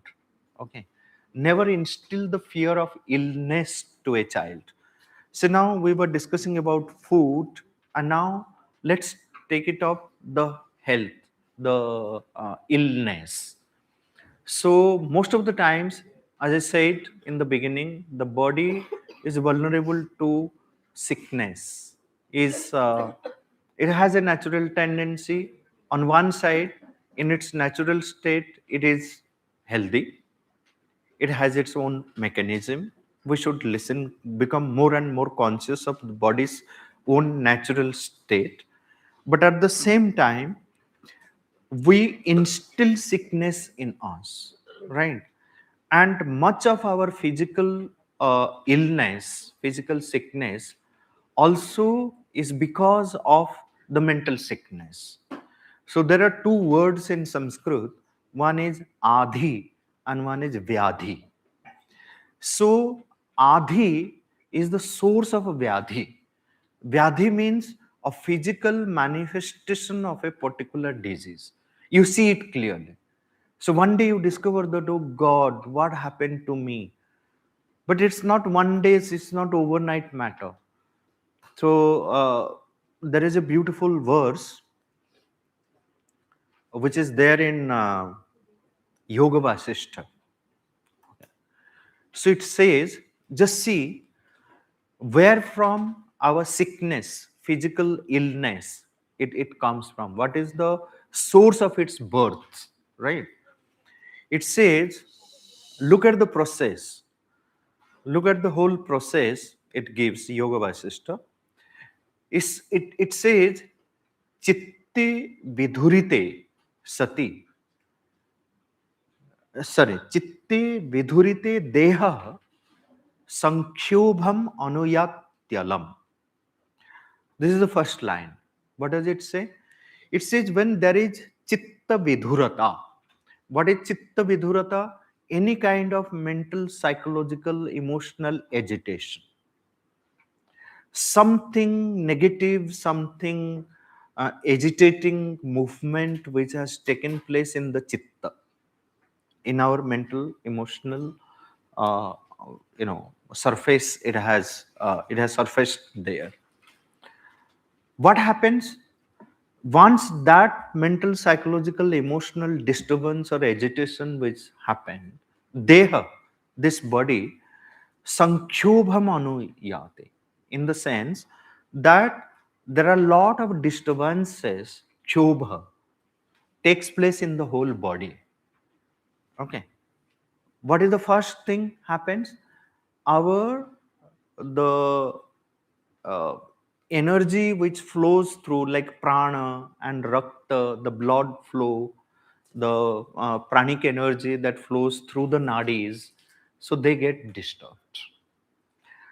Once they get disturbed, the flow of prana gets disturbed, then it says that all the nadi, the channel, nerve channel through which it flows, so they either become swollen or flattened, which disturbs, because there is a kshoba, so it becomes either swollen or flattened. Then the entire movement becomes so disturbed that it has a direct impact on the digestion process. So it mentions about 3 defects in the digestive system: ajirnatvam, kujirnatvam, atijirnatvam evacha. Okay, so what is ajirna? So ajirnata is indigestion. And what is kujirnatva? Is a bad digestion. Either you have indigestion or you have a bad digestion, or atijirnatvam evacha, excessive digestion. Excessive digestion होने से क्या होता है कि you feel hungry, you feel like eating again and again. But whatever you say that so much I am eating, where is it going? Now what happens, because of these 3 defective digestive process, ajirna, kujirna and atijirna, the amount of food which should have been flushed out, it doesn't happen, it remains in the body. Okay, and it gets circulated through various parts of the body. In different positions, it gets stuck. Then it says those food remnants in different parts of the body, over a period of years, suddenly they cause something, a serious disease. Then you say that, whoa, what happened? Is it not empirical? This is said so many thousands of years before in Yoga Vasishta. Very methodical way, step by step, it shows like how the diseases happen. It's not one day. And then the last line says, Evam adhe vyadhi samutpadyate. So from the adhi, from the mental disturbance, emotional, psychological disturbance, the moment that is there, or negative thought, negative vibration, we have allowed, then we have put a seed which will grow, manifest, something like that. And then suddenly you'll find one day that, oh, how did I get this? But somewhere we are the cause of our own pain. So to remain healthy, we have to keep all the different parts of our being in alignment. And especially who suffers maximum? The body, the physical. And it has the strength to bear also. Okay, we need to train that. For example, uh, if you have a pain in any part of the body, what we do normally, we take a painkiller, or we take some medicine for a longer period of time to eradicate that pain, or some relief it gives. But body has its own mechanism of enduring that pain, and in a higher sense, the spiritual power, through a spiritual power, spiritual force, you can avoid medicine and then convert that pain into ananda. That is the highest gain in the physical, at the physical level. How do you apply the spiritual force and then remove a particular disease? So there is a colleague of mine who just got rid of a severe cancer by following a certain sadhana. She has written a book called Triple Negative. It's Triple Negative. The book title is Triple Negative. So Arati Pathak is a fantastic book where she describes her experience, what discipline she followed, getting rid of her cancerous state. And now she leads a very normal life and so how she added strength to bear that, all the pain that usually people suffer. and she converted it into Anandamaya state.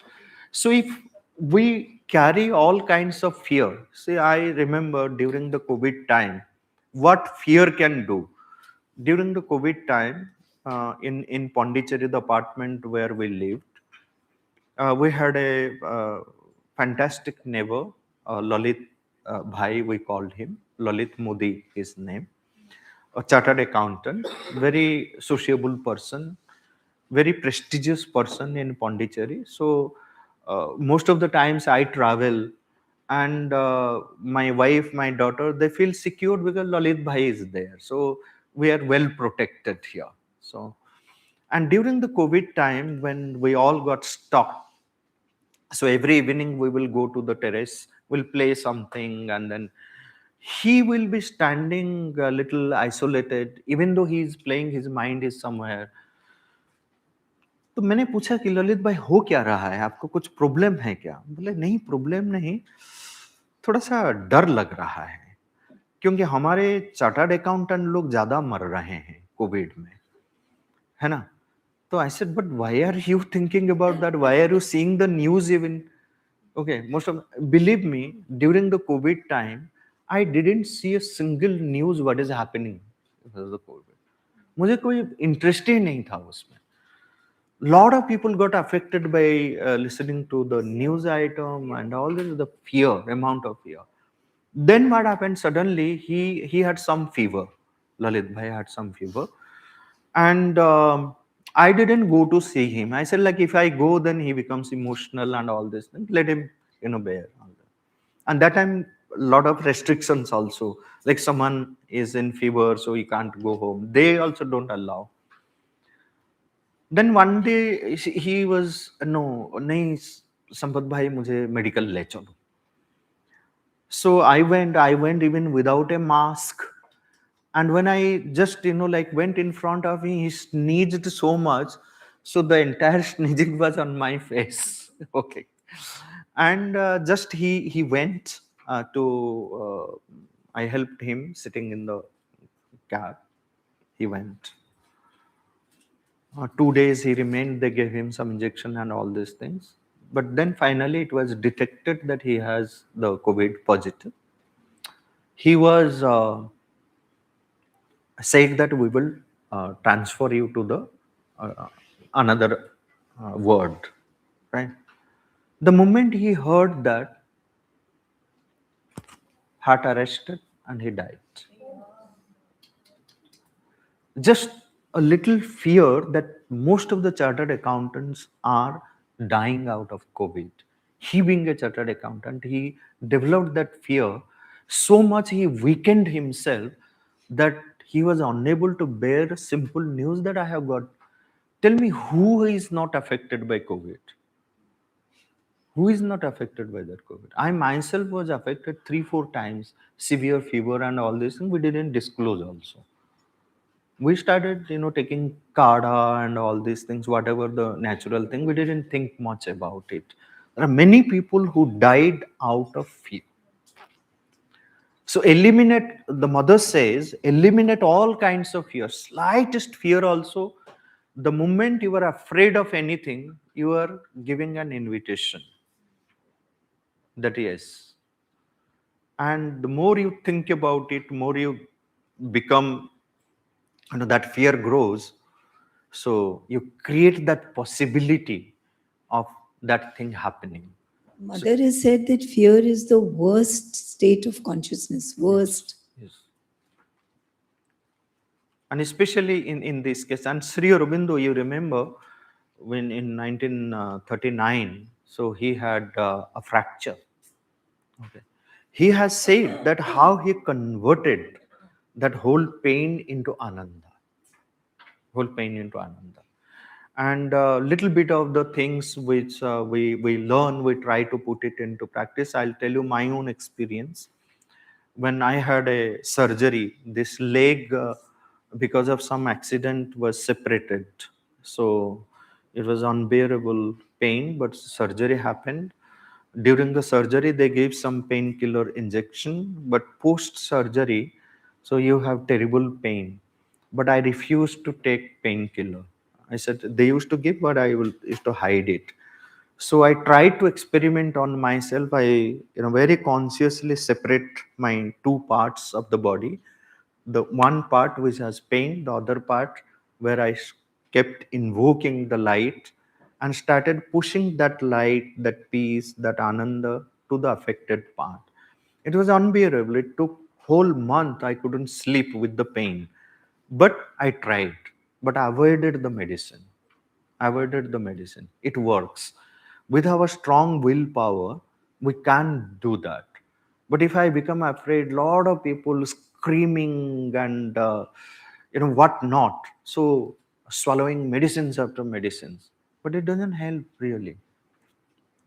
It's just illusory that you have no pain now, but actually the pain doesn't go in that way.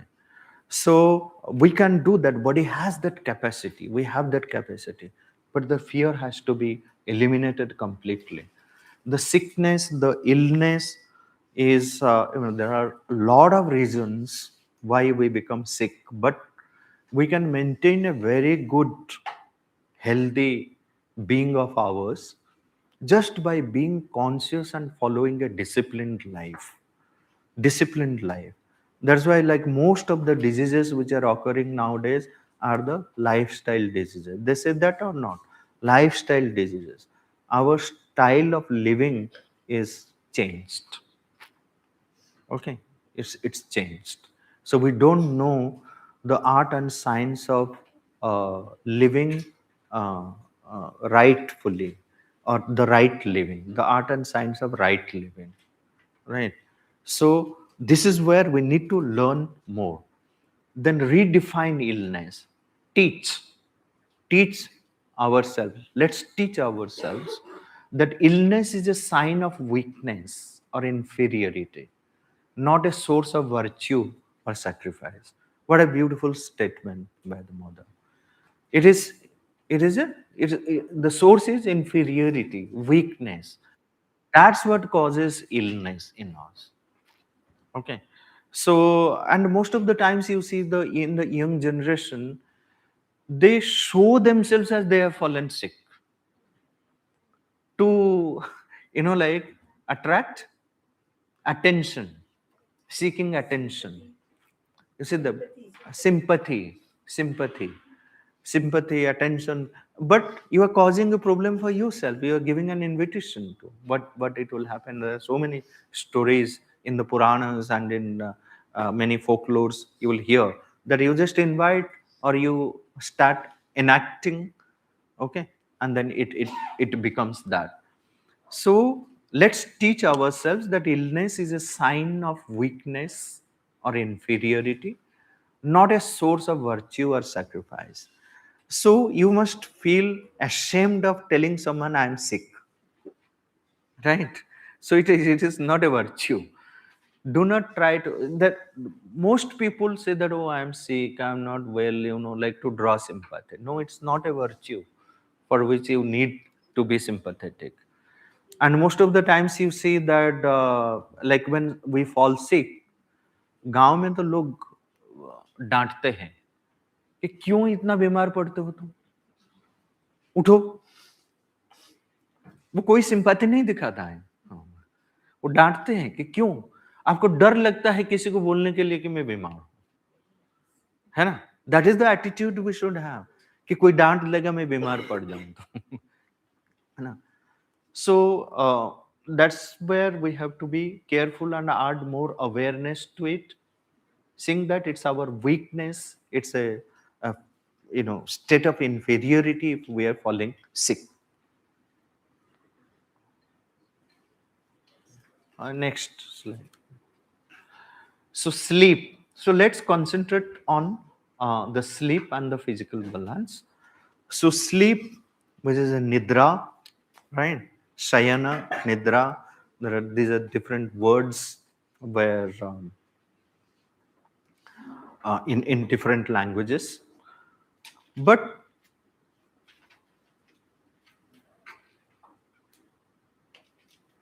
now if I make a compilation of the different words which refer to sleep, okay, हम बोलते हैं निद्रा, हम बोलते हैं शयनम, right? आप लोगों के लैंग्वेज में क्या है?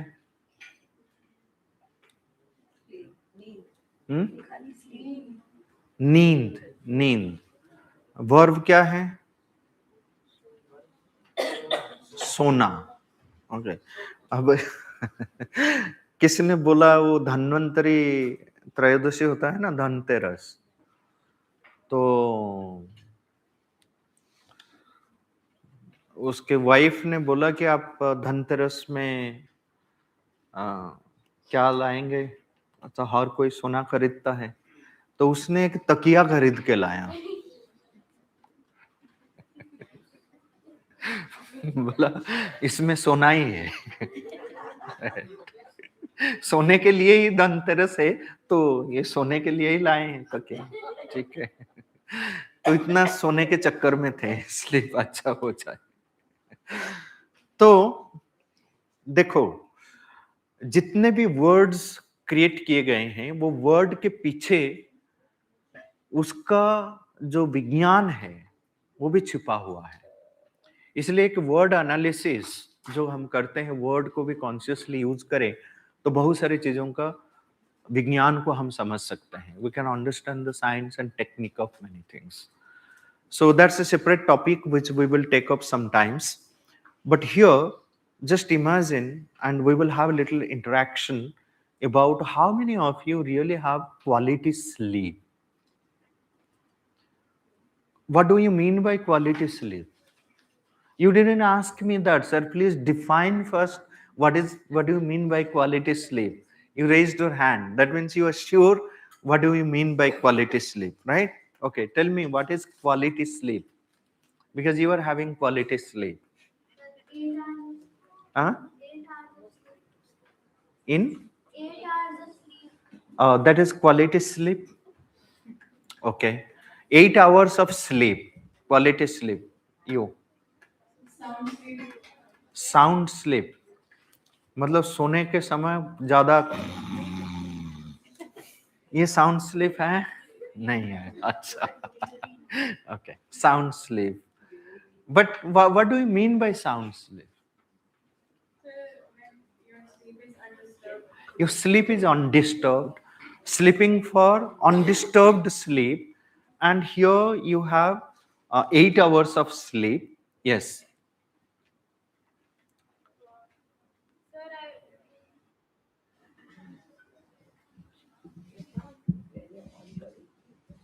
Sir, I think that quality sleep means that we should not avoid watching screen at least 2 hours before we sleep. That is okay. What you do for me, but what do you mean by So, quality sleep? so like quality sleep is where the body actually rests, but not just lies down still. Okay, There's very good answer. So where the body really rests. Okay, good answer. Quality sleep. Anyone else? Or you all agree to what he said? That's all. So there we close the definition. Yes, please. A quality sleep is when we wake up and feel fresh. When we wake up, we feel fresh. Okay, then we know that we had a quality sleep. You mean that? Yes, sir. Okay. Sir, when we take a proper sleep at least of 7 to 8 hours. That is what is quality sleep. Okay, right.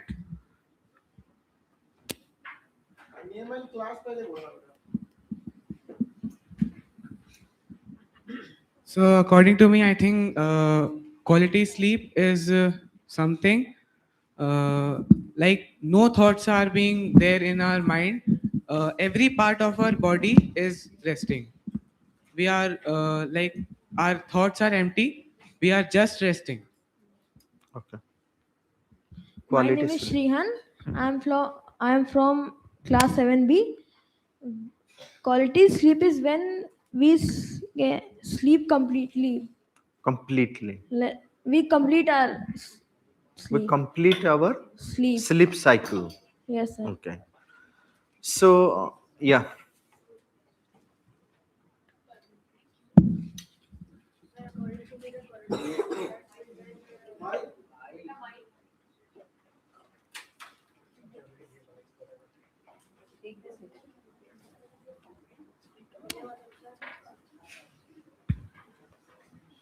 Vande Mataram, sir. My name is Abhimanyu Srinagar of class 7B.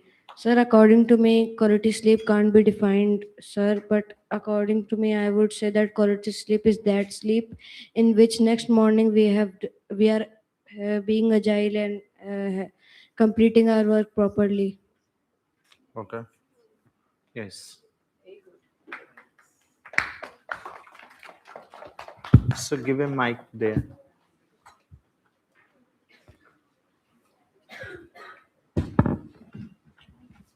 Vande Mataram, sir. I'm Akshat Kumar Gupta from class 8C. Sir, quality sleep can be defined as a comfortable sleep and your body is resting without any thought, like he said.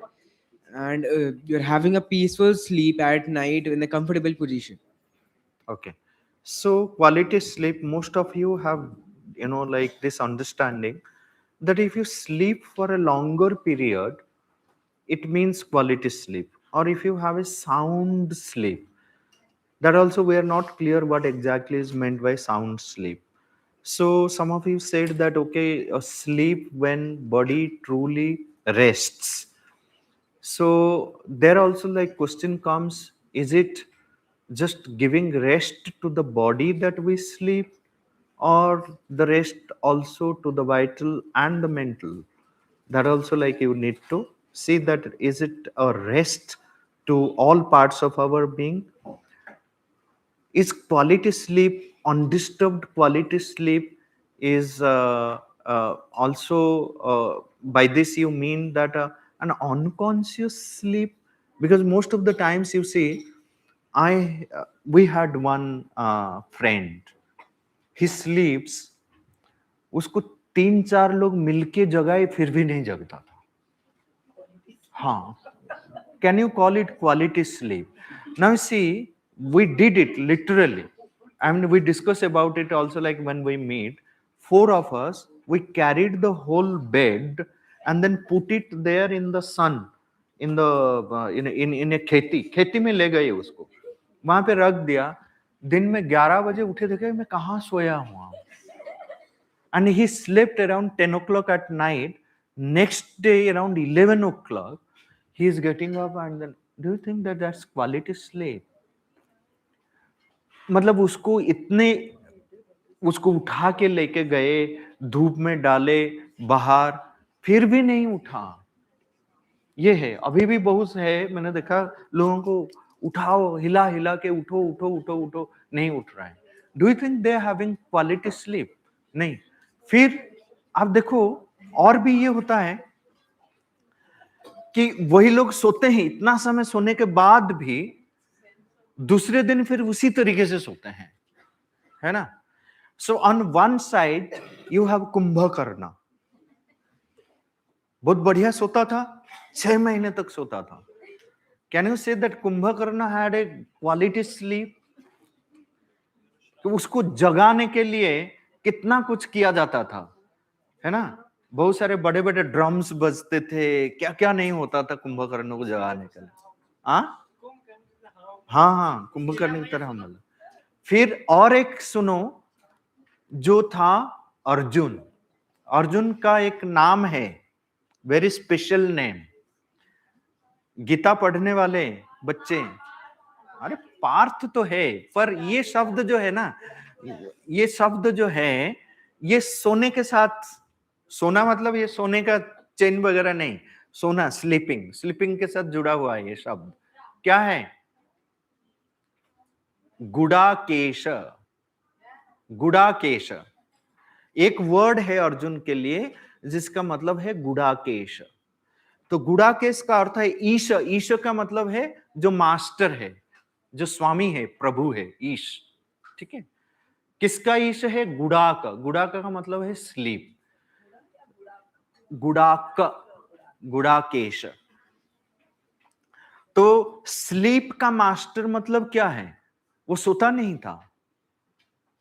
लोग बोलते हैं, ऐसे interpret किया जाता है कि वो मतलब रातों रात कभी सोता ही नहीं था. ऐसा तो नहीं हो सकता है कि वो कभी सोता ही नहीं था. मतलब है those who have the conscious sleep, mastery in sleep means they properly rest, but any time, any moment, there is an alarm for anything, whether alarm rings or not by that alarm. So when there is a need, they will comfortably get up. They're conscious in their sleep. Okay. Sri Aurobindo calls it as the night school of sadhana. Night school of sadhana. That is what is a conscious sleep. So there is a concept in the yoga called yoga nidra. Have you heard this yoga nidra? Yoga nidra. Just 10-15 minutes of yoga nidra. Just keep your hand. 10-15 minutes of yoga nidra can keep you fresh for 7-8 hours. 10-15 minutes of yoga nidra. That's where, like the mother used to sleep only for 2 hours. And it was not sleep. It was how do you give rest? Even at the cellular level, you feel that rest. But you are not unconscious, but conscious even during the sleep. But that is the highest kind of sleep, but at least for the ordinary people. So the quality sleep means like when you get up from the sleep, you are not feeling that heaviness. You are not burdened with so many things. You are still not feeling lazy, lethargic. I'll tell you last year, one thing which happened to me. I had a lot of work which didn't allow me to sleep till 11 o'clock. I had to prepare so many things. Next day, I had to travel to Mandi, IIT Mandi, from Sonipat to IIT Mandi. It's 8 hours of drive, cab drive. So to reach there by 10 o'clock, 11 o'clock, because I had a presentation at 12 o'clock. So we had to start at 3 o'clock. 3 o'clock will start means like I'll have to get up around 2:15 or 2:30 to freshen up and then be ready. So then the cab is coming at 3 o'clock. So I said, when am I going to sleep? And if I fall sick because of sleeplessness. So I finished my work. The work finished exactly at 11 o'clock. I said, whatever happens, I'm giving the alarm at 2:15 and then I'm going to sleep. And then how many hours? 11 to 12 to 1 to 2 o'clock. 3 hours. But there is no guarantee that 11 means like I'll get sleep. Usually I get sleep within 2 minutes. But that day, it was very, very hectic. Whole day I worked, but I had to finish so many things before I go. And believe me, I just offered myself. I said, whatever happens, God take care of me. I slept within 2 minutes. I got up 2 o'clock. I didn't have to wait for the alarm at 2:15, 2 o'clock. I got ready. For the next, we went Monday and then came back also on the same day. 8 hours of going, 8 hours of coming back. Believe me, those 3 hours of sleep, I didn't sleep in the cab. Two other colleagues were there with me. They slept. I didn't sleep. I was very, very fresh till I come back. So those 3 hours of sleep, I don't know, because I simply offered to God and then slept. That's all I did. That was a very beautiful experience for me after a long, long time. I sleep.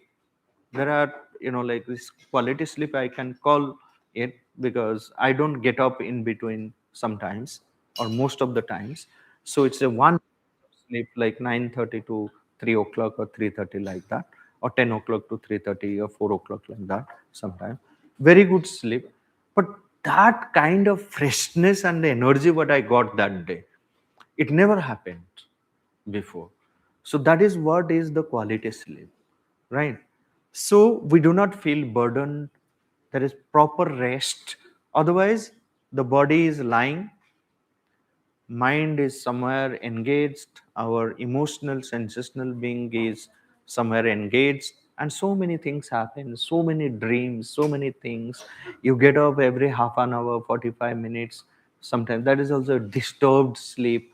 But even though you do not have a disturbed sleep, longer sleep, that also doesn't give freshness to us.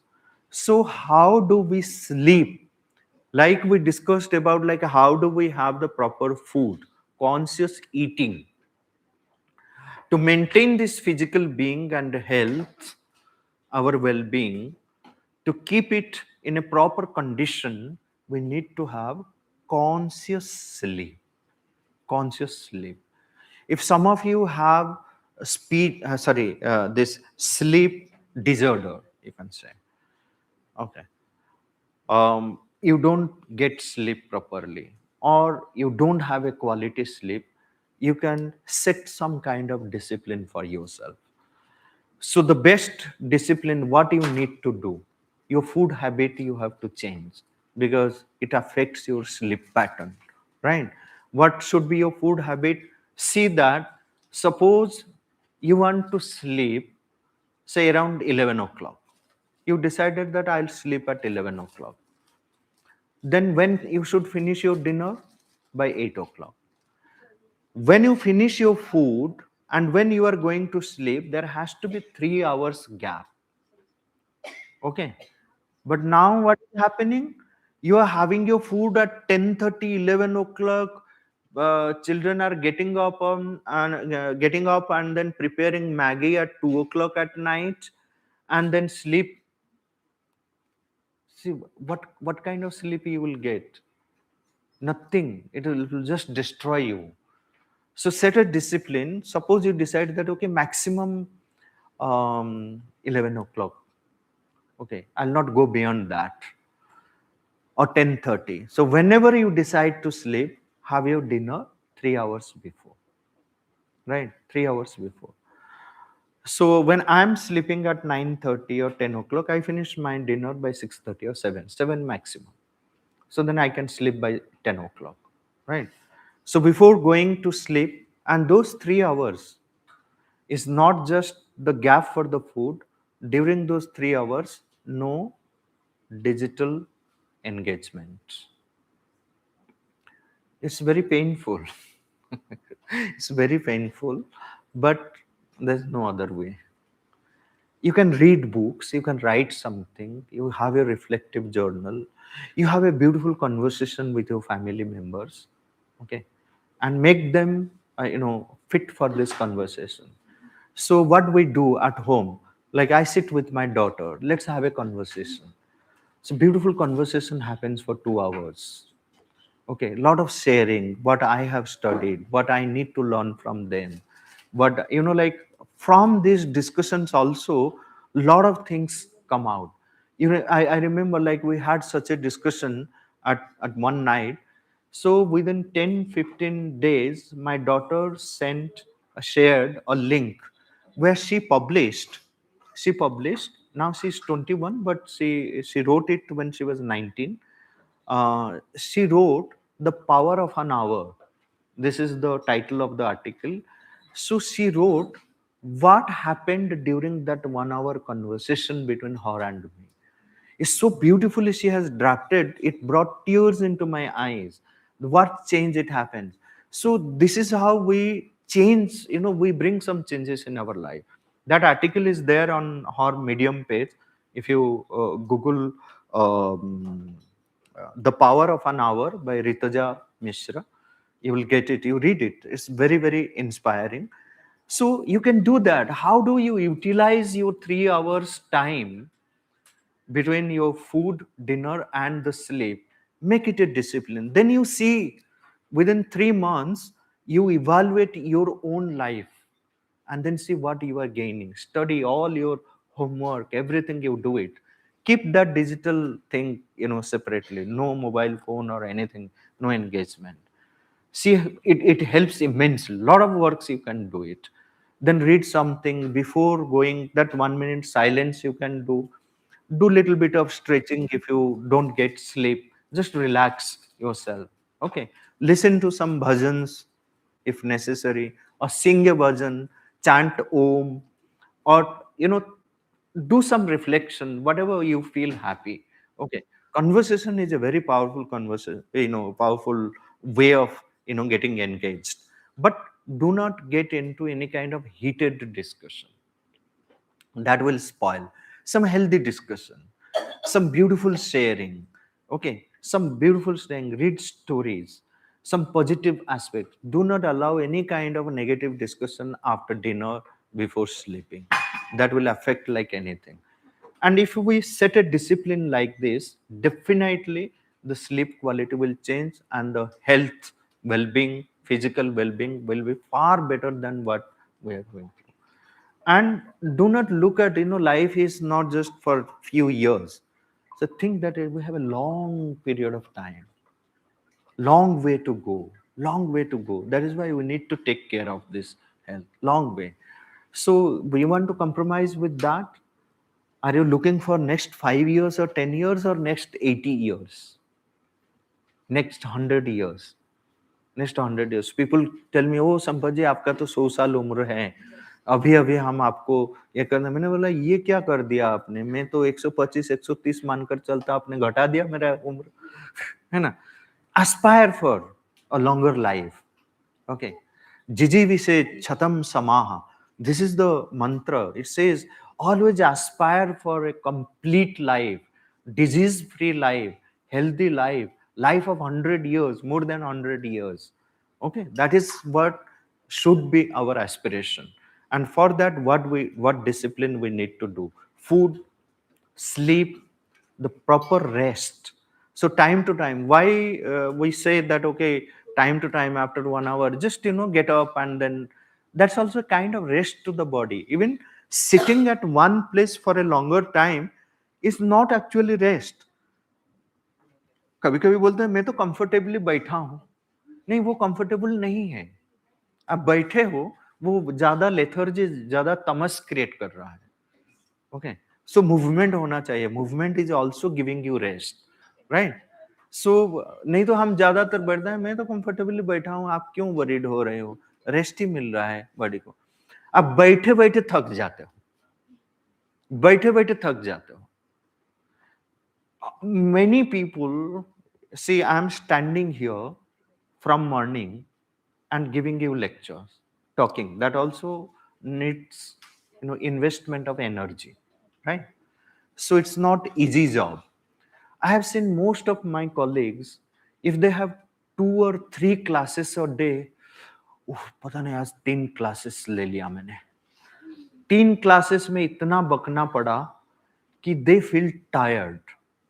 और believe me, मैं 7-8 घंटा मैं पढ़ाते रहूंगा खड़े होकर, हमें कोई टायर्डनेस नहीं है, आराम से जाऊंगा सो, क्योंकि this is also a kind of relaxation for me. I have learned that art of science of converting it to a kind of joyful, more dynamic and joyful activity for me. That I stand and teach, I speak, I share, I gain more energy. I don't feel tired. लोग बैठे बैठे थक जाते हैं, लोग बोलते बोलते थक जाते हैं, तो it's not relaxation. So how do you convert that into a very joyful situation? So you may be working for 8 hours, doesn't matter, 8 hours, but still you will not feel tired. You'll not feel tired. So convert every situation to a joyful situation, and it's possible. So proper rest. You should know the art and science of resting every part of your being. So music helps, dance helps, so many ideas. Tomorrow we will discuss more about it, like how the different art forms, they help in refining our emotional, sensational being, and also like help us getting that rest, relaxation. Okay, so more you are relaxed, more restful, the different parts of your being, you have a good sleep, right? So setting up the discipline. Now let's have some interaction.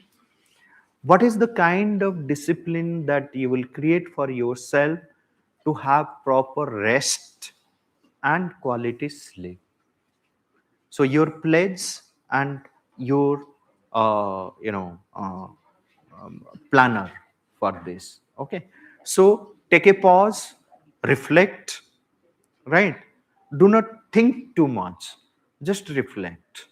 Okay, and then share how are you going to set this discipline. As we discussed about our food, our exercises, now the whole point is about rest and sleep, right? What is the discipline? And once you have said that this is what I am going to do it, follow it up, right? Then you see yourself, for yourself, how you are helping yourself in living a purposeful life, healthy life, joyful life. Okay. Yes. So would you like a chair during the interaction? No. नहीं? ये भी साधना है. So I'm Amritansh Pandey. Sir, about quality sleep, it's connected to the points before also. For example, if I sleep without doing anything the whole day, it won't be a quality sleep. I won't just sleeping without doing anything. But if I am eating healthy and if I am going out and playing sports for 2 hours, my body is working, it is getting exhausted mentally as well as physically. And then I'm going to sleep for a specific time, for example, 6 hours. That, by in my opinion, that would be a quality sleep for me because my body is in healthy condition. I'm eating good. I am going outside. I'm playing games. I'm also doing my task. I'm studying. I'm focusing. Then, while after doing all these things, when I'm sleeping, that is what I would call a quality sleep for the specific 6 hours, 6 or 7 hours. That's all.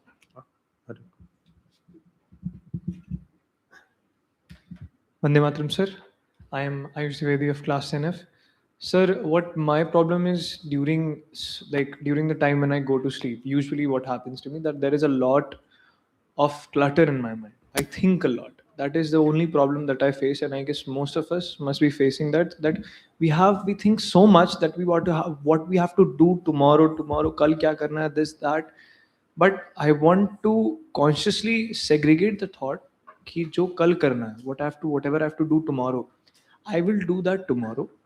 Abhi, I will live in the present. The time that I have, I will put that to sleep and give myself rest so my body can heal. So I'll be prepared for tomorrow. I want to consciously inculcate that habit. Very good. And also, instead of just rejecting the thoughts, the best way is like, you know, be witness to what kind of thoughts are coming to my mind. Without engaging with the thoughts, just observe. Just observe. So, if you remember, I don't know whether this class was there or we did it in some other session. The steps, the first step in anything that we are doing, suppose we take sleep, how do I get rid of my thoughts? The 4 steps. The first step is observe. Observe like a witness. Okay. The second step is watch over. Second step is watch over. So observe, watch over. Third step is control. Okay. And the fourth step is master.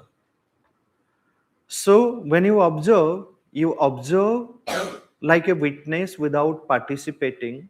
For example, like you have given instruction to a watchman on the gate, school gate, just you stand and then see people coming inside.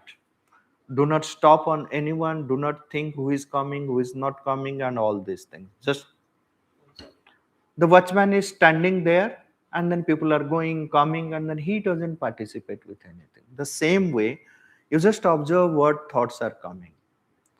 Hundreds and thousands of thoughts are rushing into your mind, you are just observing.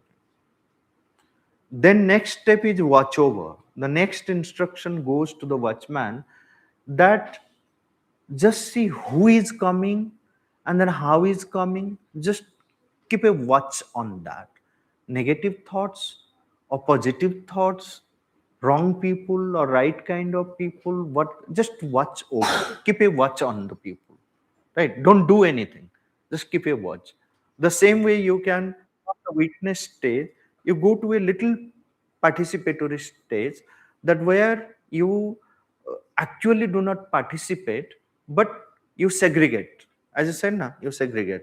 Okay, these are the negative thoughts, these are the necessary thoughts, useful thoughts, not useful, unnecessary. It's negative, it's wrong.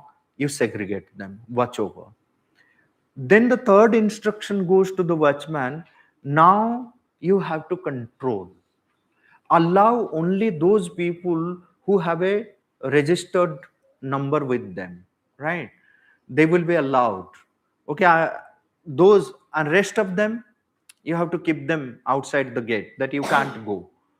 Only these people will go. So the same way, same exercise you do, that I will allow only those thoughts which are necessary and reject all the unnecessary thoughts which are not useful for me.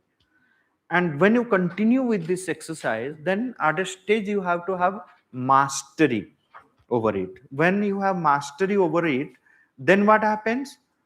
That it is not that the mind has only positive thoughts. You can enter into a state of thoughtlessness. That's again not that not to have thoughts. Thoughtlessness is not, mastery over your mind is not to have a thoughtless mind, state of mind, but to have that power where you can allow whichever thought you want. You need a negative thought, you know for what purpose you want to use it, you can use it. You want a necessary thought, you are the master of your thoughts. You will allow when and how, what you need. So if you remember these stages, observe, watch over, control, and master. So that also will help during, if someone is having, cluttered, so many thoughts coming and all these things, right? Just observe. Most of the times you will see, while observing, when you have slept, you don't know. Do not get engaged. Just observe, witness, and it will help immensely. Okay, next. Yeah. When you imagine, sir, and we are here from class 9B. And sometimes when I have a competition or there is anything I'm participating in, the night before the event I feel too excited and I can't seem to get a quality sleep. So I try to get a quality sleep by following the steps that you just shared. Good. Okay. Yeah. I'll take someone who has not yet spoken.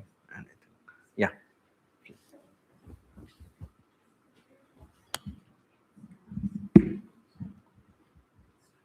Vande Matram, sir. My name is Ananya Maurya, grade 5, Navsrijan.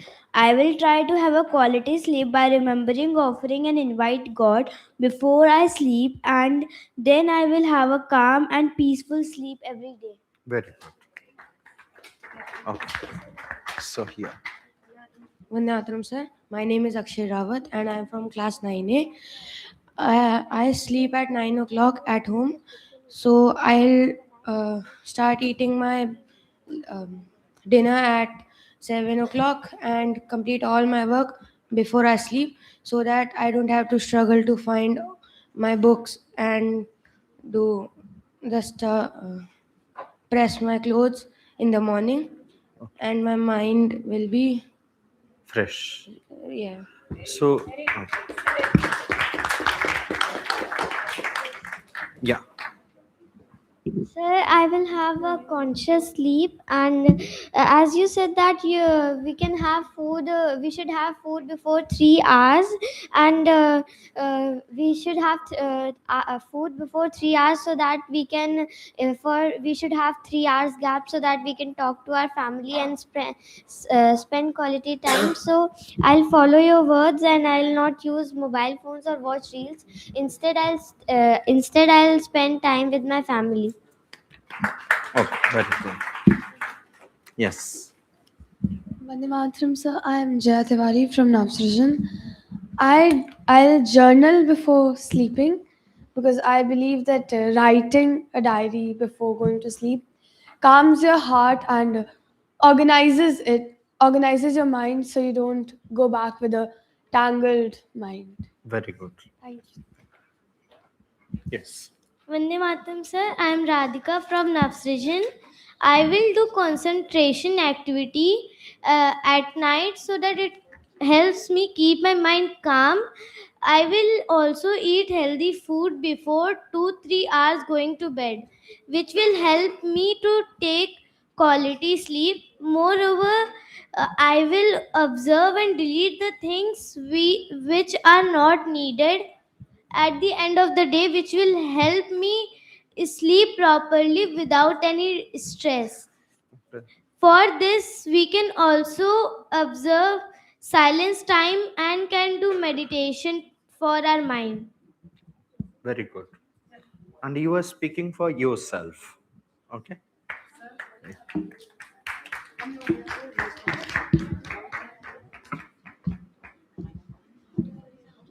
My dear Madam, sir, I am Avanta Khanna of class 6A.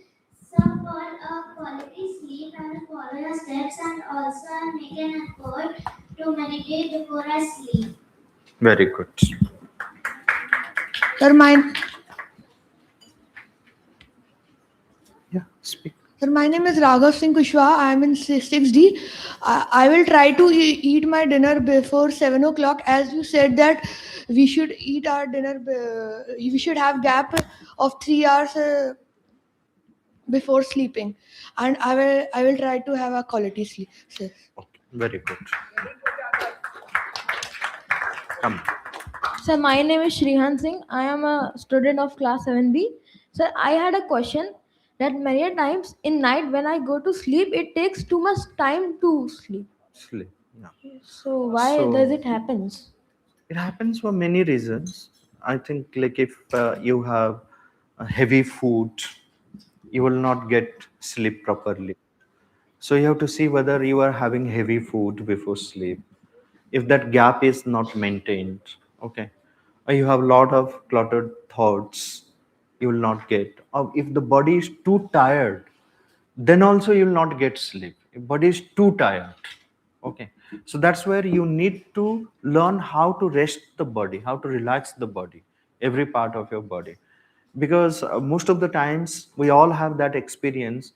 Like if we have worked hard on a day, running here and there and all these things, body is really tired, still we feel that okay, now I will just go and then get sleep. That day you will not get sleep because body is too tired, excessively tired.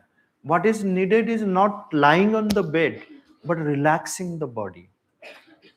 That relaxation is necessary for the body. So you have to have some simple stretching exercises, or put your feet into the warm water with a little bit of salt, so that will help. There are various ways how to relax the body, or have little massage, or put little oil, ask someone to do it, or you do it for yourself. So every one of you should learn how to massage yourself instead of relying on someone else. If someone else does, it's fine. Okay, you have a good feel. But you should learn the art of massaging yourself, right? So it's very good art, Samvahana Vidya, for yourself. So you massage your fingers, you massage your, so the simple technique of like pressing from this end to this end, and then massaging your fingers, massaging your different parts, your head, like the neck, relax body. And one more thing, expressing gratitude, samvahan. Samvahan. So you see, expressing gratitude is also like another way of relaxing the body and then having quality sleep. Like you express your gratitude to every part of your body, okay, like my fingers, my feet, because every part is helping us, okay. So if someone is doing something good, we keep thanking, thank you, thank you, thank you, so many times we say, but we never thank our own body, different parts of our own body, my fingers, my hands, my head, my nose, my tongue, my teeth, right? So consciously think of every part of your body and express your gratitude, and you will say that you will fall asleep in the middle of expressing gratitude. Just think of, bring that awareness. That's also like another way of, yes, I'll come to that.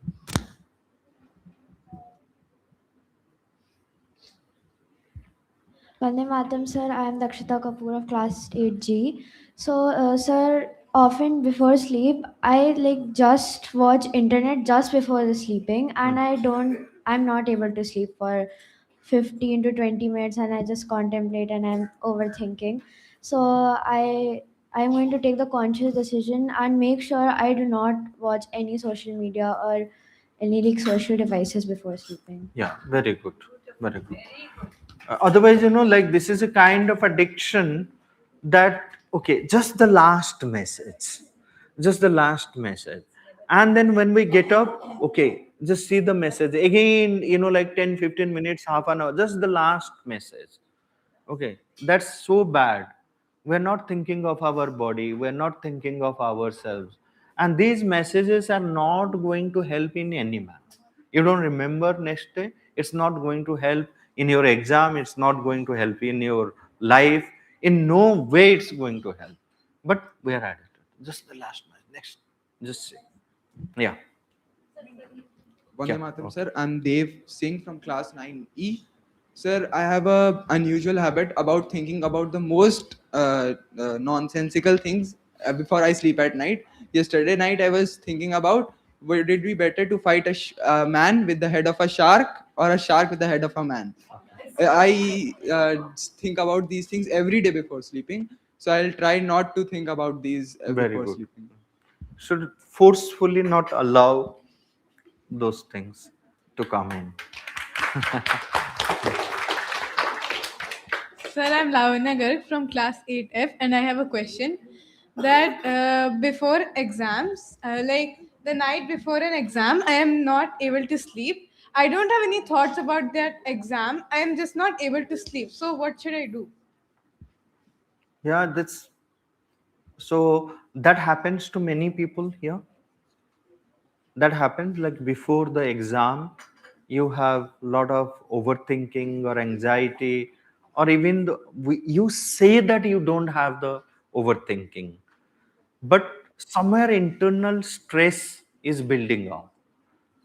Even like we may accept, we may not accept, but there is some internal stress which is there, which doesn't allow us to take rest. Okay, so it creates a lot of stress in us. It's like, so some relaxation, offering, expressing gratitude, some kind of exercise, massage, or even sometimes I'll tell you, they call it nowadays the aromatherapy, right? Some fragrance, it helps immensely. It makes us so concentrated. I remember I went to Bangalore. That day I was really tired, but someone said that I want to meet you just for half an hour. I said, like I'm exhausted today because of lot of running, because I took a night bus to go and all these things. She said, it doesn't matter. So you will feel relaxed. Okay. I'll bring something. I said, what? So he brought a flower.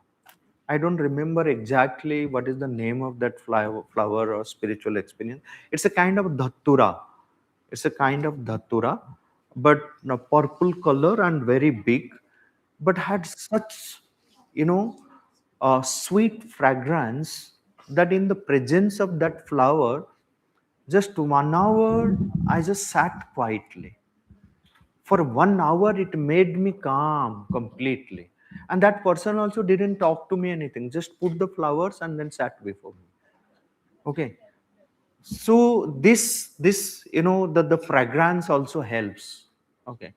And then one more thing, keep your physical environment very clean, very well organized. If your bedroom is messy, lot of things are like here and there, you cannot get good sleep, believe me. So organize your physical environment is very clean, looks very beautiful. Okay, so anyone enters that room now will feel that, wow, what a room, right? So if you maintain that kind of cleanliness, that kind of well organized, beautiful physical environment, that helps immensely. That's an art. Okay, you should keep. Yeah. class 90, and I have a habit of eating my food right before I sleep, and I will try to improve that. Yes, you should avoid that. It's very good.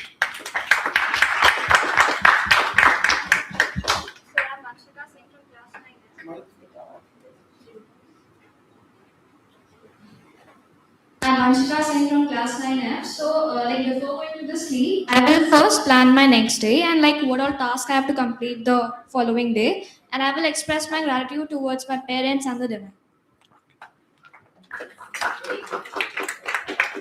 Vande sir. My name is Anusoni. I'm class 9B. Sir, I have a question. Sir, when I go to sleep, I start feeling motivated that I will do this thing or that in morning. Sir, and when I wake up, it just goes off. Acha. So that motivation goes. Yes, sir. Okay. So overslept. No, sir. You have overslept of the idea. Okay. No, you consciously try to, formulate that, carry that within you, that yes, if a motivation has come to do something, so I should do it, because otherwise, like you know that your willpower is not that strong, that motivation was a temporal motivation, not a real motivation. For some reason you have got motivated, so how to convert that from a temporal motivation to a real motivation? Okay, think about it. Okay. Yeah. Yes. Last.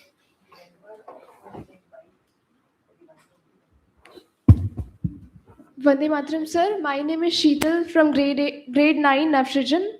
So, to have a quality sleep, basically, whenever I go to sleep, I'm all cluttered with many thoughts. So, to have a quality sleep, I'll go for a walk, basically a nature walk, so that my mind refreshes and I'll have a good sleep. Very good. That also helps. Like if you are walking quietly, and some, like some amount of physical exercise is very much necessary to have a good sleep. So that should become an integral part of your life. Yes. Yes, you can say. Give her a mic.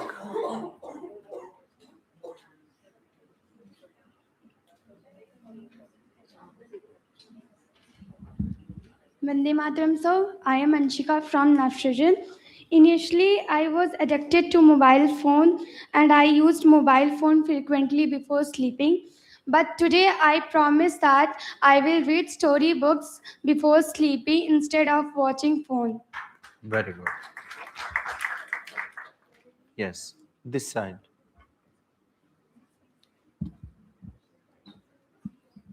Vande Mataram, sir. My name is Kaustubh Singh of class 8C. Uh, so I wanted to share this that before the night before the spiritual retreat, day one, I packed my luggage for the retreat and I went to the bed to sleep. And I slept with extreme positivity and excitement and got up with a very happy mind, and here by your inspiring words and knowledge that you gave, I understand and conclude that with a healthy lifestyle and positive mindset and positive thoughts, we can have a good sleep at night, which I promise that I will do. Okay. Thank you, sir. Very good. Okay.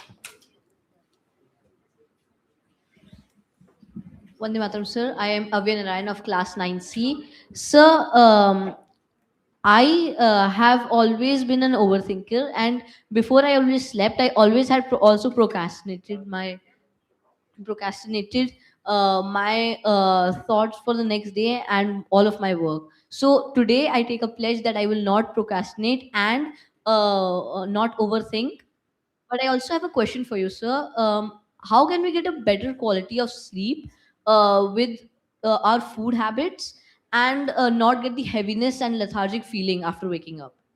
Okay, so we already have discussed about it. Anyone would like to add to his question? Say it now. Acha, okay. It will help. I'll research and I'll give it. Okay. Okay. Yeah.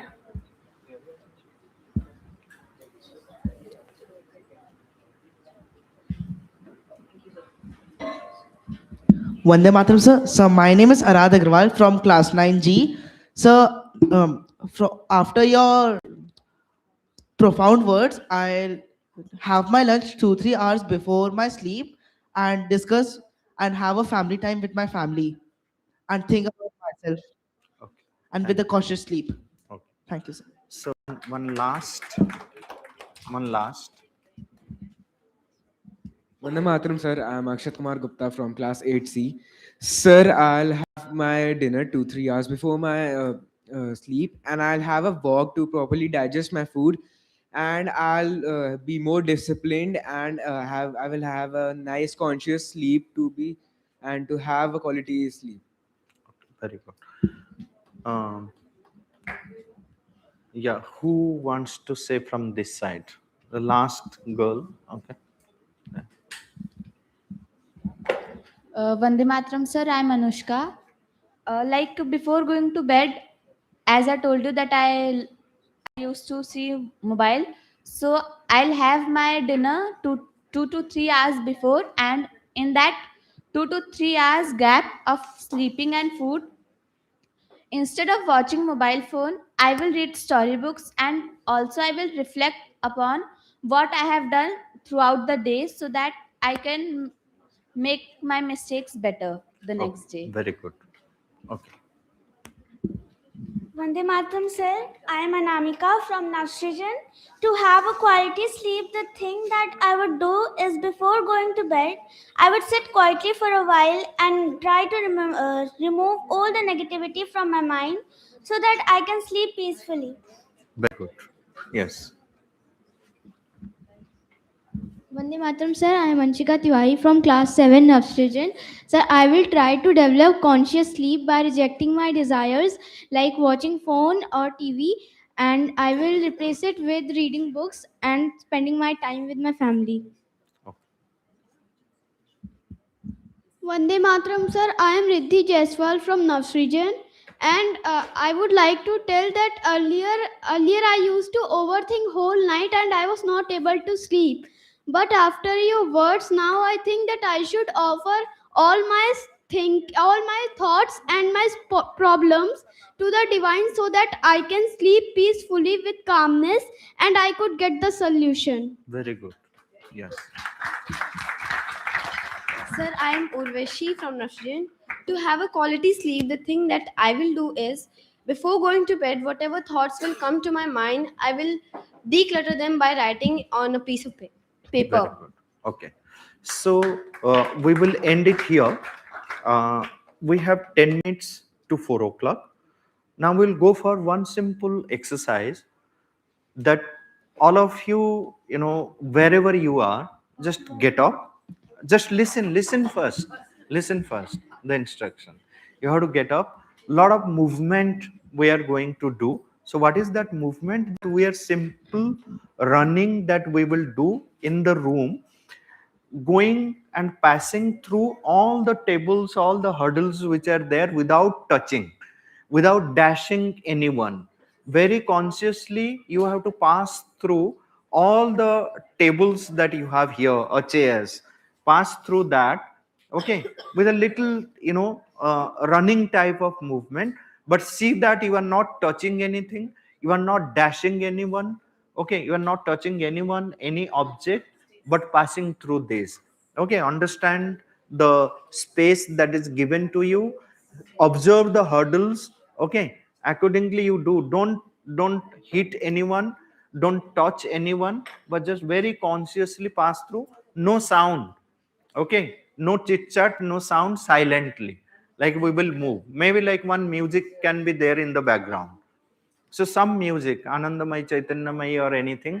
So just put that Anandamay, Chaitanyamay in the background, and then we will do this exercise of moving through all the hurdles. Okay, got it? No sound, no noise. Music, please. Yeah. You don't do. One Right. sec. Excellent. Excellent. Very nice. Very nice. Oh, I'm going to sit there हाँ हाँ because हाँ of my leg. चल sit here.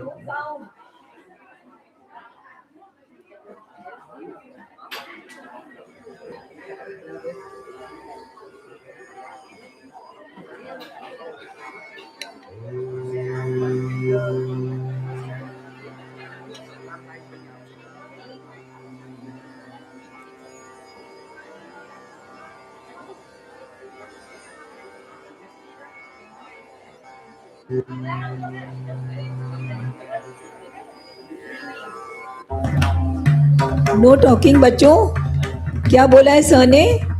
Soundless.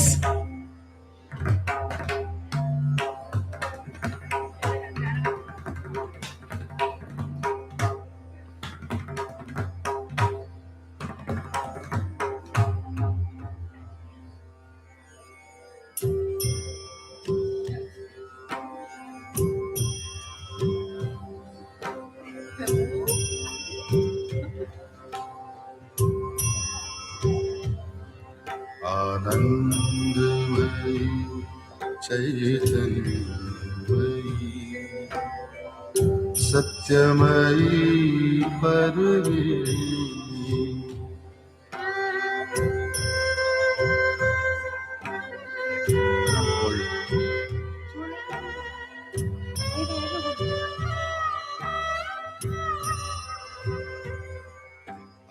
Anandamayi चैतन्यमयी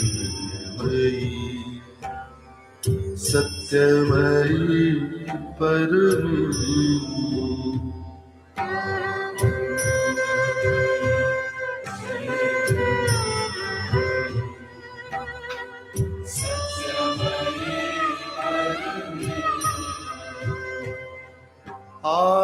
Anandamayi चैतन्यमयी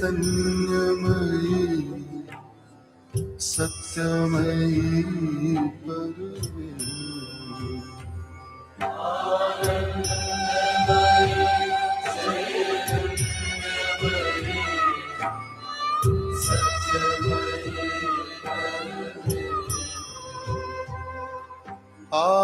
Anandamayi चैतन्यमयी सत्यमयी Parmeshwari Anandamayi चैतन्यमयी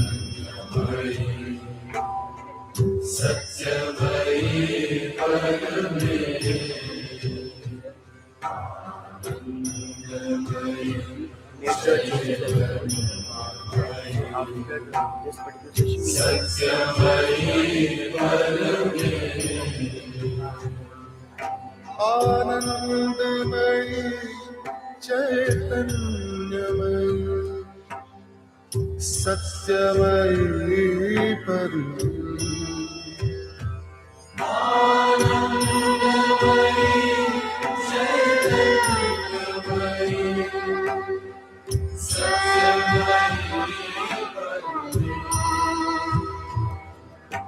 Anandamayi चैतन्यमयी सत्यमयी Parmeshwari Anandamayi चैतन्यमयी सत्यमयी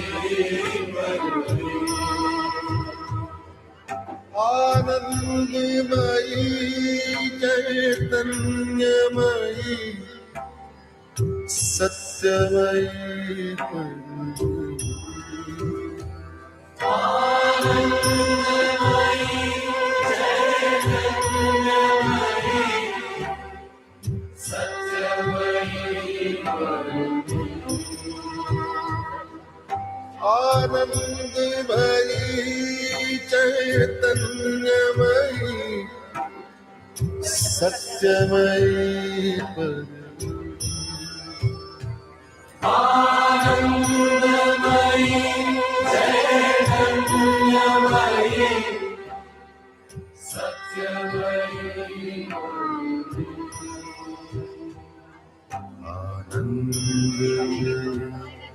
चैतन्यमयी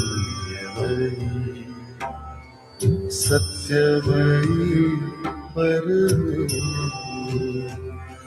Anandamayi चैतन्यमयी सत्यमयी Parmeshwari Anandamayi चैतन्यमयी सत्यमयी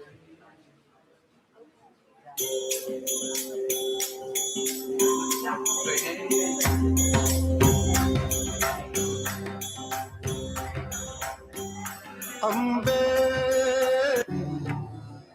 सत्यमय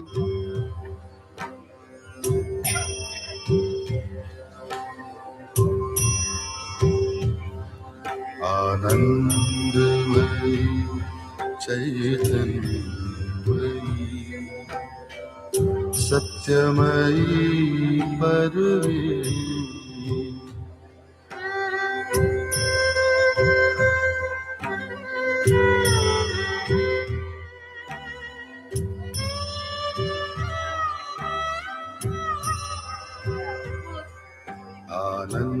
Anandamayi चैतन्यमयी सत्यमयी Parmeshwari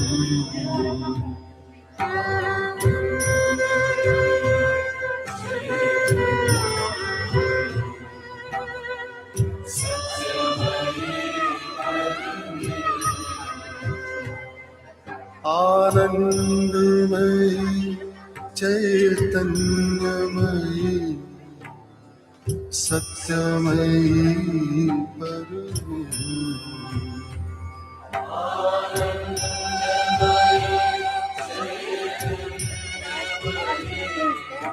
very good mic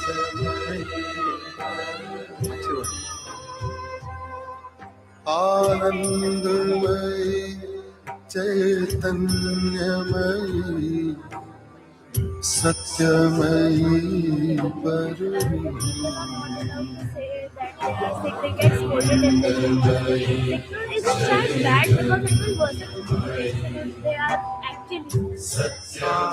Depends upon like then someone I have seen someone who gets scolded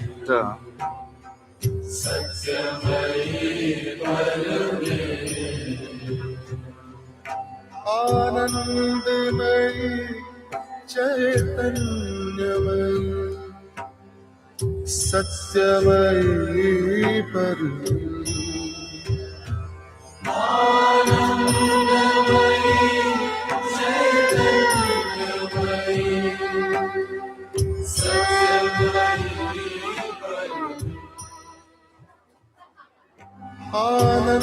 आनंदमयी चैतन्यमयी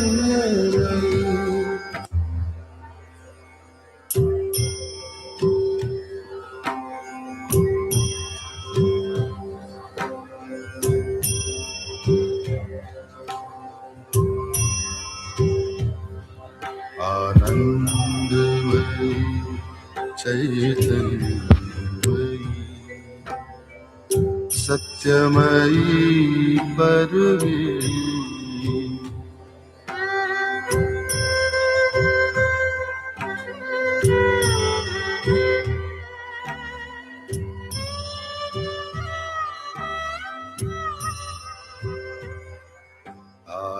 आनंदमयी चैतन्यमयी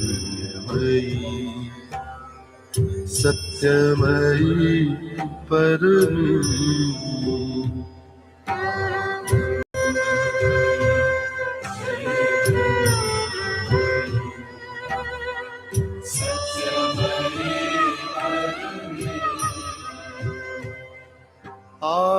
आनंदमयी चैतन्यमयी सत्यमयी हमारी daughter का परमेश्वरी second child हुआ अच्छा तो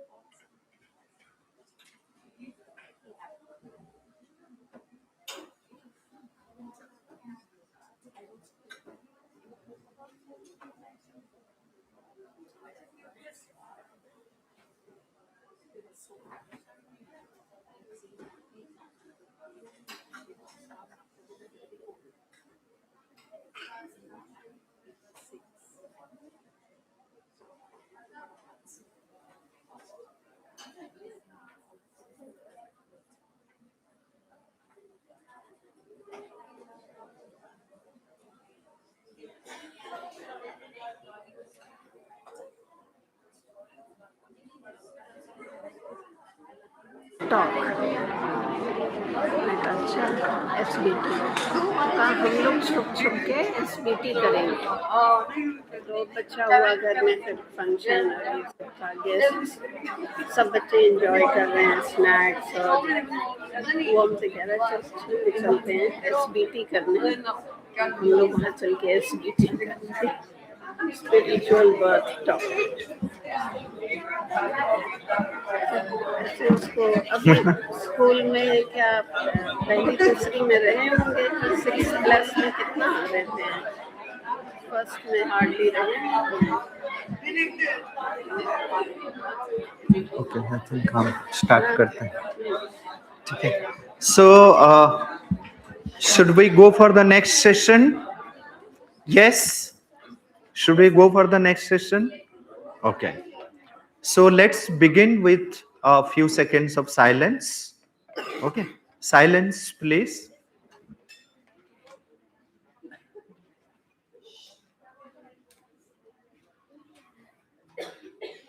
Will that wants to manifest itself in physical life.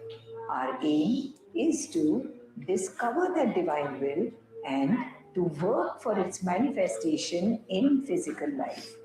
The Mother.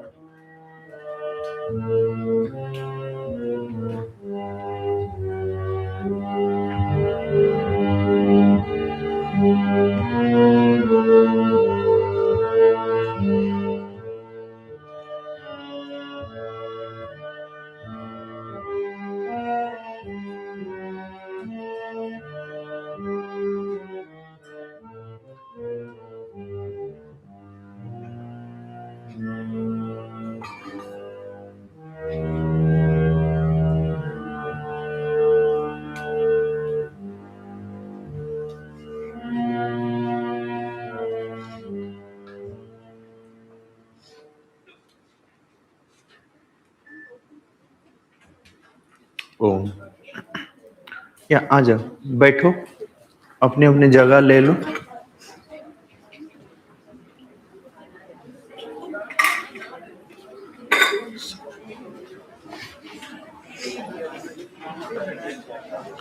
So no sound please. Listen, so we started the day with the discussion about what is the day dedicated today to the physical existence. Okay, our Annamaya Satta, the physical existence. We talked about the importance of the physical existence. We talked about control. We talked about order. We talked about how to bring harmony, organization. We talked about sleep. We talked about food. We talked about rest. 3:30 to 4. You want to have snacks now or 5 o'clock? As you wish. 5 o'clock. 5 o'clock. Okay. 5 o'clock. 5 o'clock. Okay.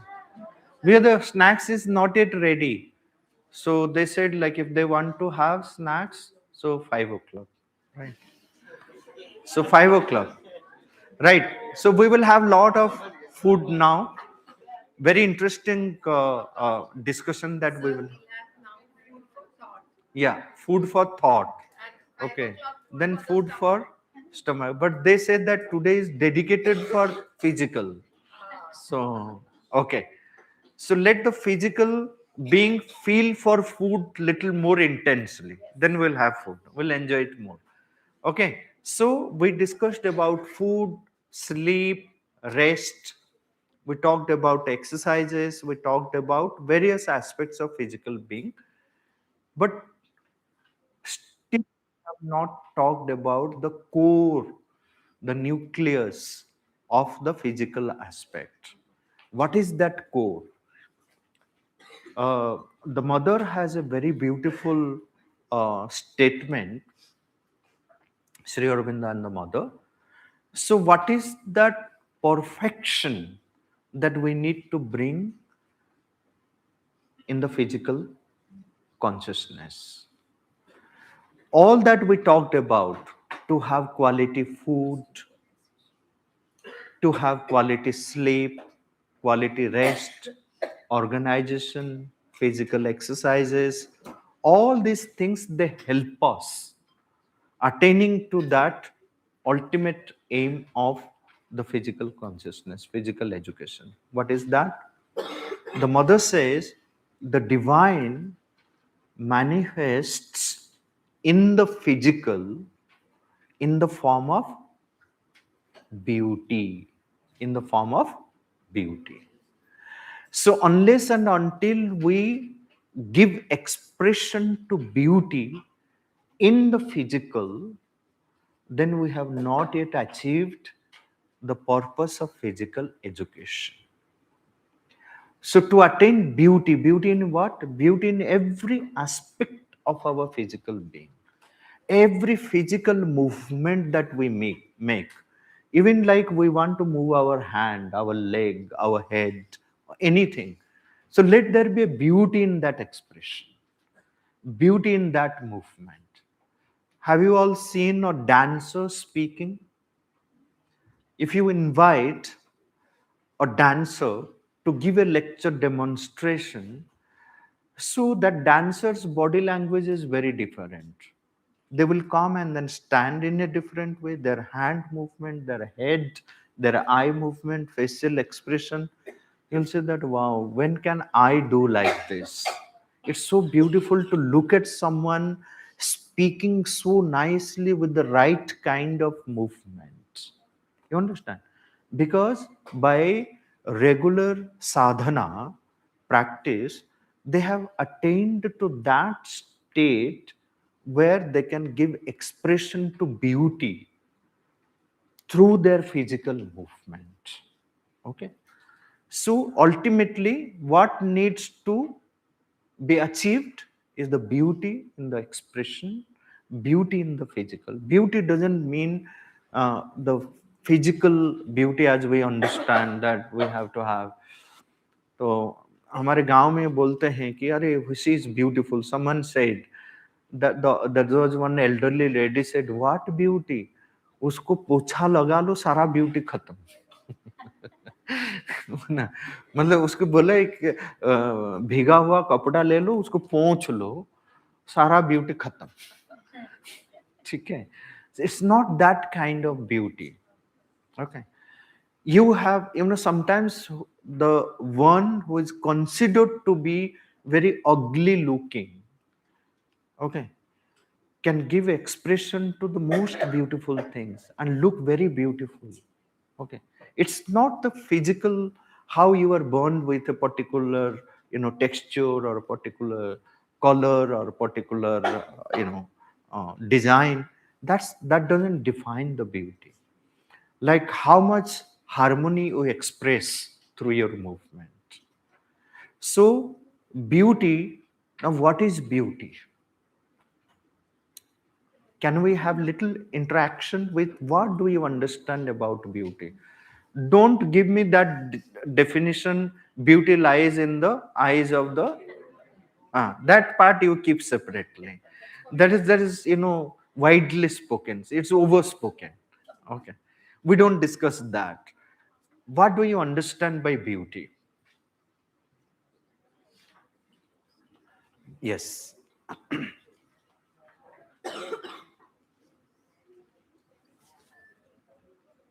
I understand that beauty is a gift from nature person gets. Beauty is a gift from the nature which person gets. Okay. Then what does it mean that we need to manifest the beauty?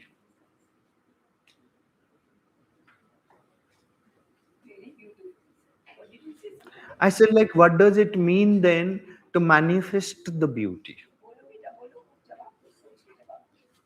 Okay, think about it. Like if we manifest, it means that we have got the gift from the nature, but we are still cannot discover that beauty. Exactly. Beautiful, beautiful. So the gift, the gift is inherent. The gift is inherent. Okay. But we are yet to discover that in us. Okay. We are yet to discover that. The beauty is there. If it is not there, it won't manifest. Beauty is there in our movement, but we have not yet discovered that. So that's what is meant by manifesting. So this also we have to remember when we say that nature, we are gifted with that beauty, but we are yet to manifest it in our physical being, right? So today we are talking about the physical beauty, the manifestation of the divine in the form of beauty in the physical. That is the highest expression. Okay. But there is a beauty of thought also. There's a beauty of emotion also. There's a beauty of a word also. Okay. That also we need to remember. Now, how do we understand whether it is beautiful or not? How do I decide for myself that yes, I have discovered the beauty?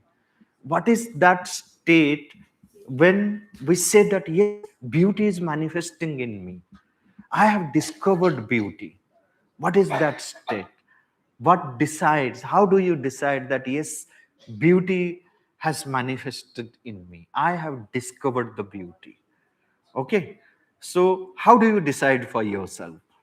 You have to look like, do not just read or listen something or a word, try to go deep into it. Ask all kinds of questions like we are discussing now. How do you decide for yourself that yes, I have discovered beauty? Oh, this is what is beauty. Look, there is beauty here. Okay, so how do you decide that? So, yes, please, last.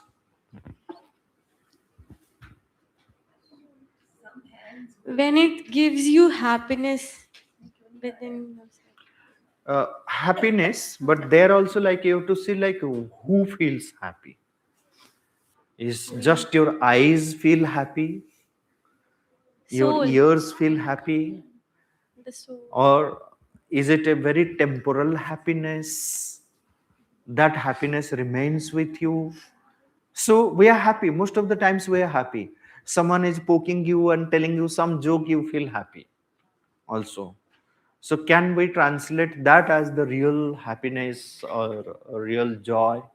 Right? But definitely, like you feel happy, you feel joy. Bliss can be Huh. defined as Huh. Okay. And yes.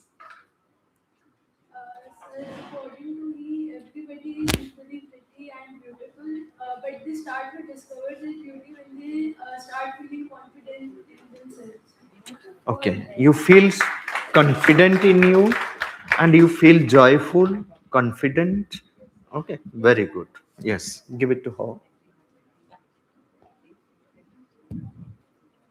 So according to me, I think when mentally we get attracted to our inner soul, or we mentally get attracted to, yes, now I got that beauty, when we get that, now that is the stage when you mentally feel that I am that thing, which I feel is real. Oh, very good. Hmm. Okay. Sir, I want to say that beauty is a kind of grace, it is a kind of aura which others can feel. Like if you're beautiful, then others can feel that aura around you, that yes, this person is so graceful, each and every movement of us is a conscious decision. It is not like, it is not instinctive, it is a conscious decision. And so recognizing beauty within ourselves is when we understand ki, yes, that if I am doing this action, I'm doing this for a purpose, and there's a certain grace, there's a certain transition to how I am doing the action. So that is my conception of beauty. Yes. Vande Mataram, sir. According to me, we discover the beauty when we introspect ourselves and are self aware about our strengths and weaknesses. Okay. So, yeah, when we grow more and more aware of ourselves, when that self awareness grows, with that, the beauty manifests. You mean that? Okay. Yes. Yes, please. So, talking about our beauty, when will we realize our beauty? As we grow conscious, as we are getting more conscious, as we are reaching, transforming, we are realizing our weaknesses, our strengths, we are improving it. Slowly, slowly, but at some point, we will fix many of our things that, like, I'm hunchbacked. My emotions, my facial expressions are bad. As I'm realizing, I'm transforming, I'm slowly, slowly, I'm moving ahead. These things will fix, and there will be a time I myself will know that I am to extent, I am beautiful. And talking about how someone else's, I would try to describe beauty. It is not only about physical appearance, as you said. It is about the way they talk, they are behaving, their facial expressions. Even if not only humans, we find a beauty in dog also. A dog will, with pleading eyes, look into us. Wouldn't you find it beautiful? It's all about, from me, it's all about the emotions, that what we feel from other person. So for me, beauty is something which soften our hearts and we love to admire and we get peace inside us. So it's not just about the face, it's about the behavior of a person, it's about the nature. Like I see a flower in the garden and I just like to admire the flower, its beauty, scent. So that's the definition of beauty for me. So my name is Kaustubh Singh of class 8C. So according to me, like we identify that this object, this thought is a beauty when that object or that thought exhibits positivity, and that positivity gives happiness to our psychic being, to us, and that psychic being tells us that yes, this is the real beauty, this is the beautiful thought or object that you have discovered. Thank you, sir. Yes. So, when a person becomes aware of their or conscious of their psychic being, a sense of beauty flows from inside and everybody around them recognizes that beauty. Okay, very good. It flows from inside. Okay. So when the beauty manifests,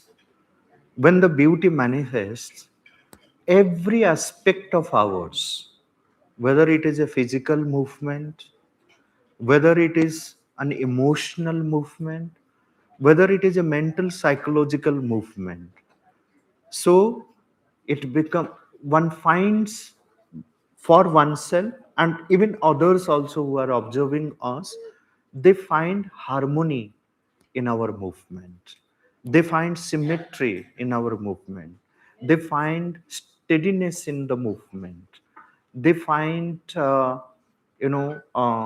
what do you call,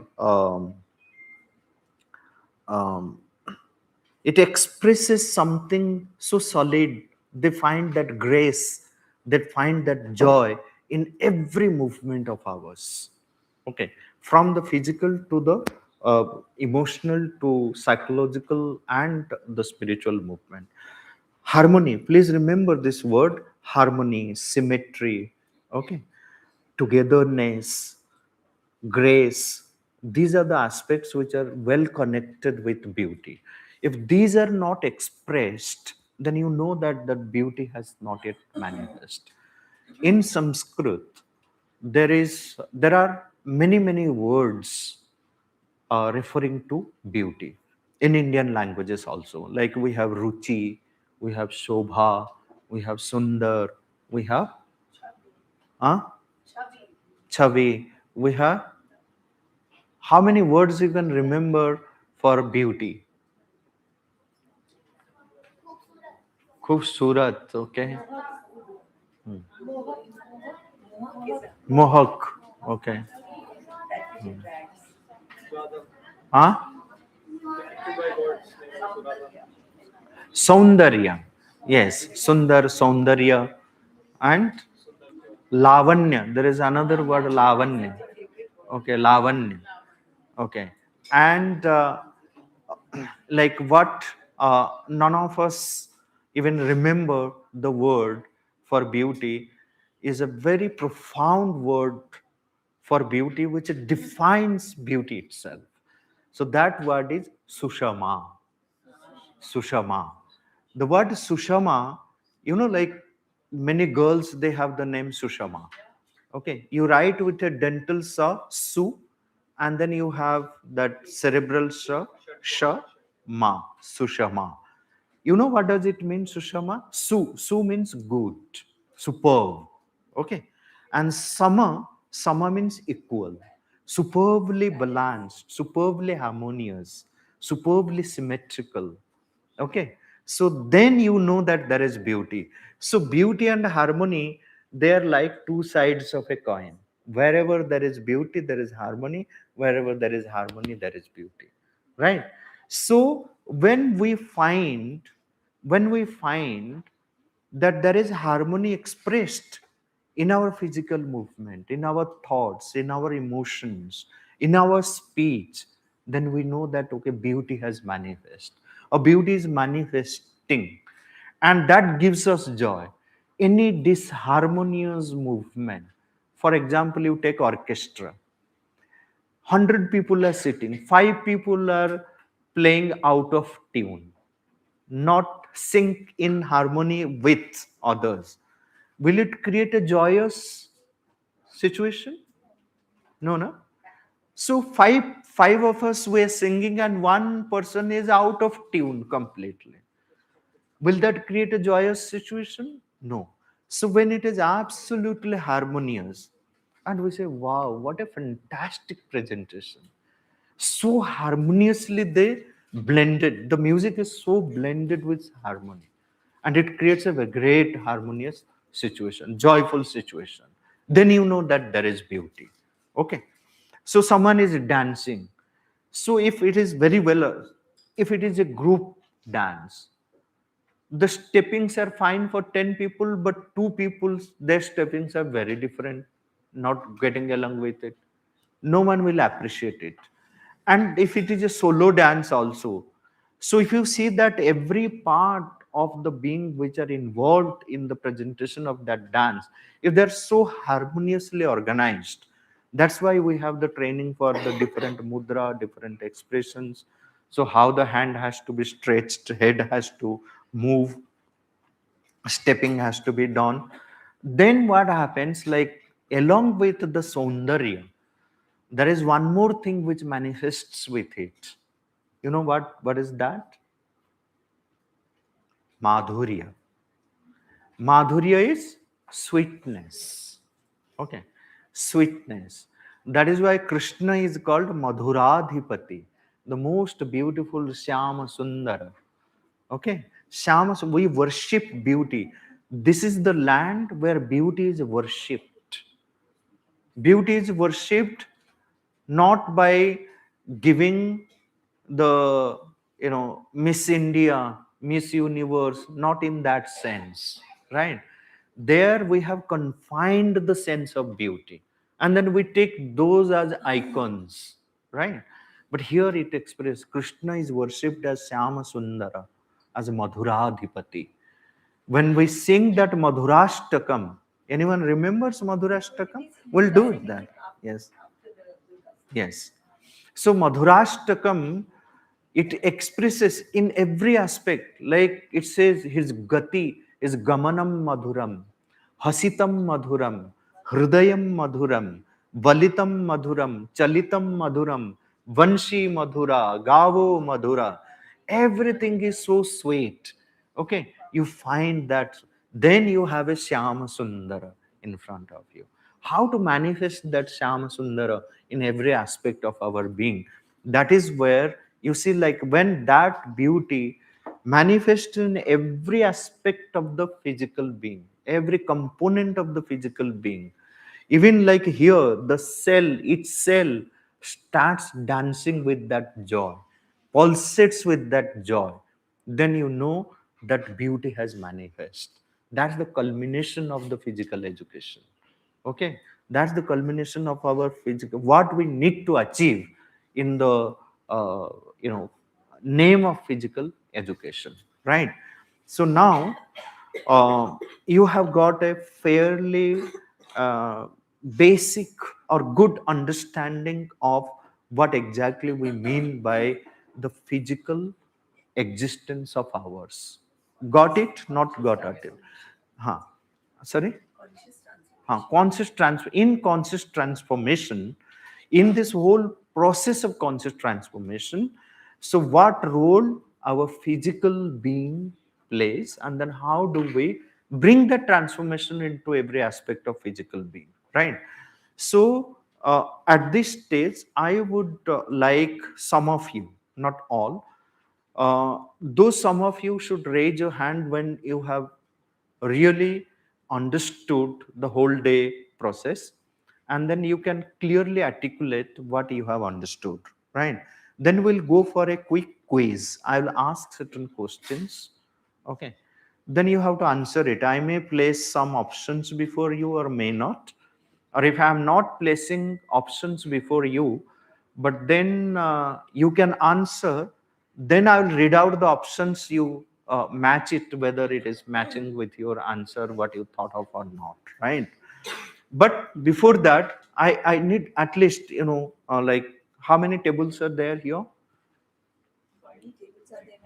How many tables? 10 tables? Sure, I think more than 10. 12. How many tables? Clearly, including all. That one is empty. 12 table. Okay, so 12 tables. So I want from each table one representative. Okay, you decide amongst your group who is going to be that representative. So you have to speak like, what did you understand Better from? at least understand what you have to. Huh. If you all are going to talk, You're you're going not to going to talk, so get what. maintain silence and then think about it. Decide your representative. Your like, suppose it's a team, your team leader who is going to say, what did you understand, right? If you want to take some time to have a little discussion amongst yourself, okay, are you willing to do that? Yes. Okay, so let's take 5 minutes for the discussion amongst yourself. Then you choose your lead, team lead, who is going to present, right? Have a discussion about, like, what is your understanding about, if someone asks you, what did you understand from today's class? So it's about what they've understood for the full day. For the full day, it's not only beauty. Vinodji said something very beautiful. She remembered some words of Keats, Ode to a Grecian Urn. She said, beauty, truth, truth, beauty. Because if there is truth, then it spontaneously expresses beauty. So truth, beauty, truth, truth, beauty, that is all ye know, all ye need to know on earth. Beautiful. Satyam Shivam Sundaram. Exactly. Janakpur में आए हैं श्री राम के साथ, तो जनक तो विदे हैं, स्वरूप सौंदर्य के जो ज्ञानी, जब देखते हैं तो लिखा है, मूरत मनोहर देखी, भयो विदेह विदेह विचेखी। वो विदेह एक भिन्न प्रकार के विदेह हो गए और मूर्ति मधुर मनोहर देखी राम लक्ष्मण मतलब तो वो अब निराकार वाले विदेह थे ना, निराकार में यानी साकार साकार दर्शन विदेह हो गए। विदेह विशेखी, विशेख मतलब विशेष रूप के विदेह हो और मूर्ति मधुर मतलब वो मूर्ति है और उसमें जो माधुर्य है का जो स्वरूप है उसमें मूर्ति मधुर मनोहर देखी दयो विदेह सीखी। So, done? Still? Okay. So you tell me then when you are ready.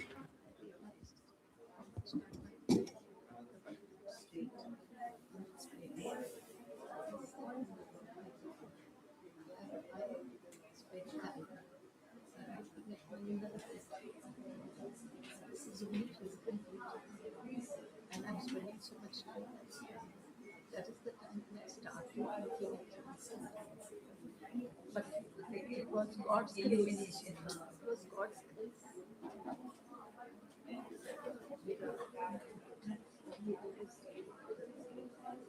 It's not much time, but it comes like this when you are ready. And it comes at such, I mean, signals are so, but you have to be attentive.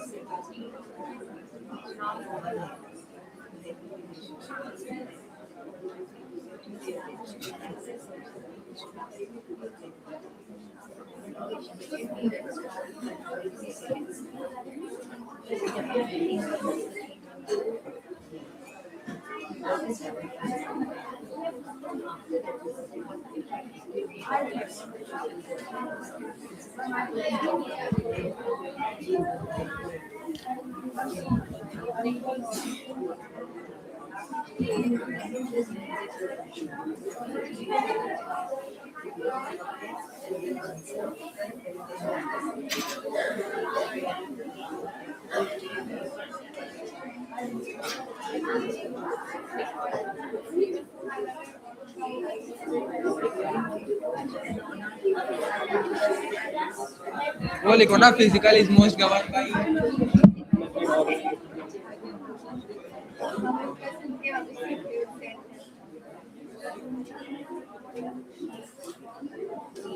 Yesterday, Potter's mother-in-law heard yesterday. She heard in Bangalore. So I sent her the link. I sent her today's link also. So I don't think she was able to hear. She just now said, I heard yesterday. She was a teacher. And my daughter now is in Lucknow. So my grandson is with her. So she keeps an eye on him.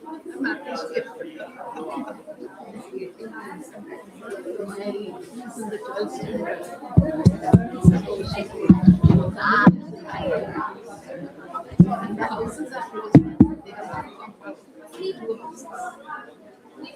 And he is my auntie's mother-in-law is traveling. So mother-in-law is told, Auntie was told, Krishna is his name. Krishna you have to take care of him. So he feels very responsible. She used to be a teacher also. Retired as a teacher.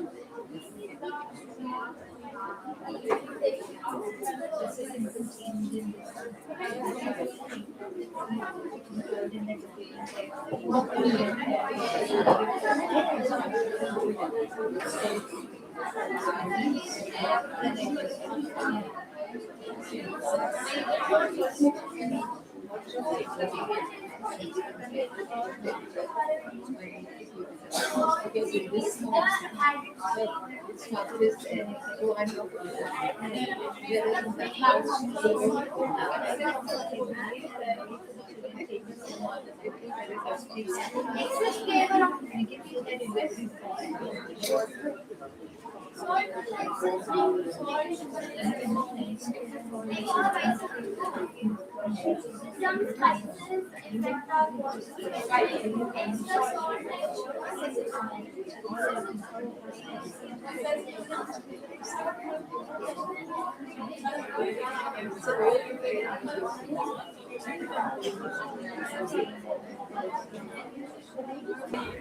For giving us this speech.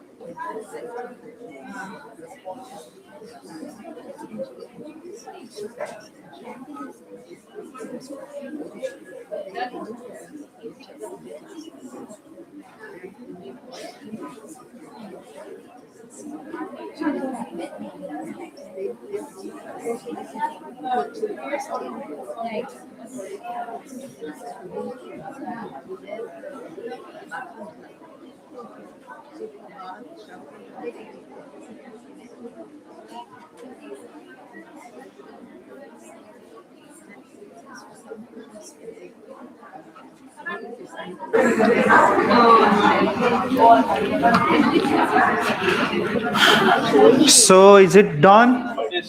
Okay. So we go for, because otherwise you will get delayed for your snacks.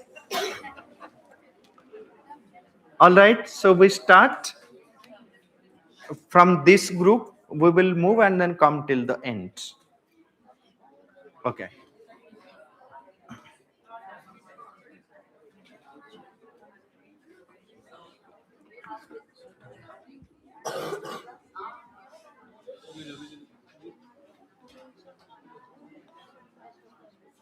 Vande Just Mataram, 1 sir. minute. I am Yuvraj I'll Singh. put the stopwatch. Okay. And not more than 2 minutes. Not more than 2 minutes. Yeah. Start. Vande Mataram, sir. I am Yuvraj Singh of 9E. Loud. I am Yuvraj Singh of 9E. From today's session, I learned that physical education represents a fundamental human development that is often overlooked in its depth. It is not merely an exercise, but a systematic approach to existence. It begins at birth and continues throughout life. It requires conscious participation and willingness. It aims towards the total perfection of the body's instrument. Thank you. Next.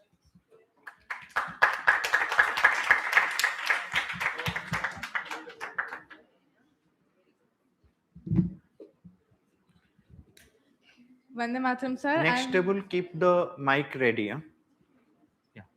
Vande Mataram, sir. I'm Lavanya Garg from class 8F, and today we talked about the physical being. We talk see the physical being is controlled by tamas because it is made up of jar, that inconscient matter, and so it has many imperfections. We have to work towards perfecting it. It is the first goal, first step we have to take towards perfection. And perfection is endless, and perfection is like a milestone. It is endless. We reach at one place, there is a higher perfection. Then today we also talked about food and how we should eating habits, and we talked about sleep. We should never force food. Whenever we want to eat food, then we'll eat food, and we should try to limit our junk food. And about sleep, there is deep sleep. The deep sleep is we fully sleep, and it does not have to do with the time, and we get we get refreshed, and all the parts of our body, our vital, mental and physical being, all get rested.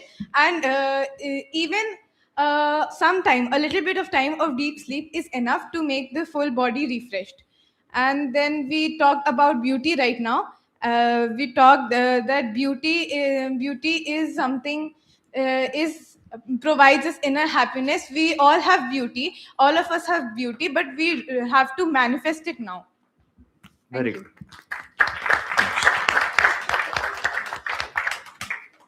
So today we talked about. Yeah. Uh, Name. I am Arshali Khan from class 7D, and my group number is 3 for boys. And today what we learned was that, first of all, physical education is a fundamental aspect of human development. It is not exercise like mainly.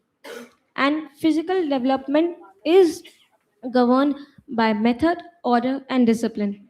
And we also learned about Jara, darkness which is covered by the darkest.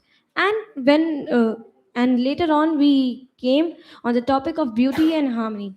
And what I learned and my group learned from that topic is that beauty is in something which is in which the universe transcends into, and which soothes the soul. It is not determined by looks, but by the positivity and harmony it holds.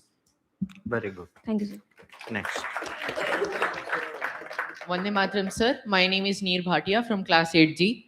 Sir, what I learned from today's session was that physical education means achieving total perfection of the body.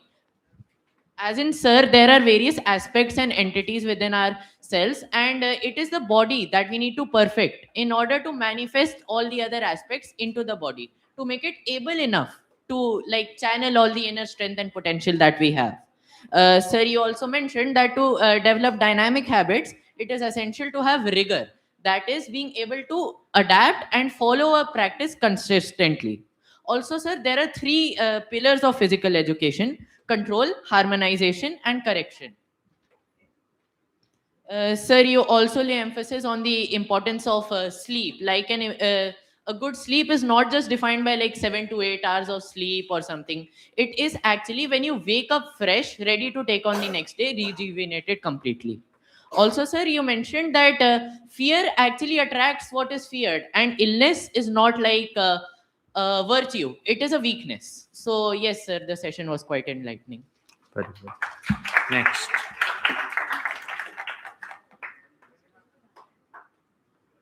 Matram sir, my name is Kaustav Singh of class 8C.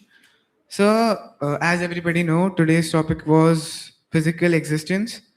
Uh, our group understood that physical existence is the physical being in form of which we are existing.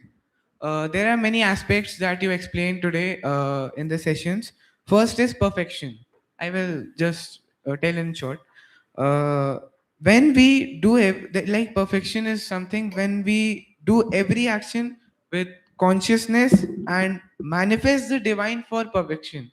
There is no end of perfection, as you explained. Then another aspect is imperfection. We identified many imperfections within us, our physical being, which we promise to correct them in future. And for example, lack of strength, lack of a fixed routine, lack of flexibility, and etc. And like you told that what is the purpose of the total perfection? Total perfection is to remove all the imperfections from our life and body. Another aspect which you explained was food and nutrition under physical being. Uh, we should always eat within the boundaries of the capacity of our internal parts. Uh, there are many ways to like control food and like to pay attention and like improve our health in field like in case of food and nutrition. There are three steps which can be taken.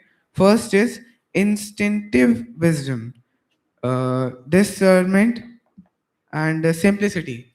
Like we should not uh, like everybody eat junk food regularly, that should be avoided, and we should always eat simple food. And nowadays many people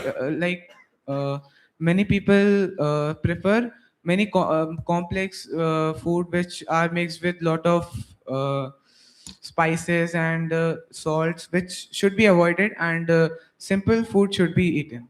Thank you, sir. Next. Vandamatam sir, I am Jaya Tiwari, and today on behalf of my table mates, I'll be presenting the learnings of the day. Bring the mic. I'll be presenting the learnings of the day. So the session began with a shlok, Shariram Khalum Adyamam Dharma Sadhanam, if I'm not wrong with the pronunciation. That means the flesh, the body is a sadhan to perform dharma. Then we discussed about, I'll keep it short and crisp. Huh? Then we discussed about the natural imperfections of our body. And then you told us that when you reach perfection, that's when real work begins. And then you explained us that the education should begin since birth. Then we discussed that physical being is most governed by three important things: method, order, and discipline. And then, if you want to develop a strong willpower for anything, it must be followed by regularity or consistency. Then we discussed what are the pillars of psychic being. that is control, having uh, creating boundaries. Control means creating boundaries. Harmonization, that can be in our body parts. And correction, that is not only addressing the issue but also correcting it. Then we discussed about Mitahara and Hitahara. Mitahara means well measured, and Hitahara means good and nutritioned. Then we discussed about psychology of health, that is eliminate fear and redefine illness. We should not be fearful about anything, and illness should not be seen as a flex kind of thing. Then we discussed about beauty. That was the most important part, which and you just told us that the beauty is manifested within all of us. And we discussed about two important names, that were Sushma and Madhura. Sushma was used for beauty, and Madhuri. Madhurya. Madhuri was used for sweetness. Thank you, sir, for beautifully explaining us physical being and education, physical education. Very good. Next. Vande Matram, sir. I am Sheetal Katyar from grade 9 Nafrijan. So during the whole day, we understood about our physical being. We observed the imperfections in our physical being, that is Annamaya Satta, like laziness, restlessness, inflexibility, lack of control in ourselves. We also got to know that there is no end to perfection. All we can do is consciously strive for perfection and make conscious efforts and give our 100%. After that, we learned about the lifelong education, wherein we got to know that education of one should begin from birth till the last breath. We learned about healthy eating habits and sleep. Lastly, we got to know how to discover our beauty, which is balanced with harmony, rhythm, and truth. Very Thank good. you, sir. Thank you. Next. Vande Mataram, sir. I'm Yugvardhan Singh from 10F. So we started off the lesson by us discussing physical aspect of our consciousness. Then you made a statement that body is the base, and then we talked. Then you said that Sharir, Man, and Atma are integral because it provokes our aspect of consciousness. Then, sir, you asked us perfection and what it is. And perfection you defined as it is a flawless state in which the actions and thoughts come flawlessly. Then, sir, we moved on, and you talked about lifelong education, and how it goes from start of birth and till after death. And then, sir, you told us how to maintain habitual consciousness. And lastly, we discussed how sleep and how it is very important for our health. Thank you, sir. Thank you. Okay, next. So today we started the day by discussing the imperfections of the physical body. Then we moved on how to fix those imperfections using discipline and becoming conscious of our actions. So then we talked about various aspects like exercising, and we all made a promise to ourselves and how we will improve. So later on in the day, we talked about so we talked about sleep. So we talked that we should always switch off our digital devices and spend some good time, quality time with our family, or doing anything productive 2 to 3 hours before we sleep. We should also not digest anything 2 to 3 hours before we should not eat anything 2 to 3 hours before we sleep, so that it does not disrupt the sun cycle of the body. We also talked about eating, wherein we talked about cleanliness and hygiene in eating, which got me and my friends during the lunch eating using our hands instead of spoons. And then we also talked about what the quality and the quantity of food. We should always eat that much which is required for our body, and we should always eat good food. Like sir gave the example of the child who was sitting in the train. He ate a lot of unhealthy food, and then his intestines were severely disrupted during the day. Overall, we learned how to bring the psychic being out through the physical body, and we also learned how to become beautiful, that is not by appearance but by grace. And when there's a certain aura that you can recognize that the person is beautiful, that gives not only the person who is beautiful but the other people also a certain inner light. So today we discussed about various aspects of the physical body, and we gained enlightenment how we can perfect these to become the perfect instrument of the psychic entity. Thank you. Next. Yes. Vande Mataram, my name is Jaipuria School from class 9G, and I would like to thank the divine for giving the opportunity to speak. So, the first session, I talked about perfection. Perfection is something which cannot be.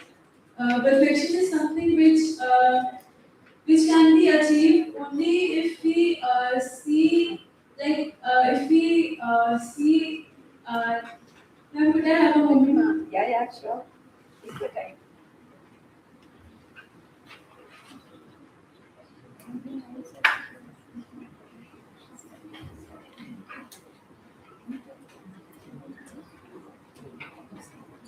uh, we can use the analogy of an mountain climber who is climbing a mountain peak, and when he comes on top of the mountain peak, he sees another peak, which the peaks symbolize the perfection, and the mountain climbers represent us. When we reach a certain level of perfection, we see the opportunity to become more perfect, which leads to our conscious transformation. So we also talked about physical education, which is the most vital and fundamental part of the human being. It is one of the aspects which is the most overlooked in life. Uh, it is not merely an exercise but a way of living. It begins at birth and continues throughout life. It requires constant participation and intelligence, willingness, and it aims at the perfection of the body's instrument. In session 2, so we talked about method, order, and discipline, the nature of physical consciousness, precise method. Of all domains, the physical is the most governed by method, order, and discipline. Lack of plasticity matters, lack of receptivity must be replaced by precise and comprehensive organization, exact process. Even mental impulses must submit to the exact processes to express themselves physically. In session 3, the sleep cycle and nutrition, talk about the three pillars of physical education: control, harmonization, and correction. Um, Control and discipline of the internal functioning of the body, methodical development of all parts and movements of the body, systematic correction of any defects and deformities, rational and enlightened mastery. Education must be based upon a minimum knowledge of human structure and functioning. Internal awareness. Children must be taught to observe internal organs to ensure harmonies and functioning. Um Bad postural hazards. Bad posture can result to uh, long-term ailments, and it can also cause various diseases which can affect the human spine and bones. Nutrition and physical education. Instinctive wisdom. Do not force distasteful food. The body often knows what is harmful. Discernment. Children must learn to distinguish between desires and actual needs, meaning that, like, we can use the example of a young boy going to a mall and seeing a pack of chips and a pack of flour. The child is young, so he will obviously choose the packet of chips, thinking that he wants the chips, so it must be the one which is healthy for him. But he doesn't know anything about the flour, so he ignores it.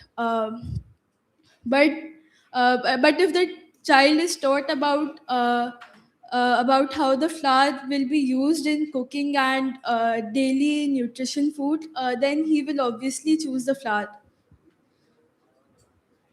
Healthy temperament, cleanliness, and hygiene should be enjoyed, not performed as chores or out of fear. In the fourth session, the recovery.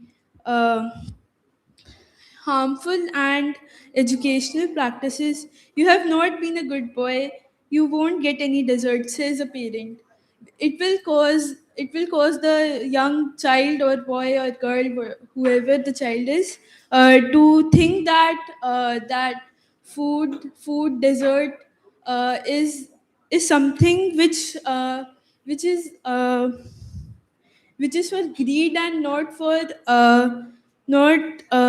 bodily functioning. The psychology of health and eliminating fear. Fear is surely the way of attracting what is feared. Never instill fear of illness to a child. uh, Redefine illness. Teach that illness is a sign of weakness or inferiority, not a source of virtue or sacrifice. um, Sleep and physical balance, the pre midnight rule. Hours before midnight are the best for resting the nerves. And we shall always eat our supper before 3 to 2 hours of rest. Like we should eat our food 3 hours before we go to sleep, so that it does not interfere. It does not interfere with the sun's, like our body's functioning. And quality sleep has different definitions for everybody. Somebody may enjoy 6 hours of sleep, somebody may enjoy 8 hours of sleep, somebody may enjoy 3 hours of sleep. So uh, quality sleep, qu-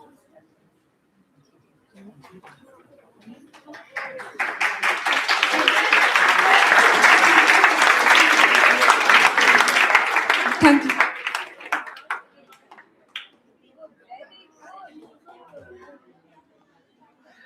Okay, so thank you Beta, all. you were very, very good. You spoke so well. Thank you. Thank you so much.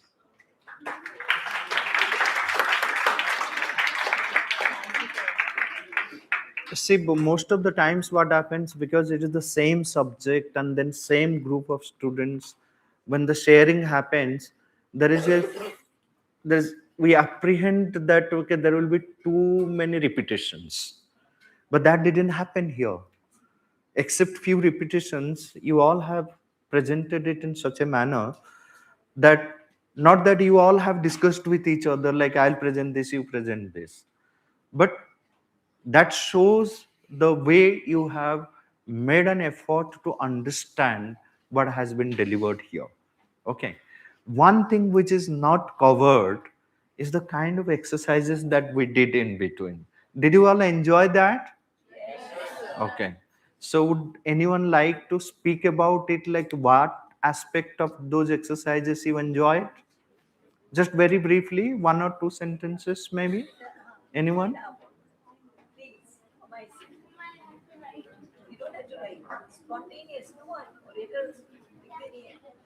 Anything with regard to the different exercises that we did, like we did the physical movement with the rhythm, we walked through the hurdles.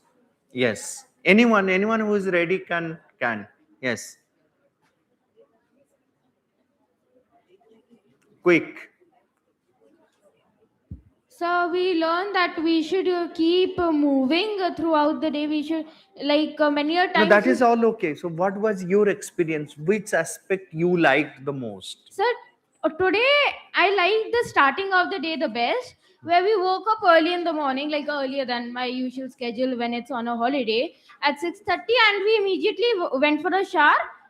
No, we did not go for a shower immediately. We did some yoga, and then we had our breakfast and that breakfast and shower. So that was a truly Okay, very good. Okay. Anyone else here? Yes. Whoever has a mic, please speak. Vande Mataram, sir. I'm Nanika Bajaj of class 9th. Sir, I had taken a sankalp in my mind, I did not share it, that I would correct my posture. So, when we did the exercise for 3 minutes that we had to sit straight, it really helped, and I did not feel like some kind of pressure on my back. It was fine, really. And when we were roaming around here, it really helped to refresh our mind between the sessions. So, it was very nice. Very good. Okay. Okay, yes. So that exercise of yours to move around by not touching anything, so that made us mind conscious of our things around us by not touching them, seeing them, the things around us, roaming around the tables by not even touching anything. Okay, yes.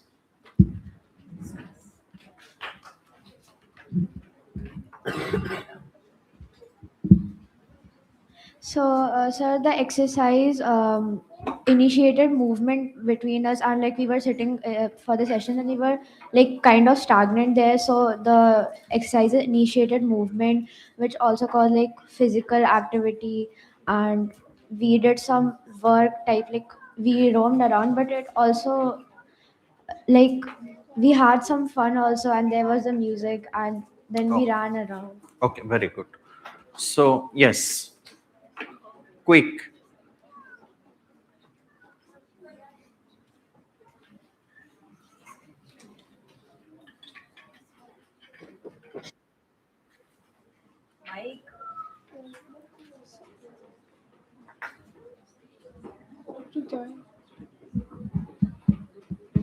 Hello. Vande Mataram, sir. I am Ikra from Naftrijan. Like throughout the day between the sessions, when we were tired, we did an activity of physical movement to feel refreshed and which made the sessions more interesting and engaging. Okay. Yeah. Vande Mataram, sir. I am Sheetal Katyar from grade 9, Nafrijan. So the last activity we did, we were moving, and we were like moving and not touching the objects around us. So from that activity, I learned that we should like ignore our obstacles. We should ignore our thoughts, negative thoughts, and move on forward to achieve success. Okay. Yeah. Yeah, so we will end the day today, at least the lecture sessions and interactive sessions. Then we will have snacks, and then after that we have a bhajan session, right? So where we all will be participating before we move for other aspects. Sir, I really like when we did the movement. Close and then loud. So I am Viraj Pandey from class 6E. I really liked when we moved around the auditorium without touching anything. It really helped us open our mind. Very good. And Thank you. So let's break for snacks with few seconds of silence.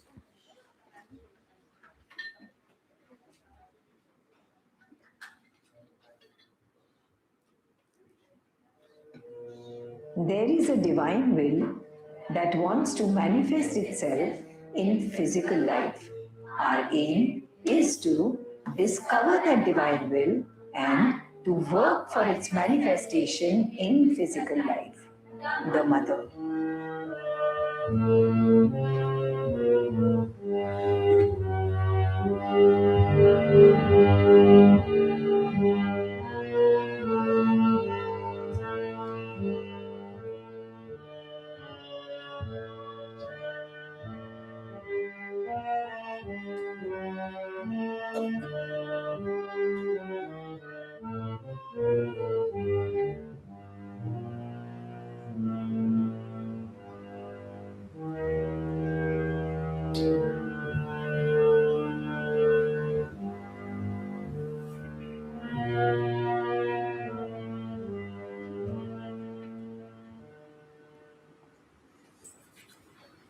Oh, So, students, many of you wanted to do singing like yesterday. How many of you would like to do? Of course, we're not taking away your games period. After after the singing, there is games like you all always do. So, how many of you want to do singing? Okay. So, after snacks, यहीं आ जाना जल्दी से. Half an hour of singing. Your games is at 6 o'clock. We'll still manage it. Haji? Oh, 6:30, then we have enough time. So have your snacks and come back here. And we've planned something else for your singing today. Okay? Good? Enjoying? Malti di, you and I will not eat anything. नहीं तो no snacks. हाँ अच्छा oh 1 minute बच्चों 1 minute बच्चों please the thank you for Sampath ji. No. Your name Geet? Ma'am, Neer. Me. Neer. Neer is going to NEER. give a thank you to Sampath ji. Come on. Sit down. 1 minute or stand, whatever you want.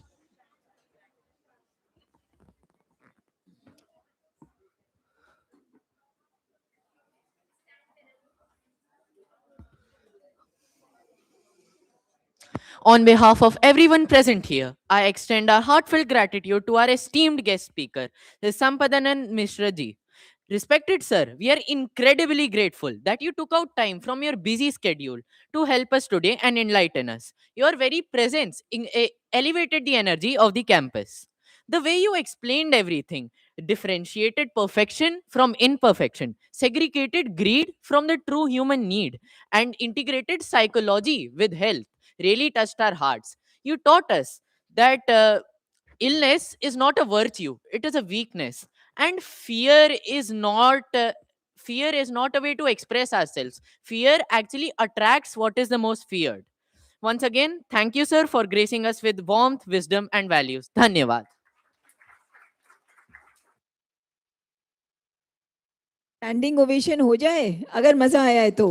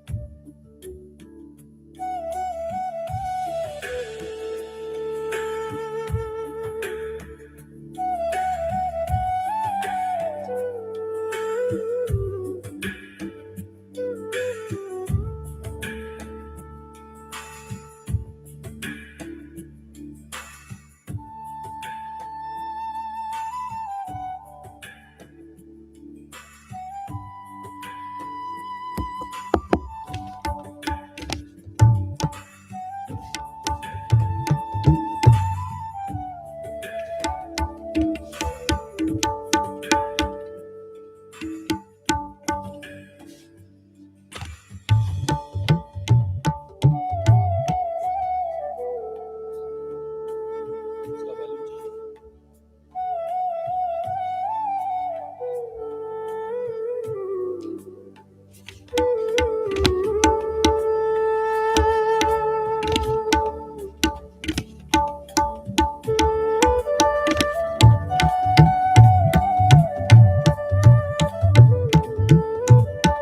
Base इसमें डाल दीजिए।